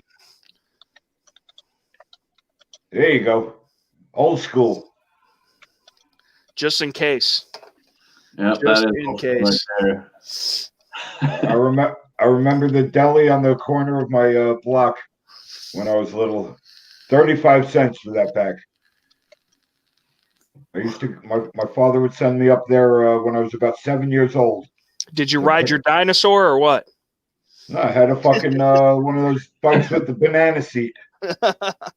I had one of those motherfuckers, and I'm not even that old. I remember the banana seat bikes. And I'll tell you what, I would go up to the corner store and get a pack of Lucky Strikes for 35 cents when I was 7 years old.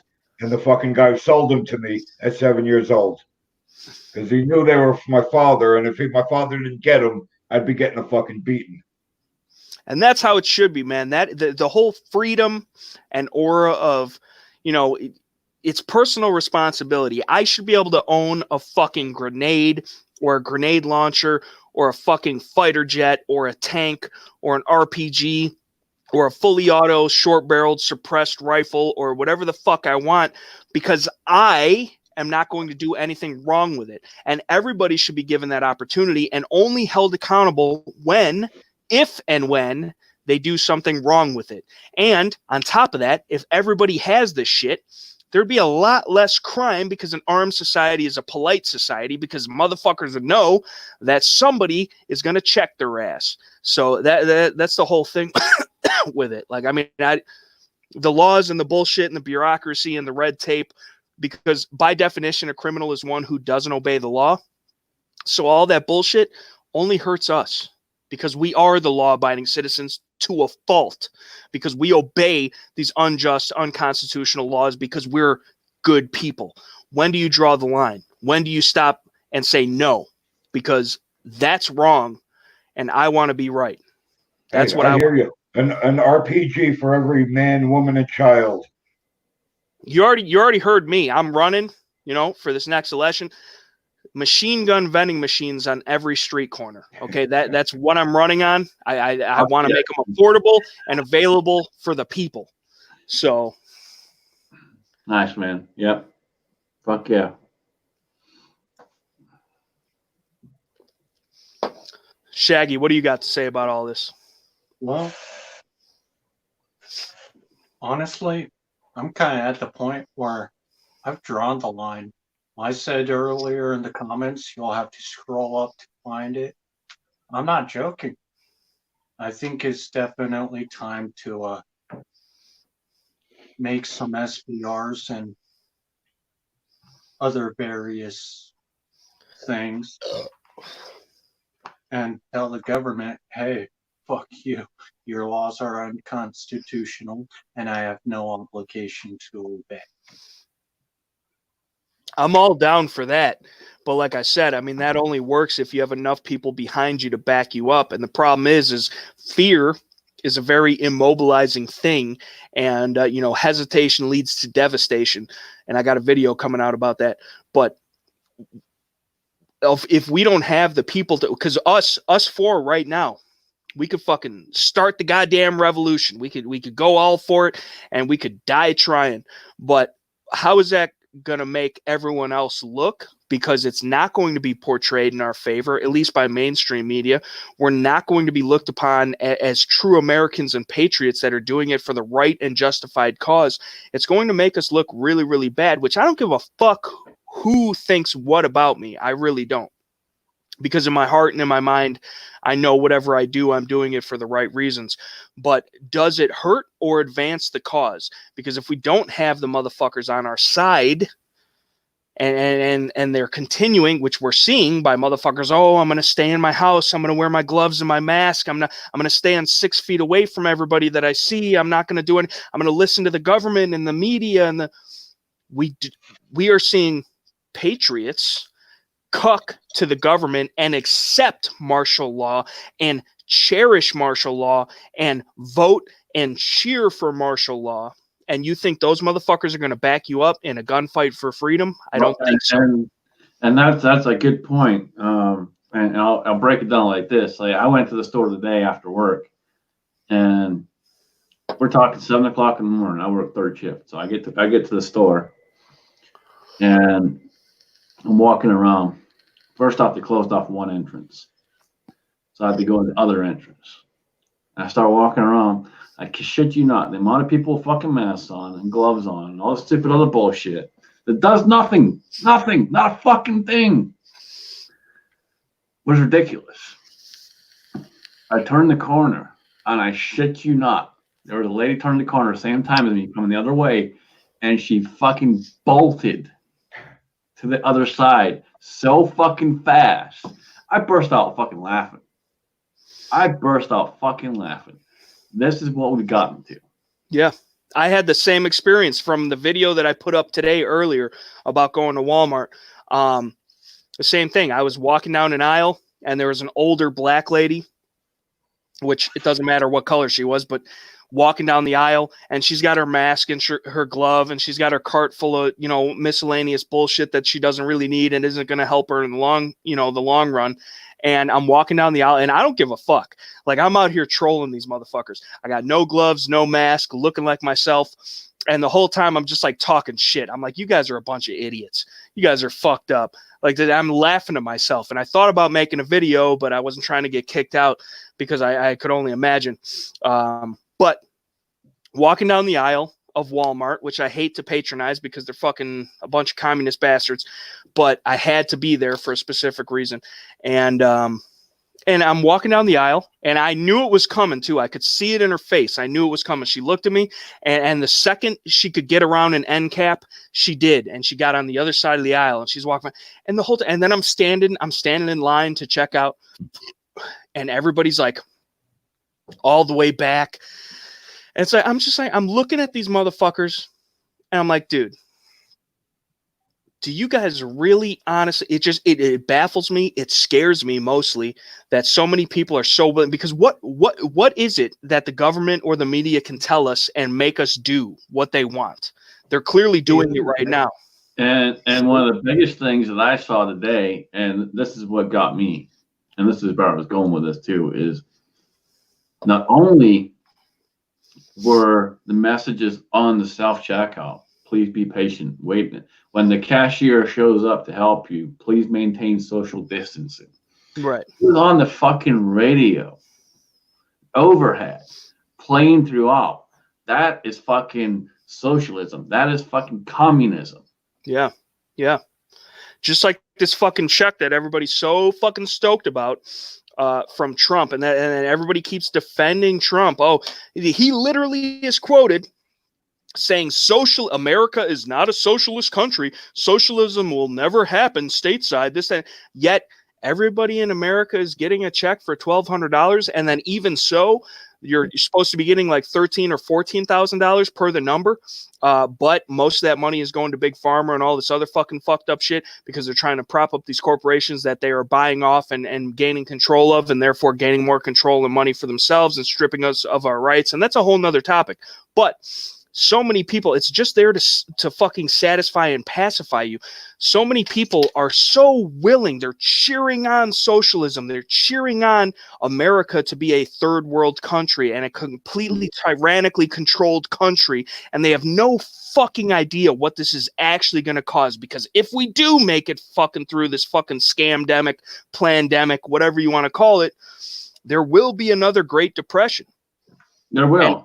And nobody's going to fucking survive that either, because they're going to have a bunch of fucking toilet paper and no food, no water. There's going to be rape, robbing, and pillaging. Nobody's going to have a gun. And if they do, they're not going to know how to use it.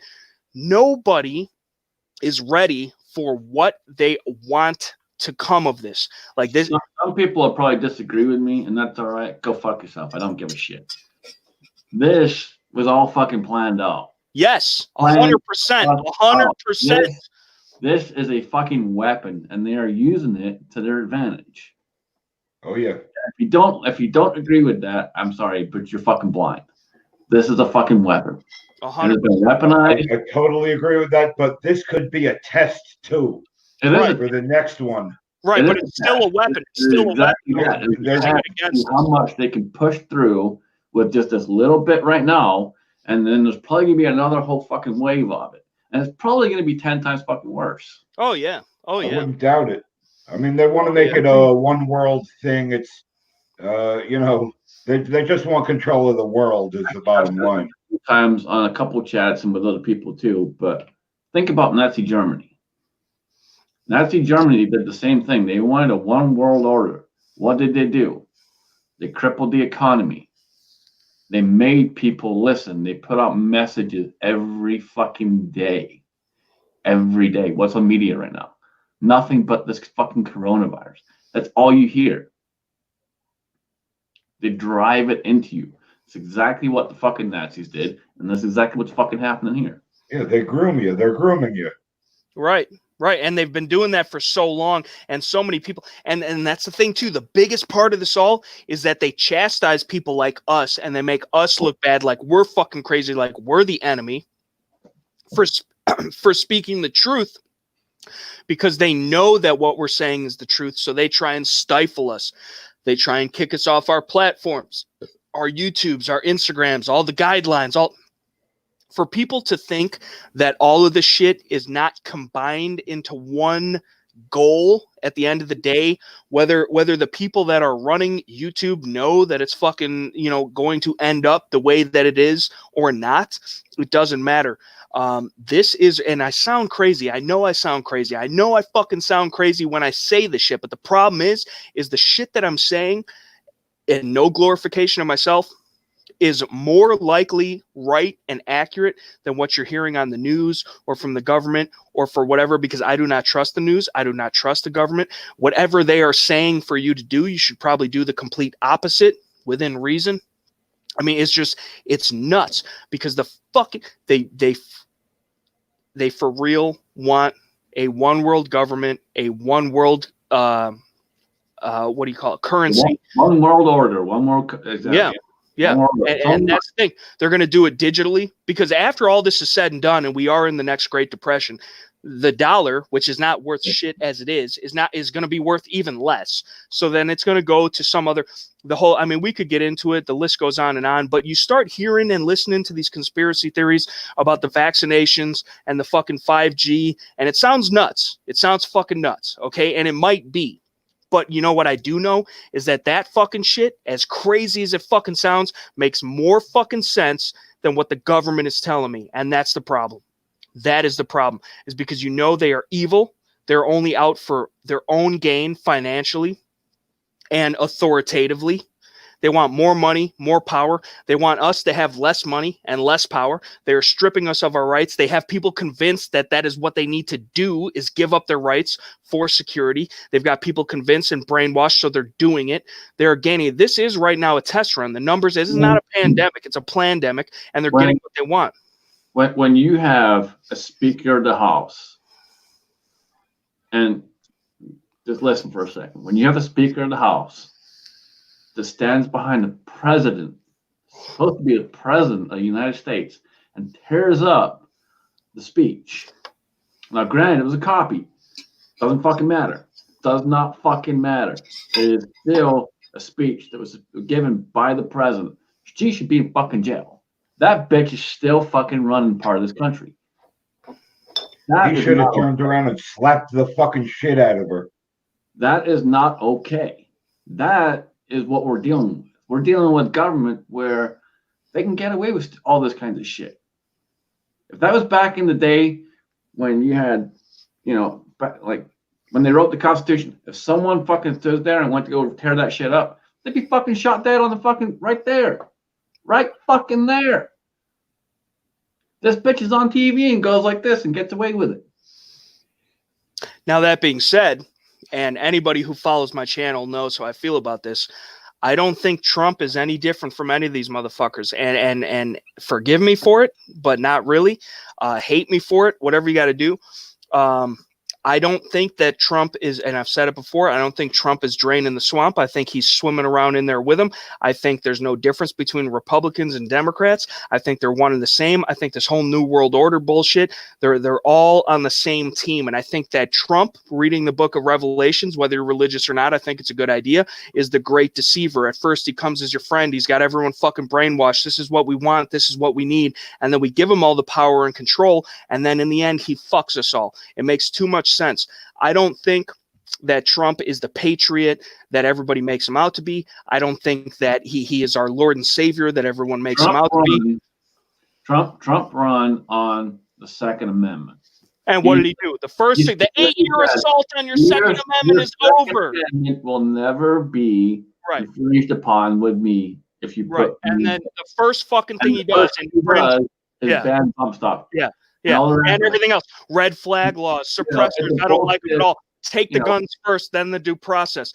People are so blindly following this motherfucker that it's a disgrace to this country and what this country is about. And even furthermore, this motherfucker has been a liberal Democrat. And fuck that. Fuck the party lines. Government in and of itself is evil. Okay, it needs to be contained. It needs to be as small as possible. And we, the people, standing in front of these fucking flags, need to be the ones that run this country. But we are not, because we have allowed ourselves to not be. And that's the issue. So all these people with the whole QAnon and all this other shit and Trump and he's doing this, he's doing that, and just trust the plan, and he's great, and he's going to do this, he's going to do that. Bullshit, because look at the shit that he's pushing. He's on live television pushing these tests for the fucking cerveza virus. That's big pharma. Follow the money. He's trying to push the money. More money. I'm going to pay money to go to my doctor, see the test. For those that don't know about the FDA is there for one reason and one reason only: to make money. It's a whole other corporation that just is there to make money. And they make money because they only approve drugs that cause another issue, so you have to buy another fucking drug. Right. If it does not have a side effect, it will not be approved. Right. It could fucking cure cancer. Doesn't matter. They won't approve it because it doesn't have another fucking side effect. That's the thing, man. And that's what bothers me the most is like, because they have figured out how to get patriots, people on our side of the aisle, on board for their fucking dilemma that they're trying to cause in this country, and even more so worldwide. They've gotten people. Trump is just another fucking puppet. He's in the pocket of big banks. He's in the pocket of big pharma. He's in the pocket of everybody.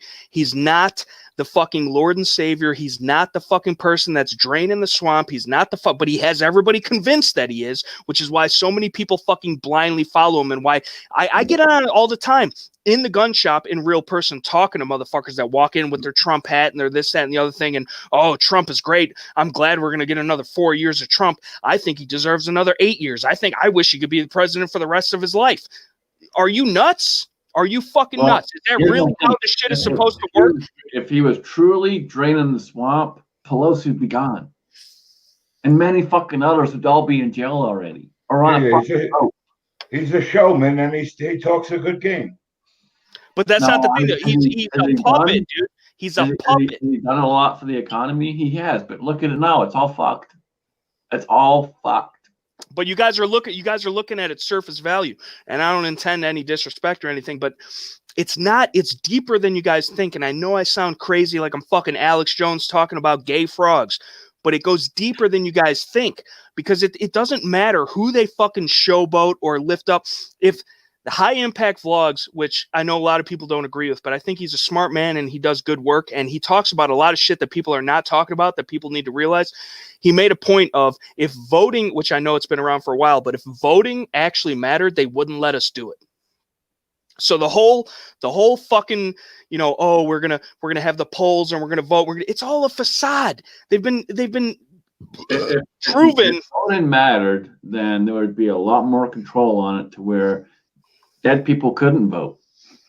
Dude, no, not even that, because that's the thing is the voting is controlled because it doesn't matter, because no matter what we do or what we say as the free people of this fucking country, it's going to come out the way that they want it anyway. And so anyone believing that Trump is on our side. If they truly wanted it to be controlled to the point where we the fucking people actually mattered, then dead people wouldn't be voting. All this other shit wouldn't be going on. But it does, because they have that control, and they have it so controlled to that point that everything always goes their way. Right. And that's the problem. So all these people. And this is one thing, and this is where I agree with you. And I agree with you, and I'm not crazy. Well, I'm crazy, but I'm not crazy. Right. Me too. Think about this. When you're watching TV during an election, and they come up with the map, and they go, projection for this state, projection for that state, projection for this state. How do you think they have those projections? Right.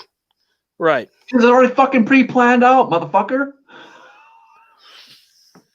And that's the whole thing. That's the whole thing of to that whole placebo effect, right? To where we think our mind is a powerful tool. And if we think ourselves enough to be sick, We could actually physically make ourselves sick. So by them showing us these things subliminally or blatantly or right in front of our faces, it turns out to actually be in reality because it's been pre-planned and they've instilled it in our minds that that is the way that things are. So we literally enact those things in our life. So, I mean, it's fucked up and it's really scary, but these motherfuckers are playing the long games, and I don't trust any politician. I don't trust any government. Trump, Pelosi, Hillary, Biden, Bernie, they're all on the same fucking team. And if you don't think so, you're wrong. Like, that's period, point blank. And I don't care what hate I get for this. I don't care how many people unsub. I don't care any of that shit. There's so many people fucking brainwashed by this shit to where you could see it. You could literally see it. Working in a gun shop, it fucking scares the shit out of me how many people are so willing to go to bat for Trump and to defend him and his honor with their last fucking dying breath over banning bump stocks, saying take the guns first, then the due process later, red flag laws, suppressors, I don't like them at all, the fucking this, that, and the other thing, the flip-floppy bullshit. We cannot put our rights, our inalienable God-given rights, in any one man's hand. We have to take it upon ourselves.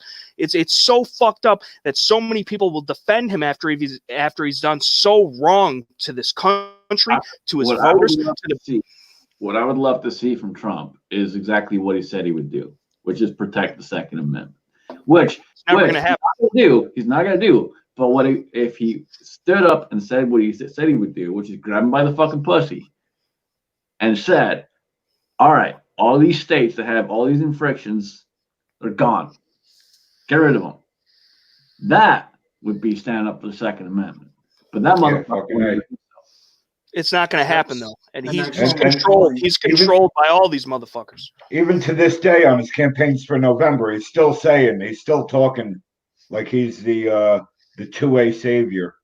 He ain't shit. And then we got all these fucking cuck motherfuckers getting on here talking about, oh, well, him and the fucking DOJ or the DOA or whatever fucking Department of Homeland Security or whatever the fuck came out and said, oh, well, gun shops are an essential business and we need.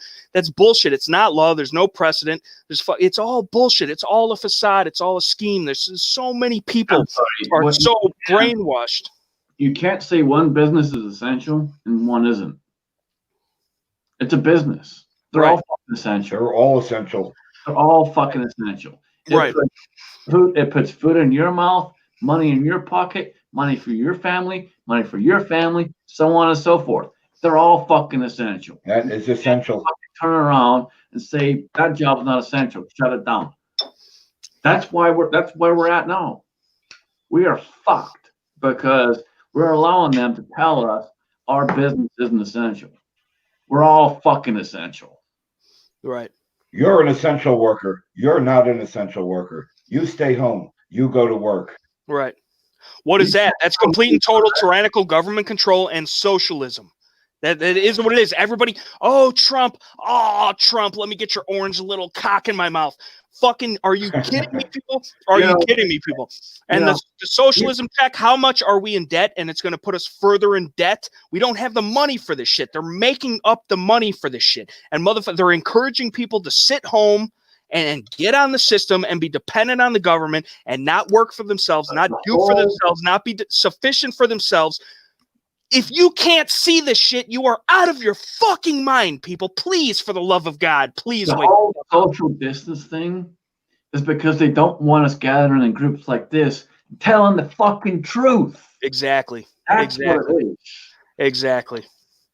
Y'all keep the shit up. I want to hear from Shaggy and N.E.PA. I got to go piss, but keep the shit up because this is the real talk and people need to hear this, whether they think we're fucking crazy or not. Hopefully it plants a seed. Hopefully it creates a spark because this is really actually what's going on in my heart of hearts, in my minds of minds. And it's fucking scary, people. And we need all of you to be on our side. We need to unite together to stop it. Like, this is evil. This is not Republican versus Democrat. This is not fucking right versus left. This is evil. And we, the people, we are living in the fucking end times, dude. Read the book of Revelations, whether you're religious or not. It's what's going down. Look at it. Well, my personal opinion, I agree with all of that stuff, but thinking about a lot of stuff, not everything is black and white. And politics most certainly is anywhere near black and white. However, when it comes to Trump and a lot of things he's been doing, a lot of the stuff he has been doing has been resulting in HRC and a lot of the other Democrats putting out calls for assassination. There have been like 4 attempts already that were documented, and the leftist Democrats have admitted to. Is he truly who he says he is? I'm not sure. But a lot of the politics, and going back to the gun thing, stick on that point specifically, he came out and said, okay, guys, this is what you want. Every gun law that's been written is officially repealed by this piece of paper. Gun laws, no more. They would have assassinated him and succeeded in doing so in his first 2 weeks as president. Yeah, but if he did do that, there would have been a shitstorm because is so that they can't keep up with it, so they can't get a hit on it. And I think N.E.PA was going where I'm going. Is if they had done that, every single person saying "we the people" would have stepped up and caused fucking hell. Exactly. Which would have resulted in full-out war. What did I miss? Not just in the U.S., but in China, the U.K., Australia. There would be war all over the entire world. How would that be, Shaggy? What's your reasoning behind that? Because the globalists aren't just in the U.S. And the sheeple aren't only in the U.S. There's sheeple everywhere. There's globalists everywhere. The more people that wake up and stand up, the more it will spread. The more people would awaken. What I hate to be a dick and fucking just butt in, but like what is going on? What are we talking about? What did I miss? Because I don't know where we're going with this. Talking about Trump and policies and what ifs and theories and deep thinking. He was basically saying if Trump had stood up in the first 2 weeks and said, hey, you know what? Every gun law is repealed. Fuck it. They're all gone. Do what you want. Guns are free. He's saying that there would, it'd be a complete disaster. And that he would have been assassinated and all the rest of it. False. Although he would have never done that, though, because he's just been one of their own puppets to begin with. So that's the what if. That's the whole thing. But and to the what if, and again, I don't mean to be butting. I want you guys to talk, and this is not my live stream, and I apologize. But I'm very passionate about this shit, and I get on a whole thing. But if that were to happen, there would have been resistance from the fucking moms demand attention and everyone else and the George Soros and all the powers that be that don't want us to be armed because they know that if we're armed, we can fight back against their bullshit and their infringement and their tyranny and their fucking evil. Okay, so there definitely would have been resistance. But by doing that, which is basically what he claimed to have been doing through his election process and that he would do, he has not yet done a single pro-gun thing ever. In fact, he's done the antithesis of that, the actual opposite of that, by infringing massively on our rights. If he would have been the president that he told us he was going to be, I think this country would have been a lot fucking greater off. And we would not be facing a plandemic or a scamdemic right now. The fact is, though, just like with anyone else in politics, they're all puppets. They're all owned. And then you got to follow the dollar sign, dude, because that's all it ever is. And fucking Trump is no better than any of these other motherfuckers. And to think that him or this QAnon bullshit or whatever is the truth and, trust the plan and whatever, it's not, dude. It's all a false flag. It's all bullshit. He's got everybody fucking brainwashed. And the people that think that he is actually doing good for them are naive, to say the least, and hate me for it in the comments section. I know, Shaggy, we disagree on a lot of this shit. That's fine. I love you as a brother, but I cannot sit back and say that fucking anything that Trump has done has been for the betterment of this country or us or anything. He's just another fucking puppet, dude. Take a look at the election process that we have and all the people that were running and the people that dropped out. How much money they spent, and you think they're just going to drop out freely? This is all pre-planned shit. They're not going to fucking invest all that money and fucking bail out for nothing. Hey, I gotta disagree on that. If this was pre-planned, there's no fucking way they would have got Biden in there. No, see, that's the thing, though. That's the arrogance of people say you're crazy. You're talking about the Illuminati, or the shadow government, or the fucking Bilderbergs, or the fucking Rothschilds, or the fucking whatever. But they literally, what was that thing with the Purge? There was a meme going around about the Purge, where it said in the movie, and I looked this up, and it's fact, it's true. In the movie, there was a date of something May 20th or whatever it was, and that exact date. Like, it was like the day of the Purge, and that exact day, multiple fucking states and cities enacted quarantines and martial law type bullshit. They literally, through media, whether it be social media, mainstream media, movies, commercials, TVs, fucking all the shit, they subliminally implant those things into your head. So when they actually do happen, that you're subconsciously ready for it and aware of it, and you're normalized to it. And it sounds fucking crazy. It really does. I know it does. It sounds crazy in my head right now when I'm saying it. But if you actually look into the shit and you look at it, too much of that shit adds up for it not to be true. So it's all part of the plan, and they all want you to trust the plan. However, the plan is in their favor, not ours. Does anyone here watch The Simpsons? Yes. Okay. Go back. How many times? How many times? Go back. Stop. Let me stop you right there. On The Simpsons. I know which episode you're talking about. I watched it on TV. I watched it online.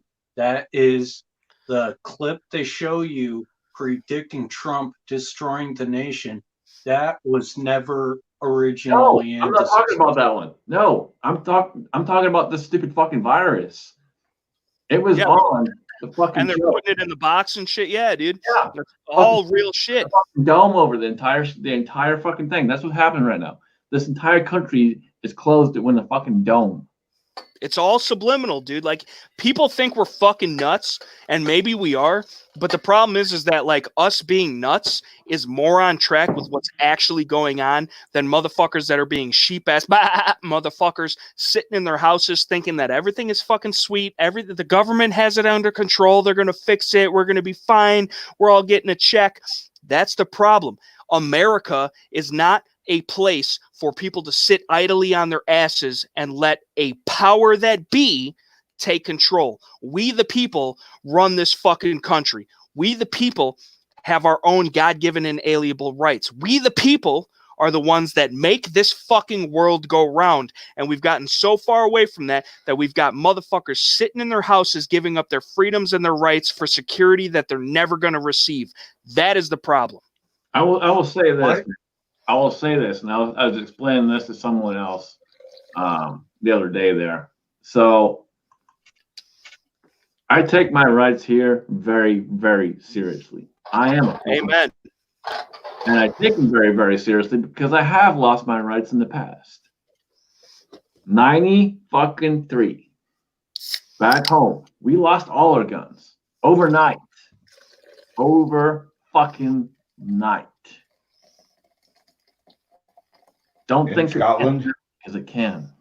Is that in Scotland? Yes. Well, look at what the fuck happened here in 94, the Clinton crime ban. Motherfuckers couldn't have more than a 10-round magazine. They couldn't have a flash suppressor. They couldn't have a fucking pistol grip. It's the same shit.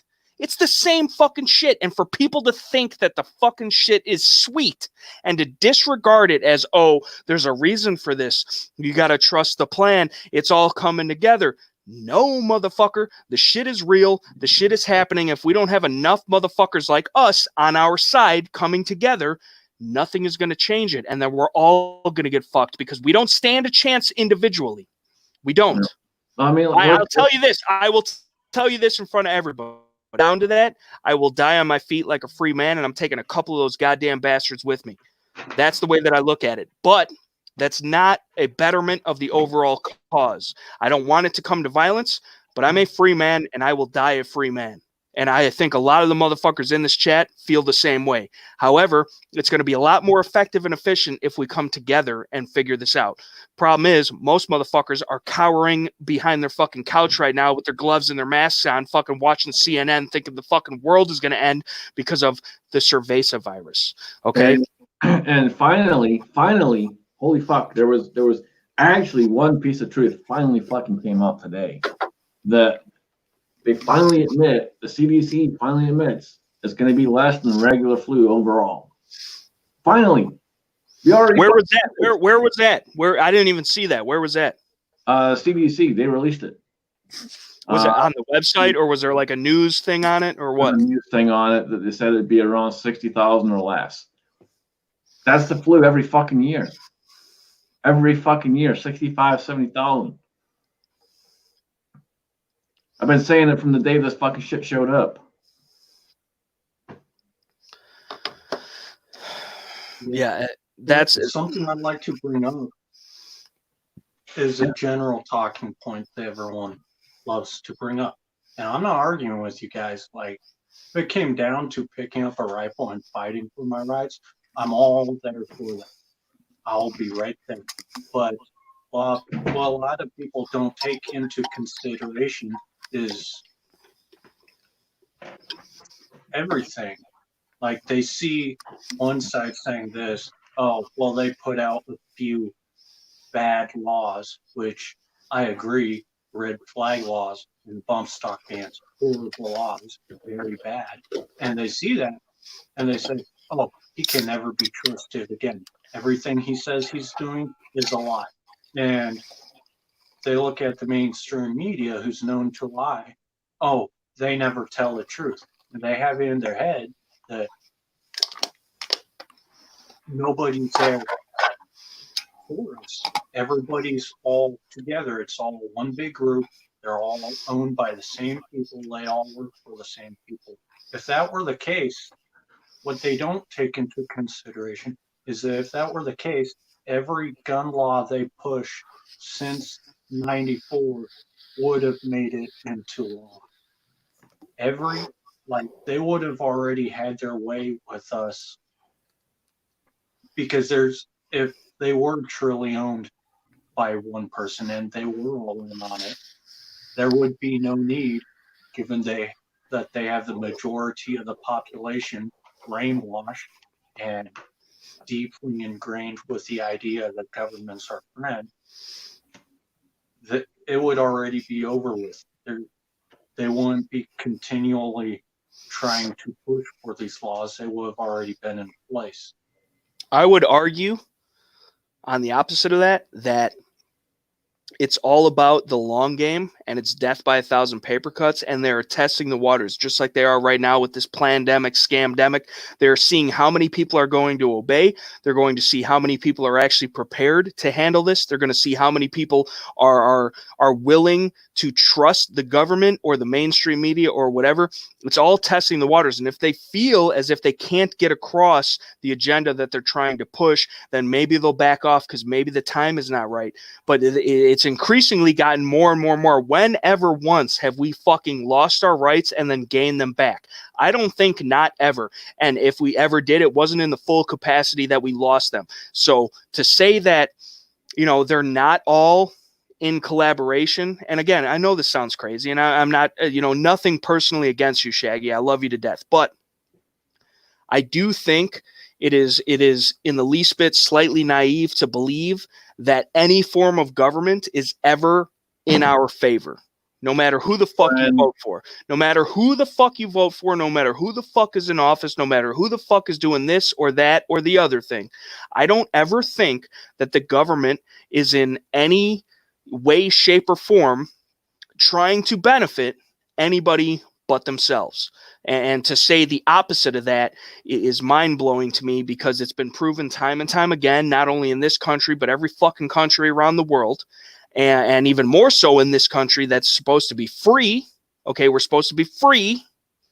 Okay, we the people, us, you, me, everybody is supposed to run this country, but we don't, because no matter what we do or say, no matter what we actually fucking want, it never comes to fruition. It actually never fucking happens. But and I'm right there with you, and I'm gonna have to disagree with Shaggy too, and here's why. I have a piece of paper that says I can go to work. right. Because when the fuck does a free man have to have a piece of fucking paper that says Right. I can go to work? Right. Under the Trump administration, who's supposed to be our Lord and Savior and freedom fighter for everybody. Because if he really was on board with us, that wouldn't even be a thing. That would not even be a fucking thought in someone's mind that would be acceptable, in my opinion. Goes right back to it. Show me your papers. Everyone is blaming Trump for this. Everyone's saying all this is coming from him. If it was, it would be nationwide. As it is, I in Tennessee, without papers, can still walk down the street. I can still go shopping. I can still go to and from work. I don't need papers. For now. I live in Illinois, a liberal lunatic ran state that out of all places you would think would be on the biggest fucking shutdown ever. The fucking shutdown per job of the of Illinois,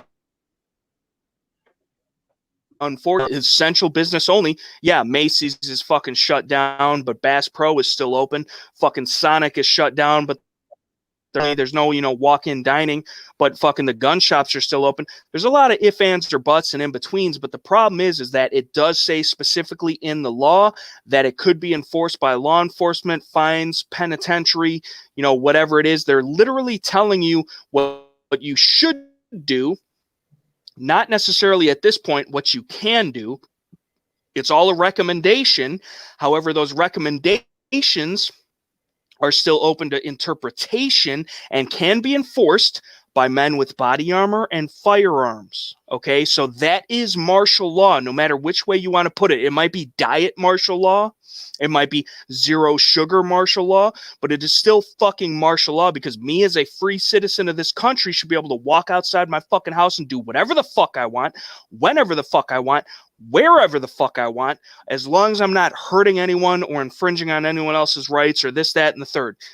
But I am not necessarily technically allowed to right now, and I'm not necessarily blaming just Trump, okay? It's not just Trump, because the government and the powers that be are bigger than just Trump. The problem with just Trump is that everybody is putting so much fucking faith in him and allowing him to be the dictator that tell what they shouldn't, the things they should do, the things they shouldn't do, where they should go, when they should go there. That is the problem. He's a false idol. They're looking to him for the information, for the truth. Oh, QAnon's the plan. All these pedophiles. That's why everybody's in their house, because if not, there would be backlash and we have to keep it a secret. Bull fucking shit, motherfucker. Bull fucking shit. Fuck that QAnon shit. Fuck Trump. Fuck the government. All the shit is bullshit. It's all a distraction. It's all a false flag. I sound crazy saying it. I know I do. But if you actually look into it, if you actually do some non-biased research and look at both sides of the aisle, fucking same. And they have the same fucking common goal. And at the end of the day, it's to fuck us. So you're either with us or you're with them. I'm kind of like you, man. I'm not blaming just Trump. It's the entire government. Look at the House. Look at all of it. They're the ones keep holding up all these bills. All these bills that are supposed to be designed to help us, we the people. They keep holding them up. Well, why are they holding them up? Because they want us to be right there, dependent on them, dependent on the government. And the more they hold it up, the more people are going to fall in line to the government. Yep. The carrot in front of the horse. Exactly. Right. And that's the only way it works. Angle it and see what sticks. That's the only way it works, is if they have enough of us on board, because enough of us on board will push that shit through. Enough of us on board will snitch on our neighbors that aren't complying, even though they're the ones that are justified and rightfully so, not listening to the bullshit government agenda, which is trying to fuck us all. If they have enough of us on board, enough of us pushing that carriage along, then they win. And that's the problem, is I'm seeing them win in a sense of having enough of us idiots on board, because nobody fucking pays attention. Nobody fucking listens. Everybody disregards actual logical, sane thinking of what is really going on and the end goal. It's not even about right here and right fucking now. It's about a week from now, a month from now, a year from now, 10 years down the road. What are they gaining out of this? Oh, they'll wait it out. Their end game is to win. Nobody looks at that. Nobody looks at that. It's not just here. I don't want you guys to take this and think we're only talking just here. We're talking the entire fucking world. Right. Like back home, they're shut down 3 fucking months. My brother don't work.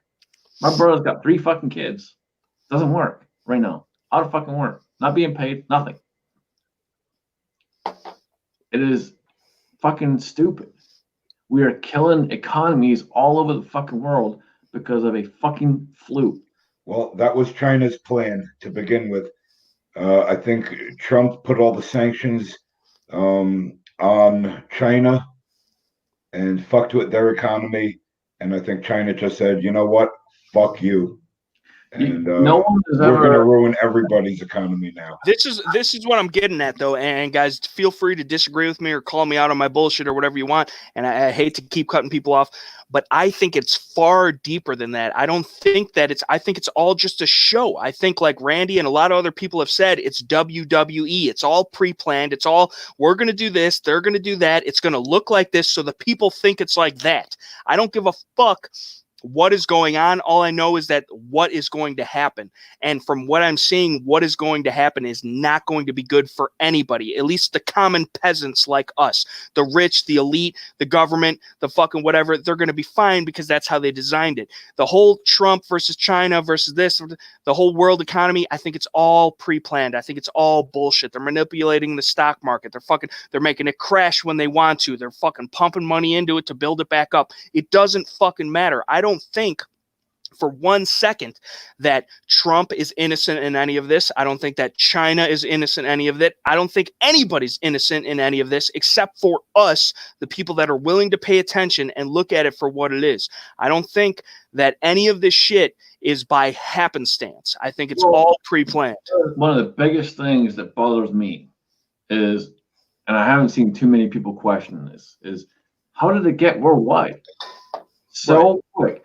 Because if someone supposedly, ate a fucking bat, had bat soup, whatever, and got sick, I'm sorry, how did it go from here to every fucking where? Also, those motherfuckers in China have been eating bats for a long while. So for it to all of a sudden be a problem.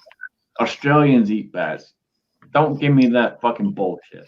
It's more than I don't think it was a bat soup. It's a man-made 100%. 100%. It's definitely man-made, and they strategically placed people throughout the entire fucking world where they want them, dumped them in there, and fucking let it loose. Well, they said they said it started in like January of 19. That's fucking a year ago. That's a year before it started. They had plenty of people traveling and spreading it all over the world. A long time. I mean, I don't know for sure, and I can't say for sure, But back in November, I was super fucking sick. I don't get sick in winter. I get sick in summer.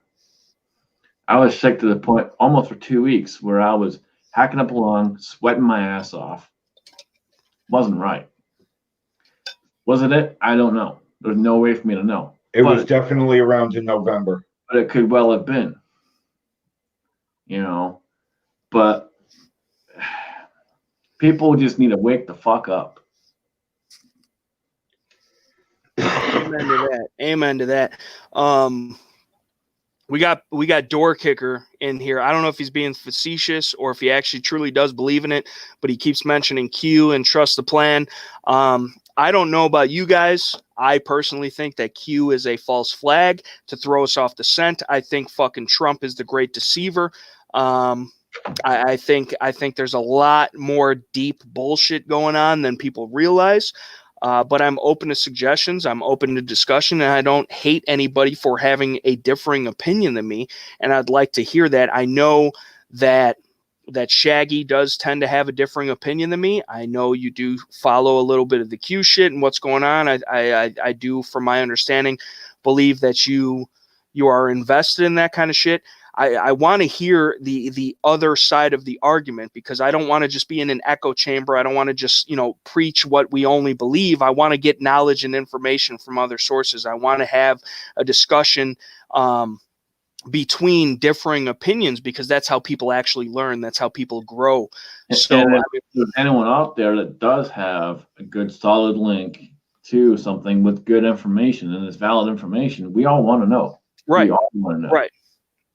But that's the problem. Well, You get into who knows this and who knows that, and everything is that we got so much from Facebook and Twitter and Instagram and YouTube. There's so many different fucking media sources hitting us with information that could be or could not be true, or maybe it's partially true, maybe it's partially false. I mean, we don't fucking know, and that's the biggest problem, is the fucking great deception. And we're all fucking running around like chickens with our heads cut off, and we don't know what's what. But what I do know is what's in here and what's in here, and my natural gut instinct, and that is always to not trust the government or the mainstream media, because that is all indoctrination and propaganda. So for the whole Q thing, the whole Trump thing, the Q thing goes along with the Trump thing. If you believe in Q, then you mean you believe in Trump, because Q is the one who's in favor of Trump and supporting Trump and saying he's doing all these great things. So if you think Q is right and trust the plan, then you have to be a Trump supporter, because you think he's actually out there doing these things, and he's the great Lord and Savior that's wrangling up these pedophiles, and he's going to change the country. He's going to make it better. And yeah, there might be some minor infringements and bullshit and martial law and everything in between, but it's okay, because at the end of everything, it's going to be all right. And I am not for that in any way, shape, or form. There is no way. I'm not for the martial law. I'm not for the infringements. But what I will say, specifically about Trump being the Antichrist, I don't see that, given how the Bible prophecy describes the Antichrist as being loved and praised by everyone at first. There's a hell of a lot more people that have gotten so much more praise than Trump before he was elected. Take Obama, for example. Everybody was rooting for Obama. A whole lot of celebrities. Not everybody. Well, And I'm going to argue. I'm going to contest this real quick. I want to hear what you want to say, Shaggy, and I hope you hold on to the thought and bring it right back. But what I'm going to say to that point is, Trump is supposed to be the Christian, the pro-gun, the pro-freedom, what this country was built on, what humanity and society is supposed to be, the right way of doing things, not the liberal lunatic left that's crazy and fucking wants to kill babies before they're born and and that's a whole nother subject. But all this other shit, like that, is considered by most of us evil and the antithesis of what we actually believe in. So when they talk about they want everybody to love him and he comes as your friend and he makes everyone happy, the way that I interpret it, which I've read it, and I'm relatively well versed in it, is that it's the people that actually do think for themselves. It's the people that actually are on the right side of history, as it were, the people that actually do truly believe in the real aspects of what this world or this country is supposed to be. So when it says, oh, of course he's got haters, but I think a lot of that shit is fabricated. And a lot of that shit would be fabricated by the mainstream media, because people are so indoctrinated to be fucking sheep and follow what they're told anyway, that it would happen regardless. So I think without complete and total opposition, that it wouldn't infuriate the people on this side of the house to be as strong of supporters as they are, because a lot of the people on the Trump side of the house, oh, MAGA country, this, that, and the other thing, are fueled by the hate and the dissidence and the disrespect of the liberal lunatic left. Okay. So, I mean, I think that there is solid grounds for him to be the great deceiver. You're more than welcome to disagree with me. That's just my point. I just wanted to add that. I'm sorry for cutting you off, but I don't think that it's all up for interpretation. The parables and all that stuff, it's meant for you to ingest and think about it in your own way. But I think that there's definitely an argument to be made either way, but I don't think it's realistic for any one candidate to be completely loved by all. I think there's always going to be a dissertation. I think there's always going to be an argument. I think there's always going to be people that do not agree. So to take it literally and say everybody has to love him for him to be that, I think is wrong. Something interesting. Before I continue on to my next point, and probably my final point for this live stream, is that Bible doesn't exactly say of which profession the Antichrist will come. He will be the leader of the one world order when that comes around. That's guaranteed. But it doesn't say if the Antichrist is president, or if it's a prime minister, or if it's a low life cop making $15 an hour to drive up and down the streets. It doesn't say where they will come from. All it says is he will be loved by the Antichrist will be loved by many and will be put into power over the one world order. Next point is there's a lot of disinformation. Now, I don't associate Trump with Q or Q with Trump because they are separate, and there's no direct admittance from anybody from either confirming whether Trump is Q or not. There's some people say he is, but there's more evidence saying he's not Q, but they are within friendship of each other. Can I ask a quick question? I'm not trying to cut you off, and Dorcaker, trust me, I'm not trying to cut him off. Can you explain what Q is? I've never heard this term. Q is this movement on 8chan and various other websites. Q is this allegedly somebody who's been previously assassinated. However, the whole thing about Q is that Q is on this mission with a whole lot of underground patriots to cleanse the United States of the deep state, or was commonly referred to as deep state. The reason the mainstream media put out this whole spiel about Q being fake and just conspiracy theories, they don't want people following Q. They don't want people seeing what Q is doing. They want to take that power away from Q. If Q is factually correct and is true as to who they say they are and what they're doing, so, to speak for lack of better words. Also, the reason a lot of people not associated with the mainstream media, but the general public, people like you and I, or Josh, or even N.E.PA, associate Q with being fake and just a CIA operative, a PSYOP, more correctly, is because you're saying he's doing all of these things and all of these things never happened. But that's my point, is in there, in between all the lines, he was saying it is not going to happen on the date it said is going to happen, and disinformation is required to keep the deep state from finding out about it, to try and prevent it from the cleansing, or the storm, as Q puts it, the draining of the swamp, as Trump puts it. However, what a lot of people miss is they looked at Q at those times and moved on. But what they're not seeing, because they never paid attention to a Q, and why I look at Q very closely, is because everything Q said they're going to be doing is being done and can be seen, kind of mostly censored in the mainstream media, but it's out there that it's going on. But doesn't that make you question that, though? Doesn't that make you question it if everything that is being said is happening? Amen. Well, see, that can be fallacy, because just because somebody says they're going to do something and they do it 10 years from now, what does that say about them? Regardless of politics, like if I told you, hey, I'm going to come to your house and give you $100, and I go to your house 10 years from now and give you $100, that doesn't make me a bad person. There's a big difference between you coming here and giving me $100 and 60,000 people dying.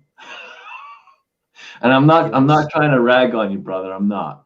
I'm trying to get I'm trying to understand where you're coming from with it, because to me, if it's being broken down like that and it's really actually happening as it's being broken down, something's fucking off. Something's off. But thing about Q, what I wanted to bring up, because I know Josh mentioned it earlier, or you mentioned it, one of you mentioned it, Pelosi or Feinstein, whoever, tearing up the speech that Trump gave her before the press conference, however long ago that was. That, as evidenced by several sources, that wasn't a copy of the speech. Those were indictment papers. Same ones, I forget who it was, but somebody was served indictments at Bush's funeral. And it's all being done in a way for reasons, as Q puts it, to prevent a mass uprising, which would endanger the mission, so to speak. Now, am I saying Q? I'm not saying Q is the greatest thing ever. This really, my point about this is that what I'm seeing in the gun community, and especially from people, and more from people who say they're patriots and, you know, just the average gun guys, is there isn't a lot of deep digging. There's looking at the mainstream and, hey, they said this is a lie, here's documentation that proves otherwise, and here's what Trump said he was doing, but he's pushing these laws, and here's evidence which says otherwise. They're just looking at politics. Right. Actually look at. You made a really key point, and I want to highlight this. And you actually made a couple key points that I really want to kind of highlight. So number one, like I said earlier, they're basically breaking everything down, and they're already telling us what's happening and what's going to happen. That makes me question things. Yeah. Amen. Number two, you were saying how they want to stop the uprising. So basically, what you're telling me, and what I'm taking from this, and again, don't take this the wrong way, man. I'm just trying to have a conversation. And everyone out in the side chat, don't take it the wrong way. I'm having a conversation. I'm trying to understand where he's coming from. But to me, when you say that they're breaking everything down and it's already being foretold what's going to happen, and they're trying to prevent the uprising of we the people who are in control, supposed to be in control, patriots, you're basically telling me that they already have that story laid out as to what they want to happen and are fucking the people. We the people. Right. That's the way I see it. Because if we the people are what is important and what matters, and it's up to us what happens, how are they telling us what's going to happen? Why are they not asking for our opinion? Why are they not asking for our consultation? And if there were to be an uprising, wouldn't that be a good thing, in my opinion, for making America great again, or draining the swamp? Wouldn't you want the people on board for that? Wouldn't you want the numbers and the people behind you cheering you on and out in the streets doing what they can to make your goal come to fruition? That's my whole thing. That's a really good point, and I'm glad, because I don't have the serenity to stay as calm as you do, Scotsman, with some of these things. I get all crazy and off the bat with it, but me sometimes, man. He banned me from his live stream for 6 weeks. It really is hard for me sometimes, man. And I love this country. I do. I've been here 14 years. It's understandable. I mean, I totally get why some people would say, here's Q is just a psyop and here's why. However, it's just like the CIA. Just because they're a secret agent doesn't mean they're a bad guy. There's a reason in the CIA and the military they say trust nobody.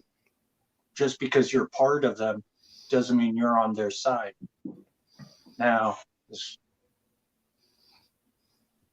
they keep saying that all this disinformation as far as what they're saying is going to happen and what's actually happening, which kind of line up with each other if you decode it right, is what is actually happening. They're trying to keep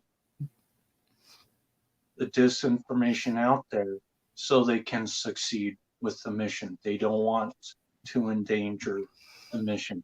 They want to succeed. You keep saying mission, and I'm not trying to. To me, the mission is we the people. Yes.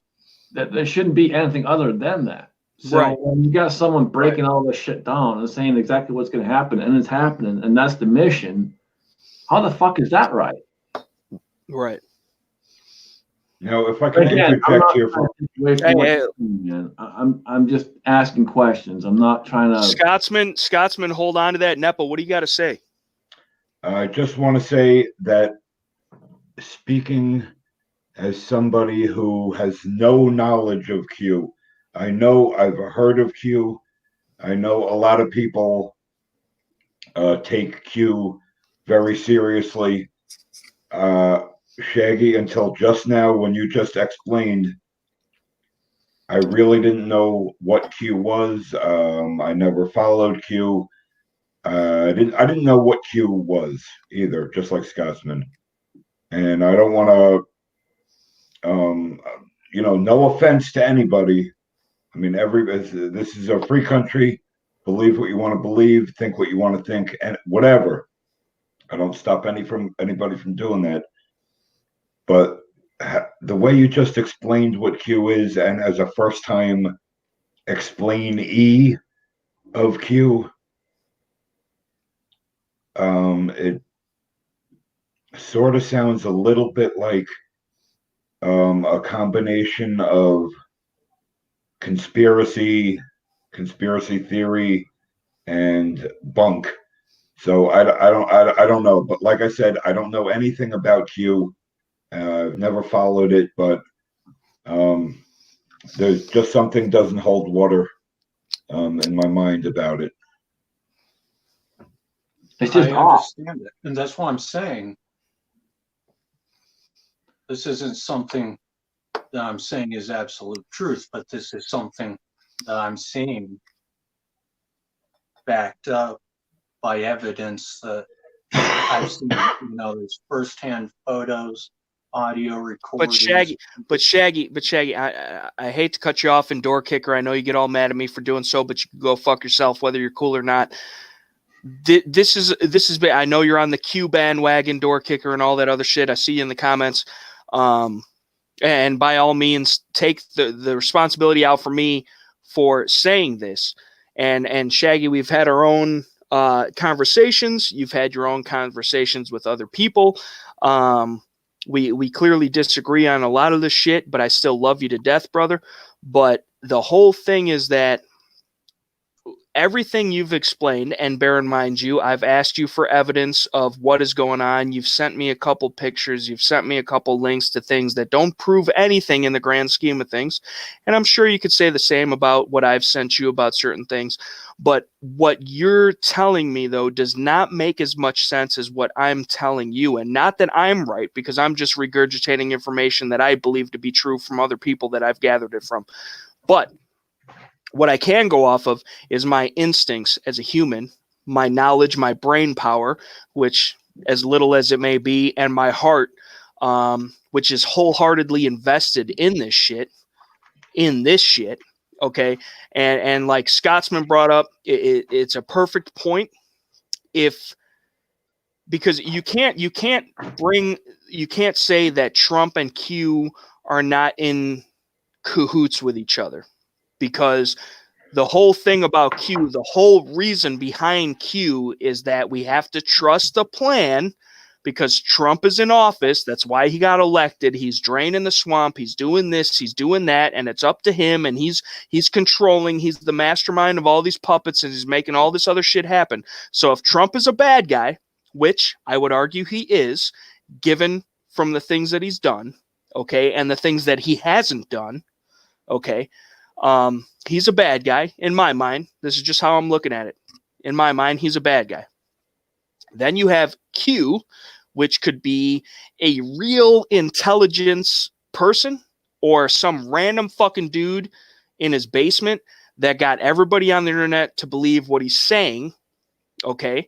And if he is a real dude, or even if he's not a real dude, it all plays in part with the fucking distraction, the false flag, the facade. Everything's a fucking joke, and they're getting us off the scent of what's really going on, because there's so many factors you have to take into consideration. So let's say the government, which Trump himself is saying that the coronavirus is a serious thing. We need to get vaccinated, which you could talk about in the fucking book of Revelations, the mark of the beast. They're going to have the nanobots and the RFID chips. You're not going to be able to buy or sell without having it, or whatever the fuck it is, right? So you got to take the vaccines, the shots. You need to get your shots. He's pushing the big pharma shit, the tests. Oh, look at this. I'm displaying it on national TV in front of everybody. Let's look at the tests. Let's do that. The money, follow the dollar. The money is the root of all evil. You follow the dollar, it goes to big pharma. In this certain scenario, they're buying up more corporations. They're getting more power and money for themselves. That's a whole nother. There's so many facets to this. It's ridiculous, and it's hard to follow.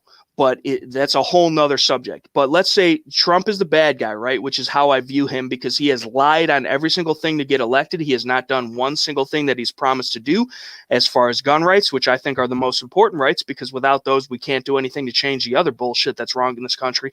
So, completely lied about that. So we can't trust him. For that. You told me one thing, you did the opposite. You lied. I can't trust you. I'm sorry. I can't trust you. Fool me once, shame on me. Fool me twice, or fool me once, shame on you. Fool me twice, shame on me, type of thing. So you're not going to fool me again. So you're the bad guy.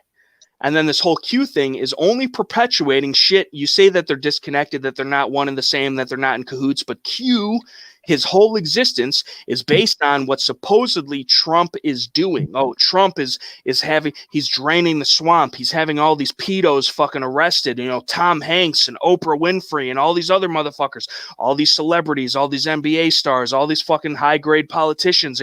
We're in lockdown because, we can't be seeing what the justice that is taking place. I think that's bullshit. I'm calling bullshit, because that's wrong. And if it's really for the people and of the people, us who are supposed to run this fucking country, why would you not want us to know? Why would you not want us to be behind you? Why would you not want us there to support you? It doesn't make any sense.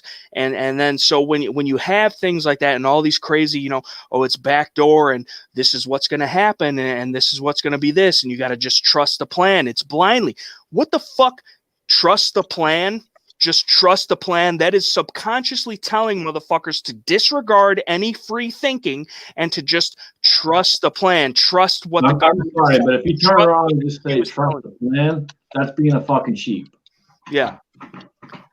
Yeah. So, and that's the thing. Jerry Parker says Q could be Russia, China, or anybody. That's the whole thing. You don't know who this fucker is. He doesn't have a face to a name. He doesn't even have a real name. He's telling you all this shit that may or may not be true. And if it does turn out to be true, it's probably because he's in on it with these other shady motherfuckers to begin with. So that's the whole thing. That is the dangerous part of this entire situation. And so many people are behind him. So many people are supporting him. So many people, and it might not even be a him at the end of the day. It could be a her or an it in in these days. It's 2020. Who fucking knows? So it's the whole thing. So many people are blindly following. And at the end of the day, that makes you a fucking sheep, because you are blindly following the herd. You are center to center. You are right behind. You're in front of. You're in line going to the slaughterhouse. And that's the way that I look at it. And I could be wrong. I could be wrong. I'm not right about everything in my life, nor do I ever claim to be. But the way that I perceive it, the way that I look at it, is it's a false flag. It is a psyop. It makes too much sense for it to be such. And it doesn't make any sense for it to be the actual thing that's trying to help us. There's nothing in the government in any way, shape, or form has ever or ever will be trying to help us, the people, because the government themselves look at us as the enemy. All right, we got Door Kicker out there saying Q ain't a person, it's military intel. Well, if that's a fact, and they already have the information before this shit's happening, why are they not fixing it? Don't turn around and tell me that it's something that is military intel, for example, where if they know it's going to happen, why are they not preventing it? Prevention.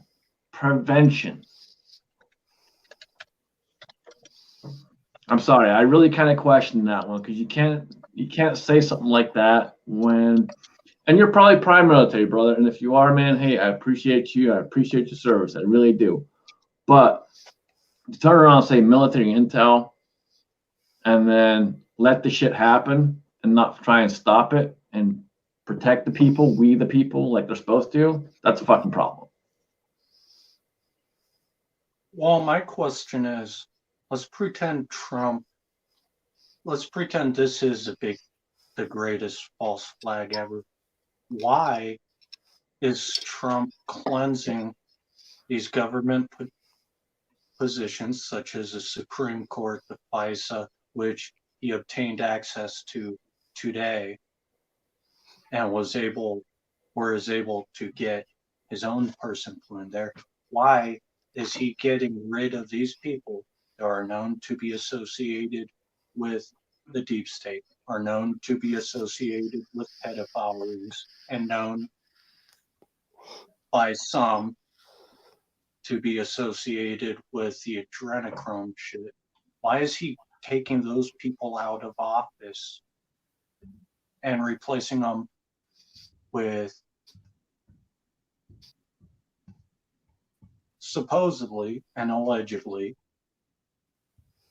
genuinely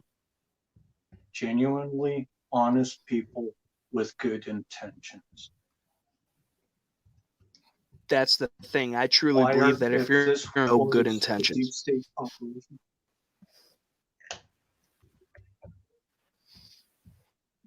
if he is, except for government. and again, that whole argument, that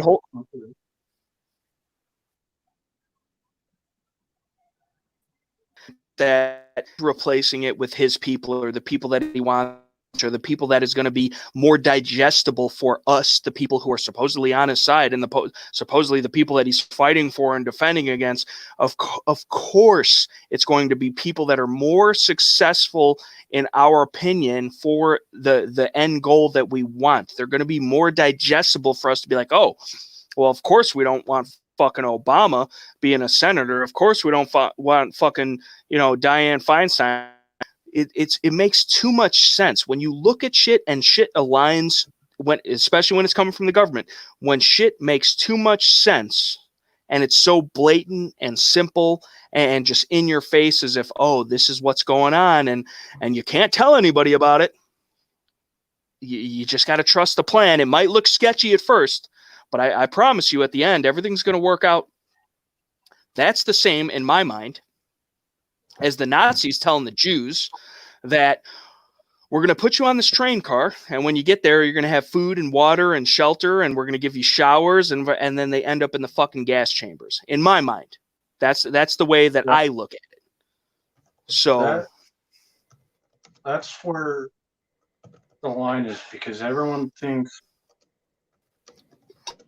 no, you not once has said that, hey, we're going to be infringing on rights.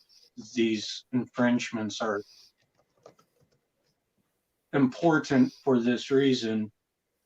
There's no mention of passing any laws like that. It just refers directly or indirectly to the cleansing of the deep state while preserving the American citizens and their way of life. For the most But part, not counting this it hasn't, though. coronavirus. Hold on, before this corona shit, for the most part, for one, there should be the way of American life should be utmost importance of anybody that is in control of this country, because that is why they're there. So for the most part, to say is bullshit, because it should be the only part. And then on top of that, to say, oh, you have to deal with some kind of infringement, you have to do this, you have to do that, you have to go along with the plan, because in the end, it's all going to work out. That's bullshit, because when has that ever fucking worked out? When have we ever been told by government that we have to give up our rights and freedoms and liberties and this, that, and the other thing, and that just for now, so the government could do some totally like spectacular shit to make the world better for everybody,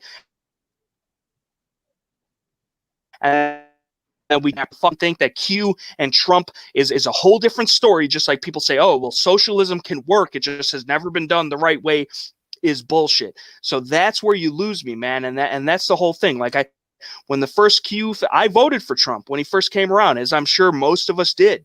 And then, and I didn't like it. I was more of a Rand Paul guy kind of thing. And then I was thinking about Ted Cruz, but he's a little bit establishment for my shit, Trump, and because I believe because he just came out of left field, that maybe he was something different. But at the end of the day, this whole voting thing, this whole fucking putting someone up on a pedestal, and it's this guy versus that guy, and it's red versus blue, and it's fucking, it's as if it did actually matter what we thought. They or who we are, unless we have enough money and power, it does not matter. And all of us do not have enough money and power to matter to the government, to the New World Order, to the fucking one world government, to the elitists, to the whoever. I know I sound crazy. Bear with me. Shit, again, like I was saying, which you argued the opposite of, that Q and Trump are not one and the same, or not affiliated, or whatever it is. They are. They're not affiliated. Well, whatever. Q and it's been, Trump has been on Epstein's flights, or a friend with Epstein, and all this other shit. So there's so many discrepancies. There's so many, whatever. Of course, I mean, that's the thing too, is what do you believe? Can you believe what the mainstream media or the government is telling you? I don't. So if that's the only thing you have to go off of, what do you have to go off of? Nothing. Because you should assume that all that shit is bullshit and lies to begin with. But regardless, whether he was or was not friends with Epstein, or had any collaboration with him, or any of that other shit, Trump, what we do know is Trump has massively infringed on our Second Amendment rights after claiming he would never do such, and in the contrasting viewpoint of that, actually fight for them. None of that came to bear. Also, he is quoted saying that that America is not a socialist country, and he would never ever allow it to be a socialist country. However, he himself is signing bills to make this a fucking socialist country. So to sit there and think that fucking Trump is the savior of the people is in the least bit, and I'm biting my tongue until it bleeds to say this.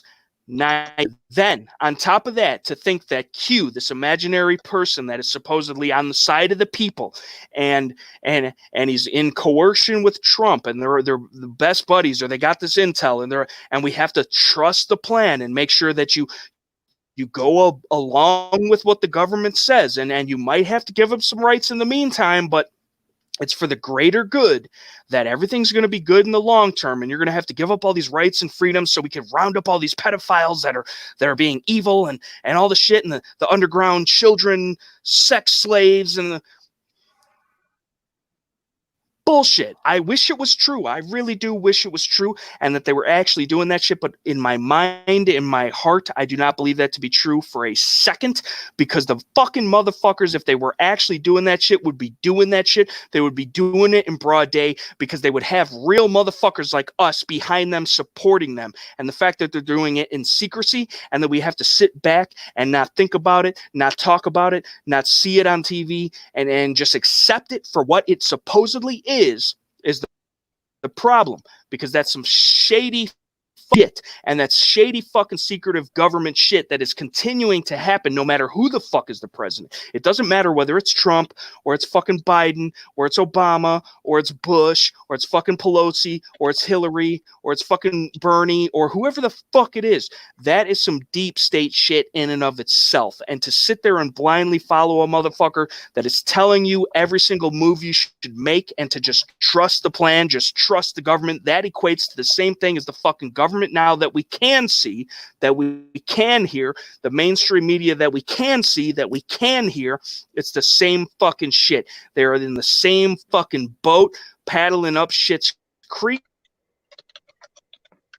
And because we sit there and we hear about it, we believe in it, and we don't question it, because you're not supposed to question it. You're supposed to trust the plan.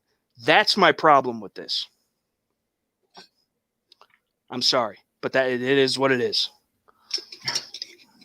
Okay, why don't we give Shaggy the last word on this? Because this seems like a conversation that could keep going forever and ever with people with differing opinions. So, Shaggy, any rebuttal to that? Aside from what I just put in the comments, no. Okay, because this Q seems way deeper on both sides than you can really see. On the tip of the iceberg, really. It really is deep, but what I do want to say real quick, and I'll leave it right there, is that Q is from and is the central, well, not central, but they are the intelligence community. The intelligence community would have access to what the deep state wants and to what they're planning out for the society, because they communicate this shit on their personal phones while coded. These people have the access to decode it and know what they're up to without being part of the deep state, without the deep state knowing, because all the technology they're using, they put in place to spy on us. But again, if they know what's supposedly coming, why would they not try to prevent it? I really have to question that. I'm sorry, man. I'm not trying to rag on you, but when they have this information and they supposedly know what's happening, what's coming, and trust the plan, why would we not try to prevent the issues and fix it? Because if Q is 100% real and not a CIA operation, given all the posts referring to Bible verses, and very, very specific Bible verses at that, and constantly encouraging those following Q to pray, it's all morally based. They can't just go start blowing people's heads off like America wants to see. I got to question that too. He who hath no sword, let him sell his cloak and buy one. The Bible encourages violence if it's justifiable. You're saying that they're quoting Bible verses. So, and don't take this the wrong way. If anyone's religious, don't take this the wrong way. But religion is a form of control. And when you're quoting Bible verses, specific ones, as you stated, that is another form of reining people in. It just seems all too convenient. Amen to that. And I am a Christian man, and I can see that. Because the whole right side of the aisle, the whole Trump side of the aisle is supposed to be Christian, conservative. They are targeting their market, and it's working out quite well. Not for us, but for them, in my opinion. Honestly, well over half the gun community isn't even Christian. Just saying. From all the videos I've seen, most of them are not Christian. Most of them are atheists, and a lot of them have claimed to not be Christian. Well, the love of guns really doesn't. It crosses religious barriers.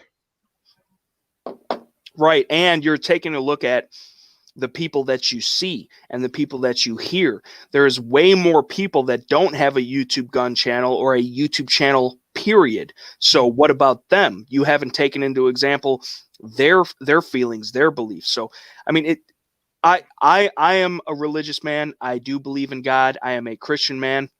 However, I can also see bullshit and call bullshit when I come across it. That being said, to take an example, it's like a lot of people do is it's a specific lot of people that you're questioning, or that you're taking into example, or that you're gathering your information from, because not all these people have a voice or choose to let their voice be heard. I don't know. I mean, I can totally and completely agree that religion can be used as a form of control, like Tactical and Scotsman just said. We got Catholic priests butt fucking little boys, okay? And if that's not the complete and total opposite of religion is supposed to be, I don't know what is. So, I do believe that we're not fucking apes. We're not fucking, just the great big bang or whatever. I think we're here for a reason. But at the same time, I do believe a lot of that shit has become skewed over the years, and even from the beginning, and that evil has gained control here on this earthly, worldly world. And that's part of the point of contention, where you have to either have faith or trust or believe and whatever. And I don't want to get on here and get all preachy, but there's always something. There is good and evil, no matter where you want to split the line. And I do truly believe that more so than not, the government, the powers that be, the mainstream media, the elites are evil. And we, the people, are the good, or at least potentially. But I think a lot of motherfuckers are choosing not to be. And that's, I think, where our problem lies. Yeah, and you got door kicker out there saying Q is real. You know what? It may well be. Whatever it is, it may well be real. But again, if it is something along the lines of military intel, and they're already stating what's going to happen, again, why are they not fixing it beforehand? You got to question that shit. Can't run with, I'm just going to sit back and trust the fucking plan. I'm sorry. I'm a free fucking man. I am a free fucking man. If you can't understand that, that's a fucking problem. Right. When, and I'm going to make a video on this. I haven't done it yet, but Iron Maiden has one of the greatest songs out there. And beginning of the song, I am not a number. I am a free man. I'm sorry, guys. I'm not a fucking number. Nor are you, nor are you, nor are you, and nor are any of you in the fucking side chat. We all got to step up and do our part. Amen to that. Yeah, amen to that.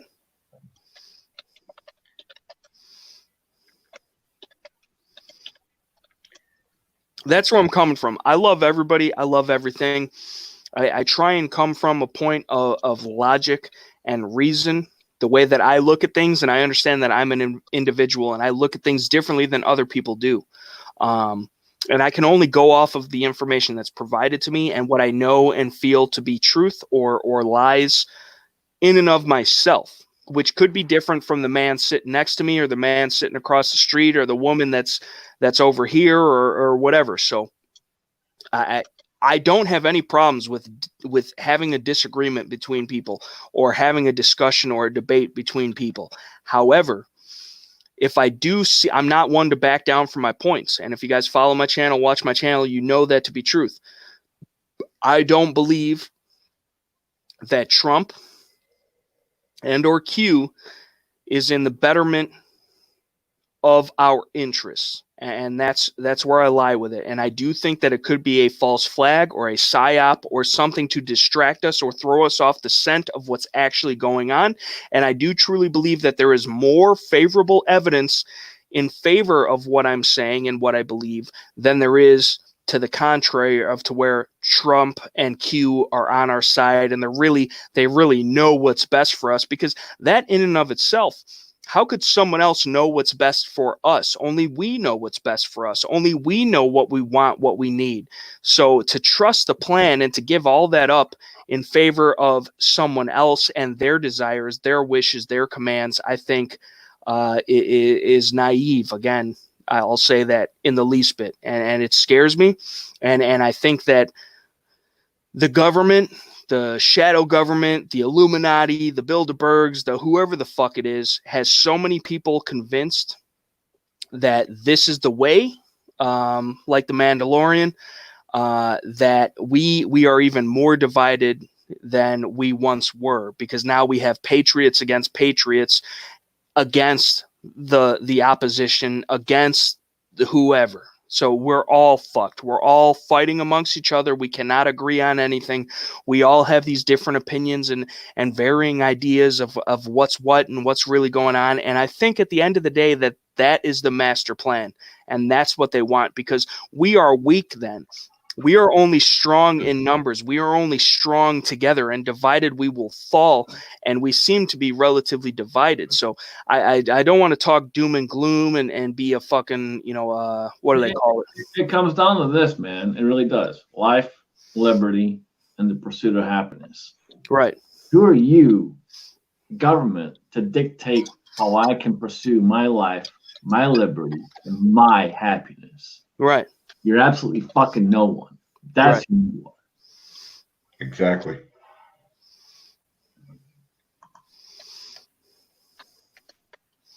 We, the people, dictate our own. Right. We're not dictated to. Right, which is one of the biggest problems that I have with the whole trust the plan thing, like you brought up, Scotsman, is that we are not in control of it. We're supposed to sit back, relax, and watch it happen, which means that we don't have any power or control or say so in the whole entirety of the situation. So even if these motherfuckers are real, and even if these motherfuckers are doing shit that's morally right or justified or for the grand scheme of things better for society, if we don't have a say in it as the society, if we don't have a say in it as the free people of this country, then it is still technically morally wrong. And I want to bring up one other thing. Fuck up. We got people out there in the side chat making comments, and to some of the panel members back and forth, and we're all talking to each other. And trust me, we love the guys out there. We do. We appreciate you being here. I appreciate you being here. 100%. We wouldn't be here without you. N.E.PA is an awesome dude. I've had the pleasure of meeting the man, and I'm glad I did. Guys, let's not be kind of separating ourselves. We all got to come together. There's a lot of stuff going on in the side chat there, including some of the panel members here back and forth, where we're kind of separating each other. We don't want to do that. We got to come together as a community. We got to be together as a community and support each other. Yeah, sometimes we're not always going to agree on certain things. But at the end of the day, we all agree on we the people. We all agree on our freedoms and our rights. So pull your head out your ass and stop attacking people back and forth. Yeah. I'm with that, and that's the whole thing that I think is fucked up about this entire argument is that they want to divide us, and that's why these things are in place to divide us. Because you're going to have some people that go along with it, some people that contradict it, and then there's going to be a clash. But the clash is distracting us from what they're really fucking doing, and so it's regressive instead of progressive, and that's the problem. And I want what's best for me, you, everybody in the side chat, everybody that's watching later. I want the best for America. I want the best for our rights, our liberties, our freedoms.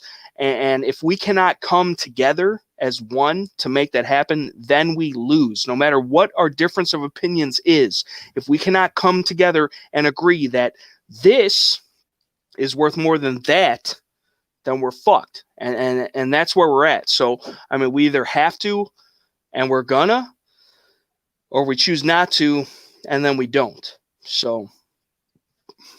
Yeah, like I said, we all got to stick together, man. We all have disagreements back and forth here and there about certain things, but as a community, as freedom-loving patriots, we all got to stick together.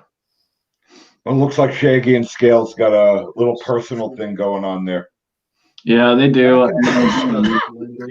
They gotta pull their heads up their asses. And Scales, you keep fucking egging them on. Stop being a.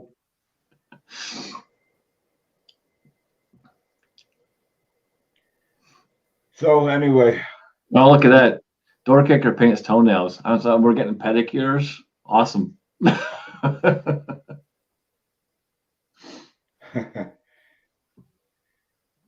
Door kicker, you paint my toenails for a back rub? Tell them bring hoppies.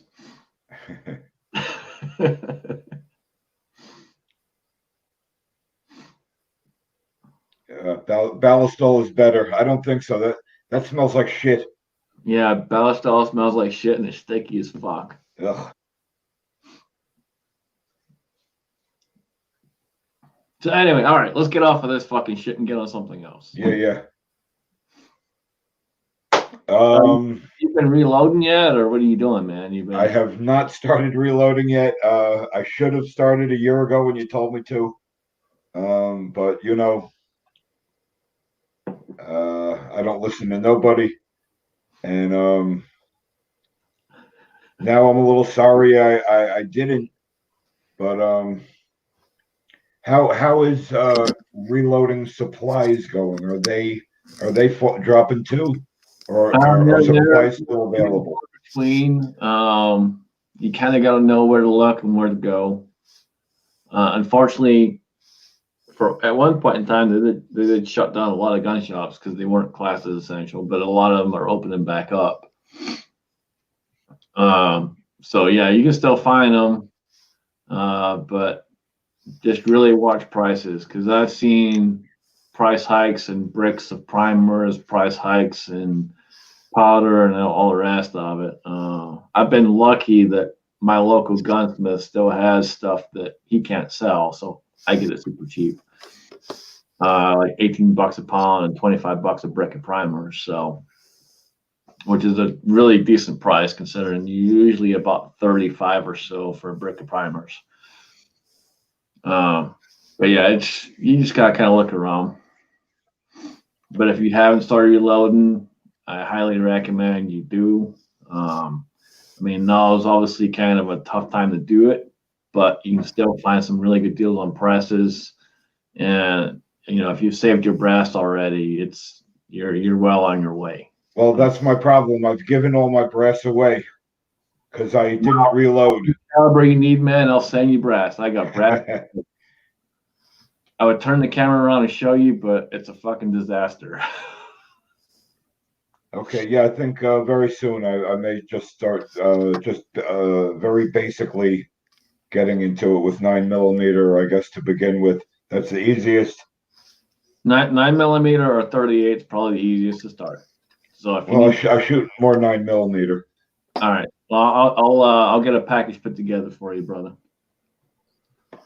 Yeah, please. No, Scotsman. No. Tough shit. It's already happening.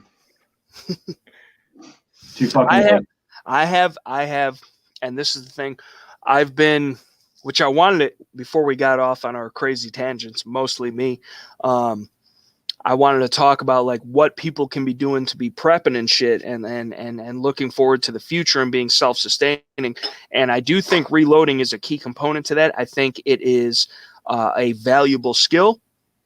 However, I think that it is also, just as volatile as being able to acquire ammunition, because if you can't acquire ammunition, you probably can't acquire the components either. Now, obviously the ammunition is going to go first because not as many people reload. But if they're cutting off, if you can't go to your gun store, if you can't go to this, it's going to be one and the same. But I think it's a valuable skill to know. And I do have a single stage RCBS rock chucker press, and I myself, I'm more of, just buying ammo when I can, buying in bulk. If I'm going to reload, I'm going to reload. I shoot a lot of revolvers.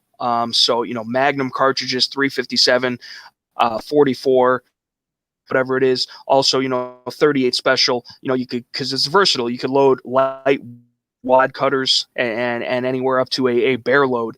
Also, I got the single stage press because I shoot a lot of 45 ACP. That's expensive. I would like to be able to make my own, whether it's target wide cutter loads, for like bullseye style shooting, or, anywhere up to a super hot, smoking bear defense load.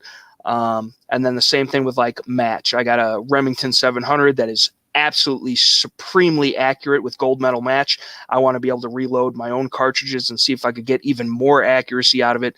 I have not yet been able to set that up yet. The only thing I do have, I got everything I need to reload 38 special, except for powder and primers. That's the only thing I need. And admittedly, the knowledge on how so to do that. And I understand there's the reloading Bible out there. There's the books, there's information, there's data online and websites and YouTube videos. So that's one thing, given those things are still around when I get around to doing it. But it is a valuable skill. But in my whole, worst case scenario kind of mindset, I would not rely on it. That's the only thing. I want to have, if the shit is hitting the fan, I want to have shit I could use, load up, and shoot right now. So definitely keep buying ammo. Always buy ammo. But you should know how to reload your own, roll your own. Okay. It's a valuable skill. I'm all for it. I'm down with it. I got to get my operation up and running myself. But don't just think that everything's going to be sweet, that, the ammo on the shelves is out of stock, but I could get my components, because eventually those components are going to be out of stock too.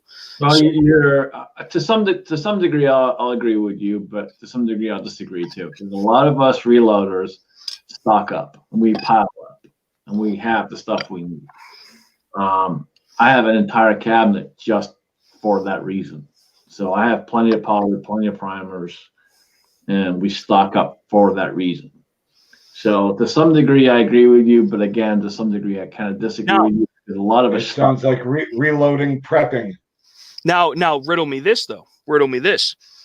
Now, let's say, which obviously, in my opinion, the first, idea in a bad situation should be to bug in, because this is where all your shit is. This is where all your supplies are. You've kind of have your own little fortress guaranteed, whatever it may be. It's your property. It's, the land. Yep. What if you do have to leave? Can you bring your press with you? Can you bring all the components with you? Is that feasible, or is it better and more streamlined and lightweight and accessible to have pre-made rounds, whether you made them yourself or you bought them? If you're a reloader, you have runs ready already. Right. So that kind of negates itself, because I already have shit loaded up. I got plenty of runs ready to go. If I gotta bug out, toss them in the bag and I go. But I know plenty of people, again, being a gun dude, having friends that are gun dudes, working in the industry, not only as a YouTuber, but more importantly, as a gun shop employee, of people that reload only when they need to reload, which I feel like is a lot of people. And that there are people like that. I'm not one of those. Right, but you're different. You're into it. I get where you're coming from. to anyone who's thinking of being a reloader or getting into reloading, constantly make ammo. Constantly. If you have an hour here, an hour there, do what you got to do. A lot of times, see, I break the process up. I break it up a lot. So one day I may spend 4 hours cleaning, depriming, brass, resizing, and having it ready to go. And then the next day I'll spend another 4 hours loading all that up. You got to break. What kind of press do you use? I got multiple, man. What's like your go-to? Is it like a Lee? Is it a Hornet? I shoot a lot of 9mm competition stuff. So I have a Dillon 650 for my 9mm. Standard, yeah. Solid choice. Everyone goes, yeah, it costs so much money. It took me 2 years to get it, guys. It pays for itself. I didn't buy it all at once. I bought it in pieces. 2 years. Take your time. Spend your money wisely. Buy it in pieces. I have a Lyman 8 turret press with 4 other turrets. I can load 2 calibers per turret. So they're all set up various ways. I have the N.E.PA press, which is set up for depriming only. That's all it does is deprime. Because I can deprime so many cases on the thing so fucking fast, it's not even funny. I spent 4 hours one day, actually about 3 hours one day, depriming brass and cleaning them. And I thought I did about 1,000 cases. No, it's probably closer to like 5,000 cases. I didn't realize how much I'd done because it just goes so damn quick. Now, when you reload, do you have to resize and trim every piece of brass? When it comes to pistol, no. When it comes to rifle, but sometimes yes, and sometimes it depends on the caliber. From what I know, with rifle, for example, if you've only shot it once and it's once fired out of your particular gun, more than likely you're probably not gonna have to resize it, trim it the first time. You'll have to resize it, but you won't have to trim it. Cases grow when you shoot. They grow, but once fired out of your rifle, so long as it's never been fired before, more than likely you'd probably be okay the first time around, to where you just have to resize it, throw the primer, powder, and bullet, and good to go. The more you shoot it, the more it's going to start growing on you, and you have to start trimming the case down. Now, what do you trim it with? How do you trim it? So there's many different trimmers out there. I have the Lee Quick Trim, which I just ordered another press for, specifically for that reason, for trimming brass. And I know you guys are going like, he's got so many fucking presses. I have it all set up in specific ways for a reason. I would add those are the only press that you could actually trust. And a good single stage press is really good to have just as a standby if you ever need it. I have the turret press, which is still a manual turret press, and you can use it as a single stage press. But the reason I didn't want to go that route is because I have it set up for all the calibers I want and use and need. And so I'd have to start pulling stuff out to set it up to start trimming the shit. I don't want to do that. I want it set up and left alone, good to go. I have my calibers, I have the powder, the primer, and everything all written down as to what I want for each specific thing. So it's basically, all I got to do is change the turret head out and start rocking out with, I don't have to screw around with it. But trimming is not a hard process. It's relatively simple. It's relatively simple. There's multiple ways you can do it. And like I said, there's so many different things on the market. You can get automatic trimmers where it's basically a self-contained unit, probably, I don't know, maybe 6 inches or so by like 3 inches wide, whatever. And you just take the piece of brass and set it on there, hit the button, and go. You can get ones. Okay. You can get ones that go inside your drill. You can get some ones that go inside your actual drill press if you have a drill press. There's all kinds of shit out there. Okay, because not knowing anything about it, when I heard you trim the brass, I didn't know what you trim with. I was picturing like some kind of hand tool going around, Yeah, there's all kinds of ways you can do it. But when it comes to pistol and stuff like that, pistol, you really don't have to fuck with. It's just resizing it, priming it, dropping powder, and going. Scotsman, what do you have to say about the hand loading of shotgun shells like we've seen on Dave Canterbury's, regardless of what you think of the man with his stolen value or fucking, lies that he's portrayed to get onto Discovery Channel's fucking Dual Survival. He talks about a lot on his channel about hand loading 12 gauge shotgun shells, whether it's fucking wax slugs or it's whatever, and the sheep's wool and the tallow and this, that, and the other thing. What about hand loading shotgun shells, which, in my opinion, a shotgun, especially a 12 gauge, can be one of the most versatile survival tools that we can have, one of the most lethal tools that we can have within the inside distance of a home or a property, for self-defense, hunting, whatever. Do you have anything like that? Do you fuck with anything like that? What do you know about shit like that? Does it take like a big time, big press that is all incorporated, or can you do some shit that is viable with just a small few hand tools and yourself? So you can do it with hand tools by yourself, or you can get a whole press, the whole shebang, and you'll be $200-300 into the press and all the rest of it. Personally, myself, I do not reload shotgun, and the reason I don't reload shotgun is simply because I have bought so much shotgun ammo. I'm probably never gonna have to buy any more in my life. I'm probably never gonna need any more. I bought so much shit when dealers were flying out there that for what I paid for it, it's probably less than it cost me to make 9mm.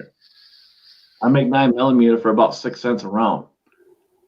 I probably have less in shotgun shells because I got them on a good deal. So for me to go ahead and try and justify reloading shotgun, I really can't justify that. Now, let me ask you this. For the people that are not there, which I would argue that I'm with you, and the thing too about shotgun shells is they're heavy and they take up a lot of fucking space, whether you made them or you bought them. Mm-hmm. And they're hard to transport, even though they're super useful. And I, in the dying days and the apocalypse, the zombies, the Red Dawn, whatever, I would absolutely love to have a 12 gauge shotgun by my side. For people that are interested in making their own, or have to make their own, or don't have the stockpile that say we do, or whatever it is, how easy would you say it is? What tools do you actually need? And how viable are some of the things as far as like it's a shotgun, right? So it's a smooth bore. You can damn near shove anything in that cartridge or case or husk or whatever you want to call it that you want. I mean, how versatile is something like that, in your opinion? It's extremely versatile and pretty easy to get into, and you're gonna be into it for less than $500. Press wise, you're between $200 and $250, depending on what you go with. I would look at a mech press. There's a few others out there, but Mac is probably one of the top ones out there. And you'll be about $250-300 for the press. The rest of the components are going to be less than a couple $100, and you'll be rocking and rolling before you know it. Now, you would only want to invest $500 in that. I mean, if you're shooting a shit ton of shotgun shells, no? Because the $500 you invest. The biggest part, $500 if you just buy shotgun shells, you're going to get a ton of them. And I was talking. I don't mean to cut you off. That's a great point, N.E.PA. And just like I've got Benelli semi-auto shotguns. You got that Mossberg 930, which is an awesome shotgun. You can shoot a lot of fucking shotgun shells, whether it's birdshot, slugs, buckshot, whatever. That's a good point to bring up. That you could buy a lot, but you could also shoot a lot, and it's a super versatile caliber or cartridge or gauge to have on hand, which primarily used for hunting, defense, whatever. I mean, it's an all-purpose thing. I was more asking, like, as far as the hand tools go, as far as like making like the Dave Canterbury thing, like one at a time by yourself type of shit. How viable is that? I mean, if people had to bug out, let's say if people had to bug out and they had like a single shot shotgun or a whatever shotgun, they got their shotgun as their main long gun. Maybe they got a handgun or whatever and a few hundred rounds with them. But like if they had to reload, they're hunting, they're defending themselves, and they pick up the shells, how easy and usable is it to reload those shells into something and versatile as far as I need birdshot, I need buckshot, I need a slug, I need something for defense, I need something for hunting. I mean, can you do that and sustain yourself with hand tools on the go? I didn't understand you meant the viability side of it. You absolutely can. Your biggest thing, and this goes for anyone in reloading, no matter what it is, your biggest thing is finding lead, having a good source of lead, and casting your own stuff. If you can cast your own stuff, your own bullets, your own lead shot, that is where you really save the money. It's where you really have the ability to customize what you want. And when it comes to shotgun stuff, it's super simple. I mean, super simple. And again, you'll be less than $500 to get really set up well and be into it. It's just having that good source of lead. You have. But now riddle me this though, because it's a shotgun shell, and we've seen on places like Demo Ranch and other places where they shove whatever the fuck they want and shoot it, right? So let's say survival situation, it's the zombies, it's the fucking Red Dawn, it's the whatever. We walk into a Walmart or a Meijer or whatever, and they got BBs. They got steel BBs, they got copper BBs, they got whatever, even fucking airsoft BBs at this point. We're going to take what we can get. I mean, could you not shove that shit down there and either wax slug that shit or use it as birdshot or melt it down to a consistency where it's heavier and it's going to be buckshot? I mean, is there something, because, and again, we're talking about not just the press or the components or that kind of type of shit. Obviously, we need components to make it happen. Primers, the shells we already have that we're shooting and then we're picking back up. And then just the viability of stuffing whatever the fuck we have available to us down that husk to make a shell. To some degree, no. You got to be careful what you put in there. You got to remember you're still messing with gunpowder. So, you technically you could.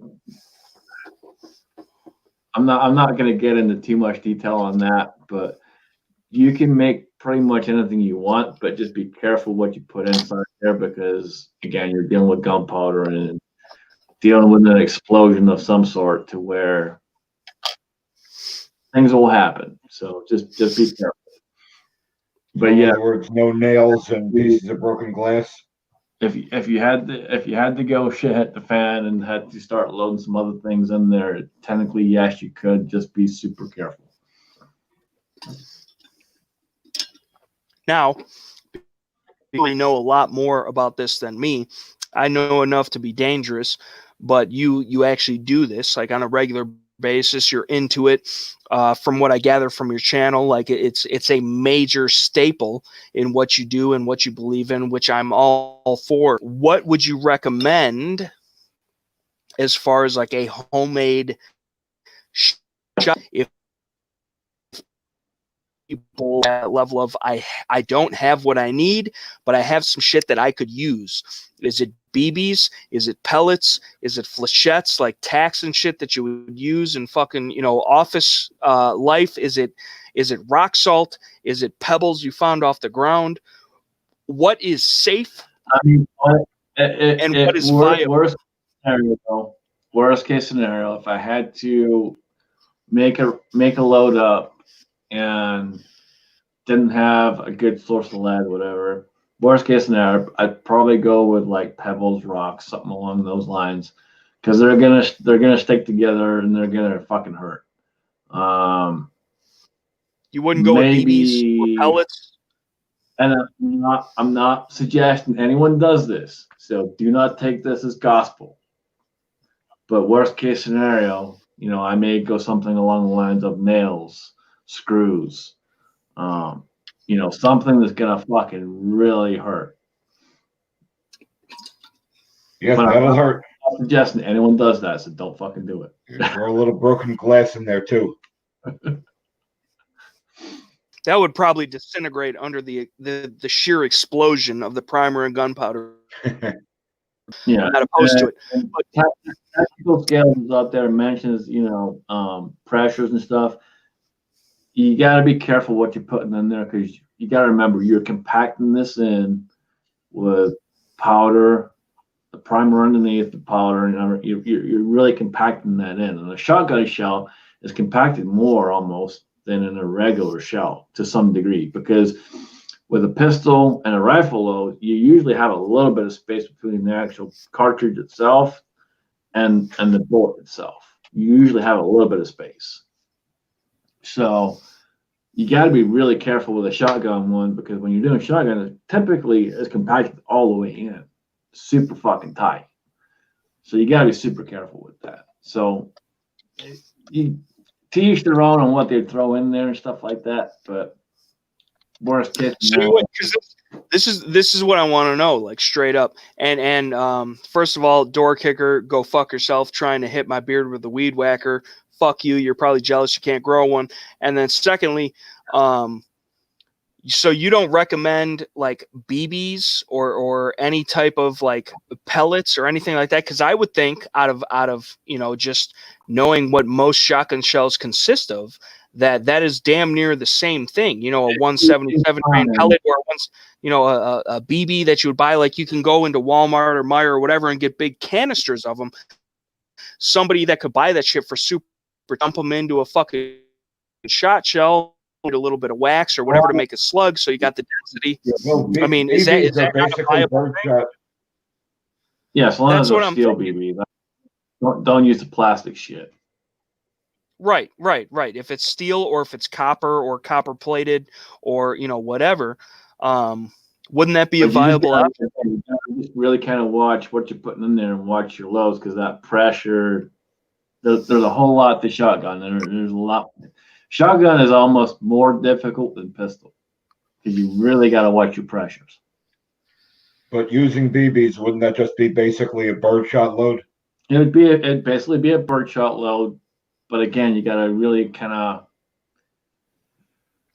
The biggest thing I'll say when it comes to reloading is have multiple sources of information.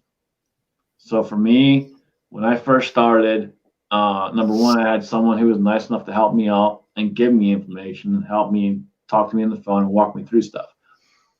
But have multiple books and multiple sources and compare your information.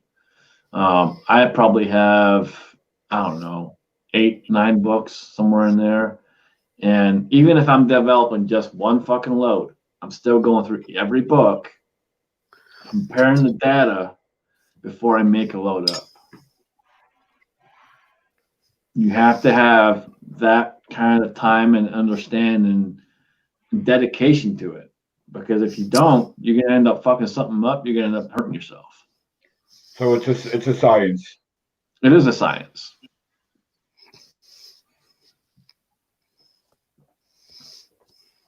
Yeah, it's definitely a learned skill. Sure. It's a lot of fun. It really is.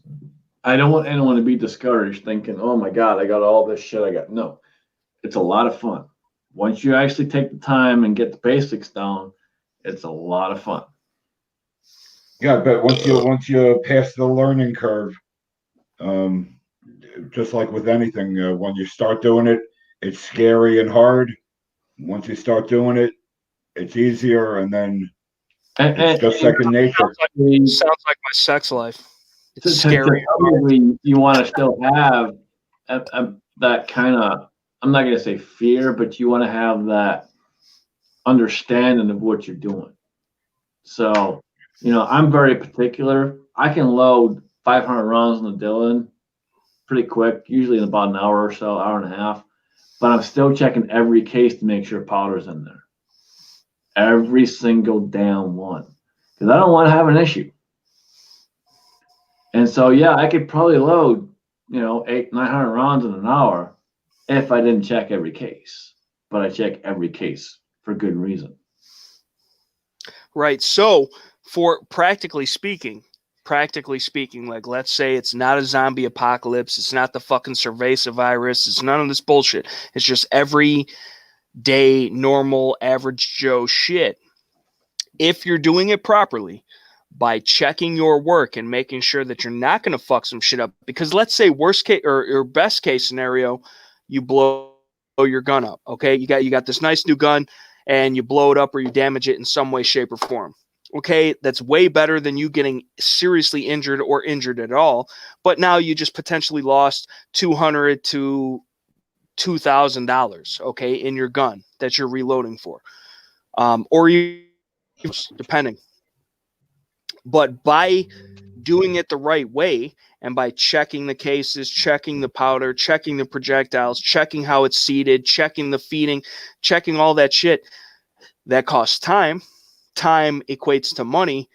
What are you really saving? You know, how does that all? So basically, here's the thing. So can you save money reloading? Yes. Do you shoot more? Yes. So are you essentially saving money? No. What you're doing is you are learning a viable skill, and you are developing a load to that particular firearm. So, for example, I do, unfortunately, so far this year with all the bullshit going on, I haven't shot any competitions, but I generally do competition, and I shoot my CZ Shadow 2, and I shoot a shit ton of rounds through that gun. You should try an STI. I don't want to say nothing. 1911 Master Race, CZ, whatever, that's fine. But like, that's a whole nother realm, brother. That's a whole nother realm. But basically what I'm saying is you develop the cartridge to the gun. So it's going to make it more accurate, make you a more accurate shooter. And, that's what you're doing. So can you save money? Yes, you can save money. If you cast your own bullets, absolutely, you're saving money all day long. You got a lot of time invested in casting, but you're still saving a ton of money by casting. I cast my own bullets. I got 9, 38, 45, 44 Magnum. I cast a lot of stuff, and I make my own. You can definitely save money. Are you going to have a huge investment starting out? Absolutely, you are. But you will definitely save money over time. You'll probably end up shooting more, but you'll be happier, and you have a viable skill that is very, very cool skill to have. I highly recommend people get in reload, and I've encouraged many people to get in reload, and I've sent presses to people to get them in the reload. And I've lost count how much shit I've set out to try to help people get into this because it's so cool to do.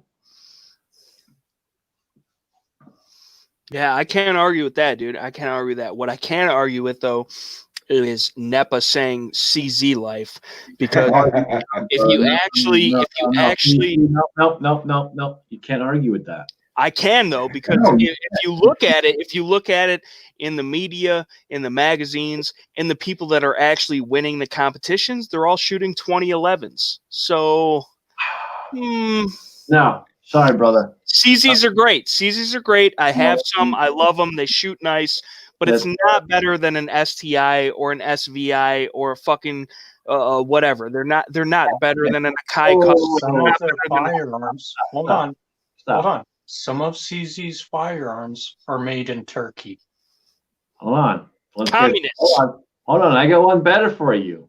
CZ does have a 1911. Essentially an STI kind of coming out. It's a clone with the DWX. Fuck that shit. It takes PO7, PO9 mags. It's bullshit. They're trying so hard to be a 2011. It's garbage. They're taking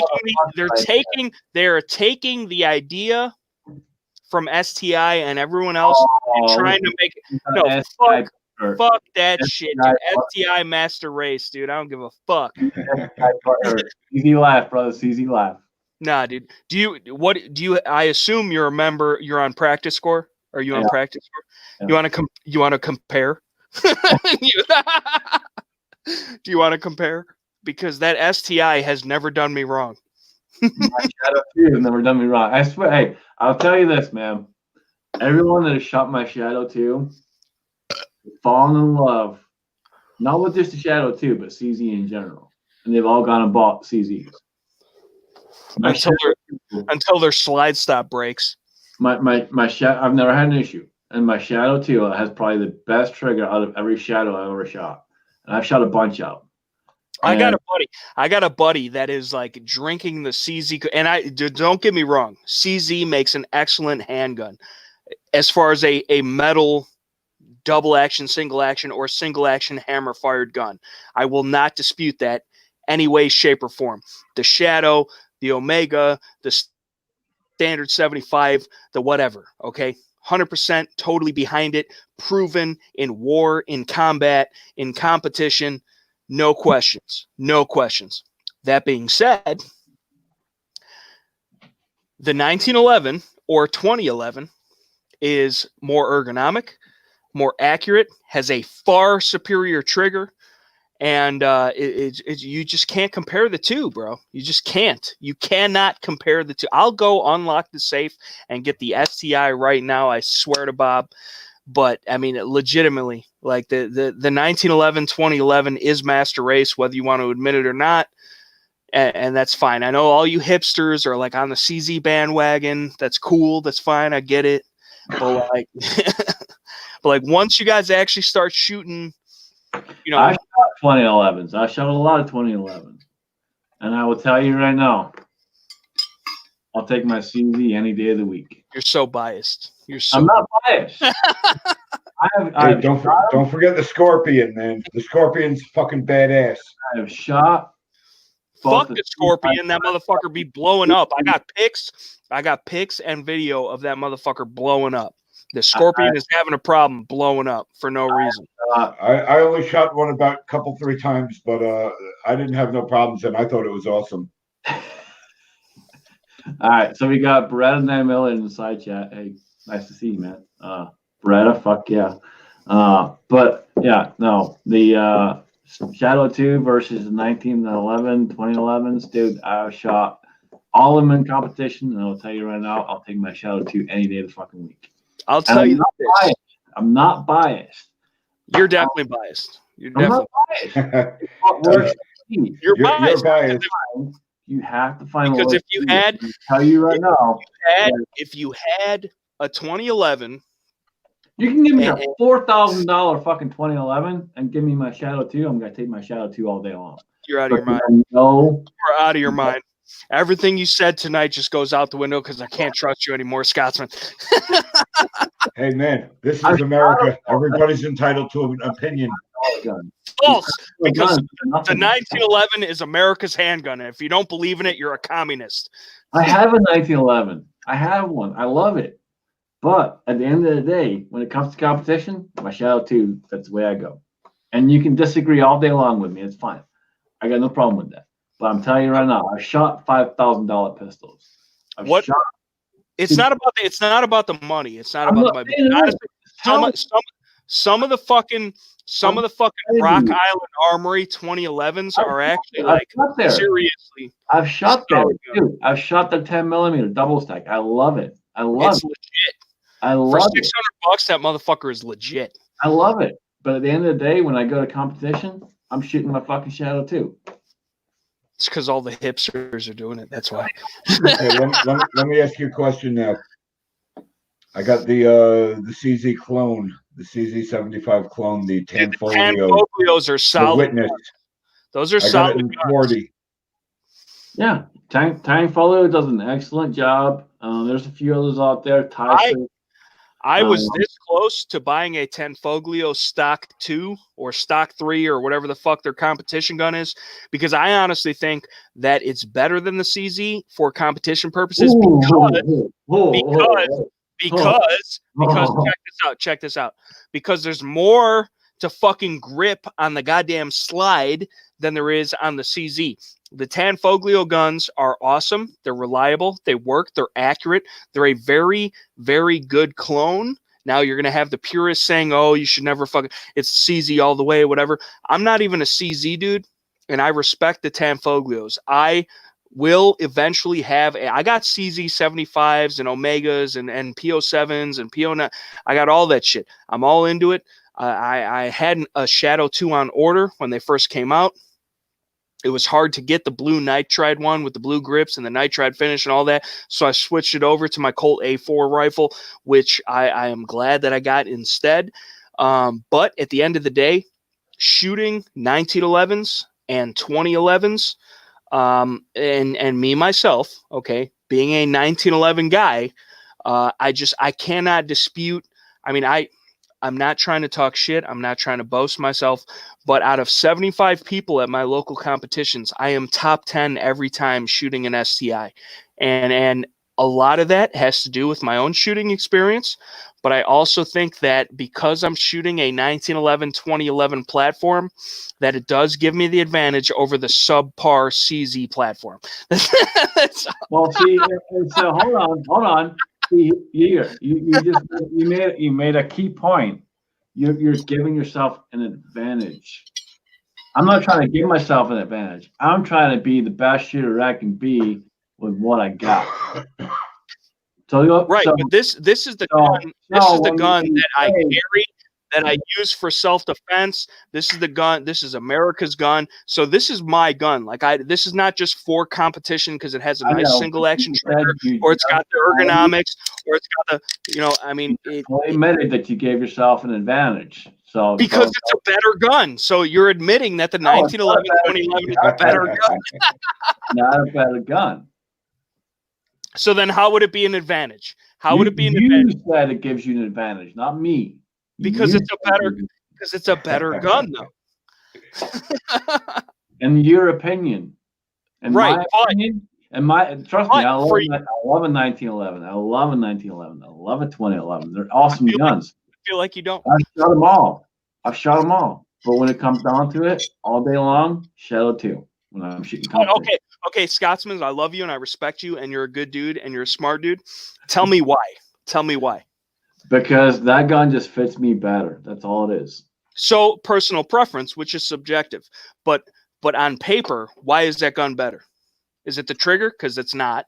I'm not saying on paper. I'm saying for me. Is it the bore axis? Me. It's not. Is it the ergonomics?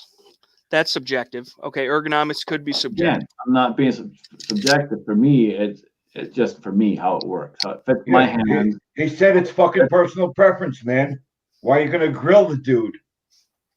That's just how it is. Your personal preferences, you want 1911, 2011. That's it. That's your personal preference. Mine is my Shadow 2. It just fits perfectly how I just want it to be known that I'm sorry because I love America. I love America too. I love America too. Hey, motherfucker, run CZ. Hey, my personal preference is High Point Yeet Cannon C9. We know that's the problem. That's why we have you on these chats. So I dig that fucking gun. Hey, you seen Demolition Range? Shot the fucking thing. It's still shot. It did. I did see that, and it is true. Like that's the thing, dude. Motherfuckers really do underestimate the high point guns, and they are actually they're illegal. They are illegal to sell in my state because of the melting point. We as a dealer cannot even sell high point pistols because they don't meet the melting point requirement for the state of Illinois, which is bullshit. They're fucking boat anchors. That's all they are. I gotta get another beer with this shit going on. They work, dude. Walter Davis has a High Point 45 he bought used. And the fucking thing is like a brick, but it shoots, man. Those motherfuckers do shoot, bro. They really do. They really do. What the I think I'm ordering one tomorrow. I think but if you're gonna get a high point though, it's only acceptable if you get the cash money print, N.E.PA. You have to get the cash money print high point and shoot that bitch sideways. Oh, I didn't see a cash money one. I saw the one that's printed Yeet Cannon. No, you get the Yeet Cannon. You either have to get the Yeet Cannon or the cash money print high point. That's the only. I didn't see the cash money print. I may go Yeet Cannon. Yeah, that's fine. The Yeet Cannon or the cash money print is the only acceptable high point purchase. However, they do actually work. Like I have, because you could own them in Illinois. You could have bought them before this bullshit, or whatever. And people come to the range where I work and they shoot these motherfuckers. And they're big, they're heavy, they're clunky, they got a shitty trigger, they look like shit, but they go bang every time you press the trigger. And that's what's awesome about it, is because people that can't afford it, low income families, whatever the fuck it is, can buy a gun that is relatively it's not a Glock, it's not an H&K, it's not a Smith, it's not a whatever, but can buy a gun that is not necessarily shit or junk, and they can use it to defend themselves. And that's what I love the most about it. And it's a shame that we can't even legally sell them in Illinois. But for less than $200, if you can get a High Point and that motherfucker works, rock it, dude. If that's all you got, rock it. If you don't have the $250 to get a Taurus G2C or G3 or whatever it is, rock that motherfucker, because at least you are armed. At least you have a firearm. At least you are there. You are a step further in the right direction. But they look like a fucking 2x4 taped to a squirt gun. I'll tell you that. And they do have a bad rap, but honestly, I mean, there's so many videos, the Iraq veteran video, the fucking Demolition Ranch video. There's all types of independent videos. Those things fucking work. And I've seen it for myself. They work for most of the time. Those things work, dude. It's scary. It's scary how well they work for like $150. Exactly.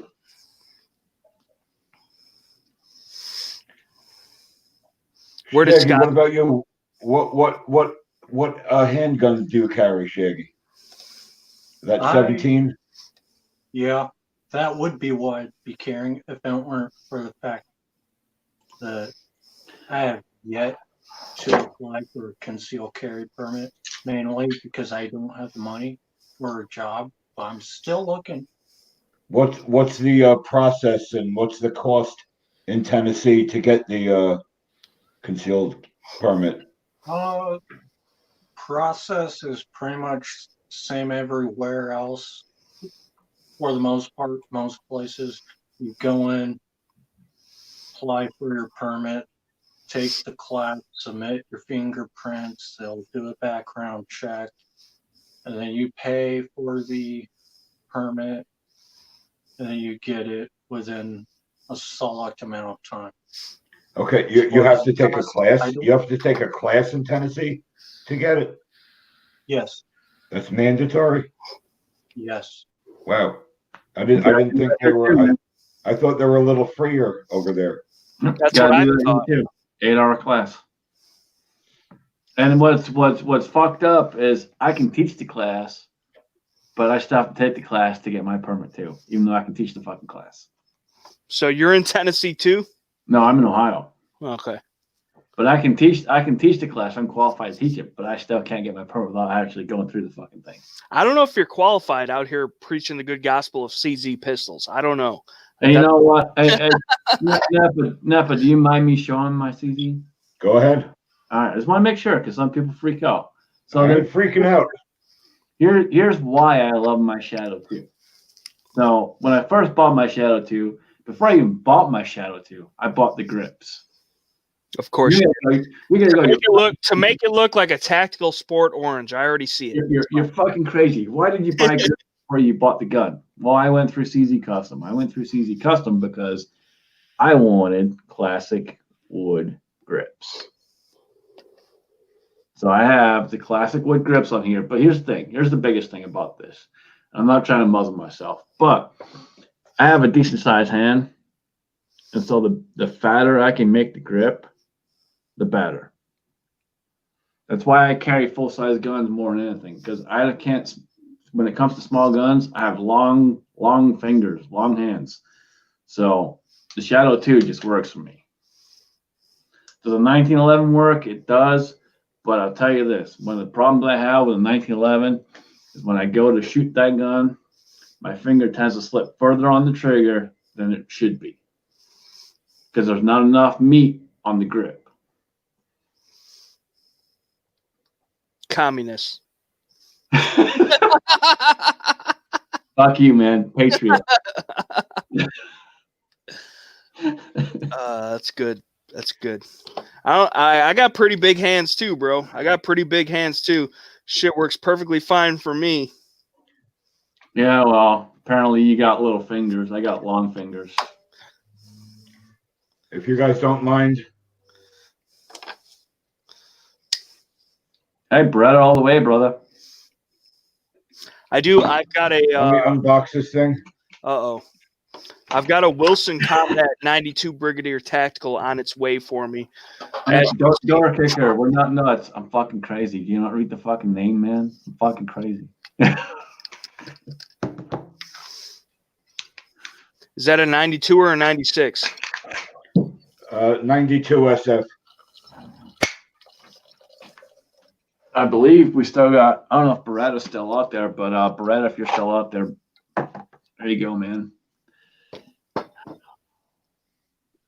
The old M9A3. And yes, there will be a suppressor going on this bad boy. Must be nice.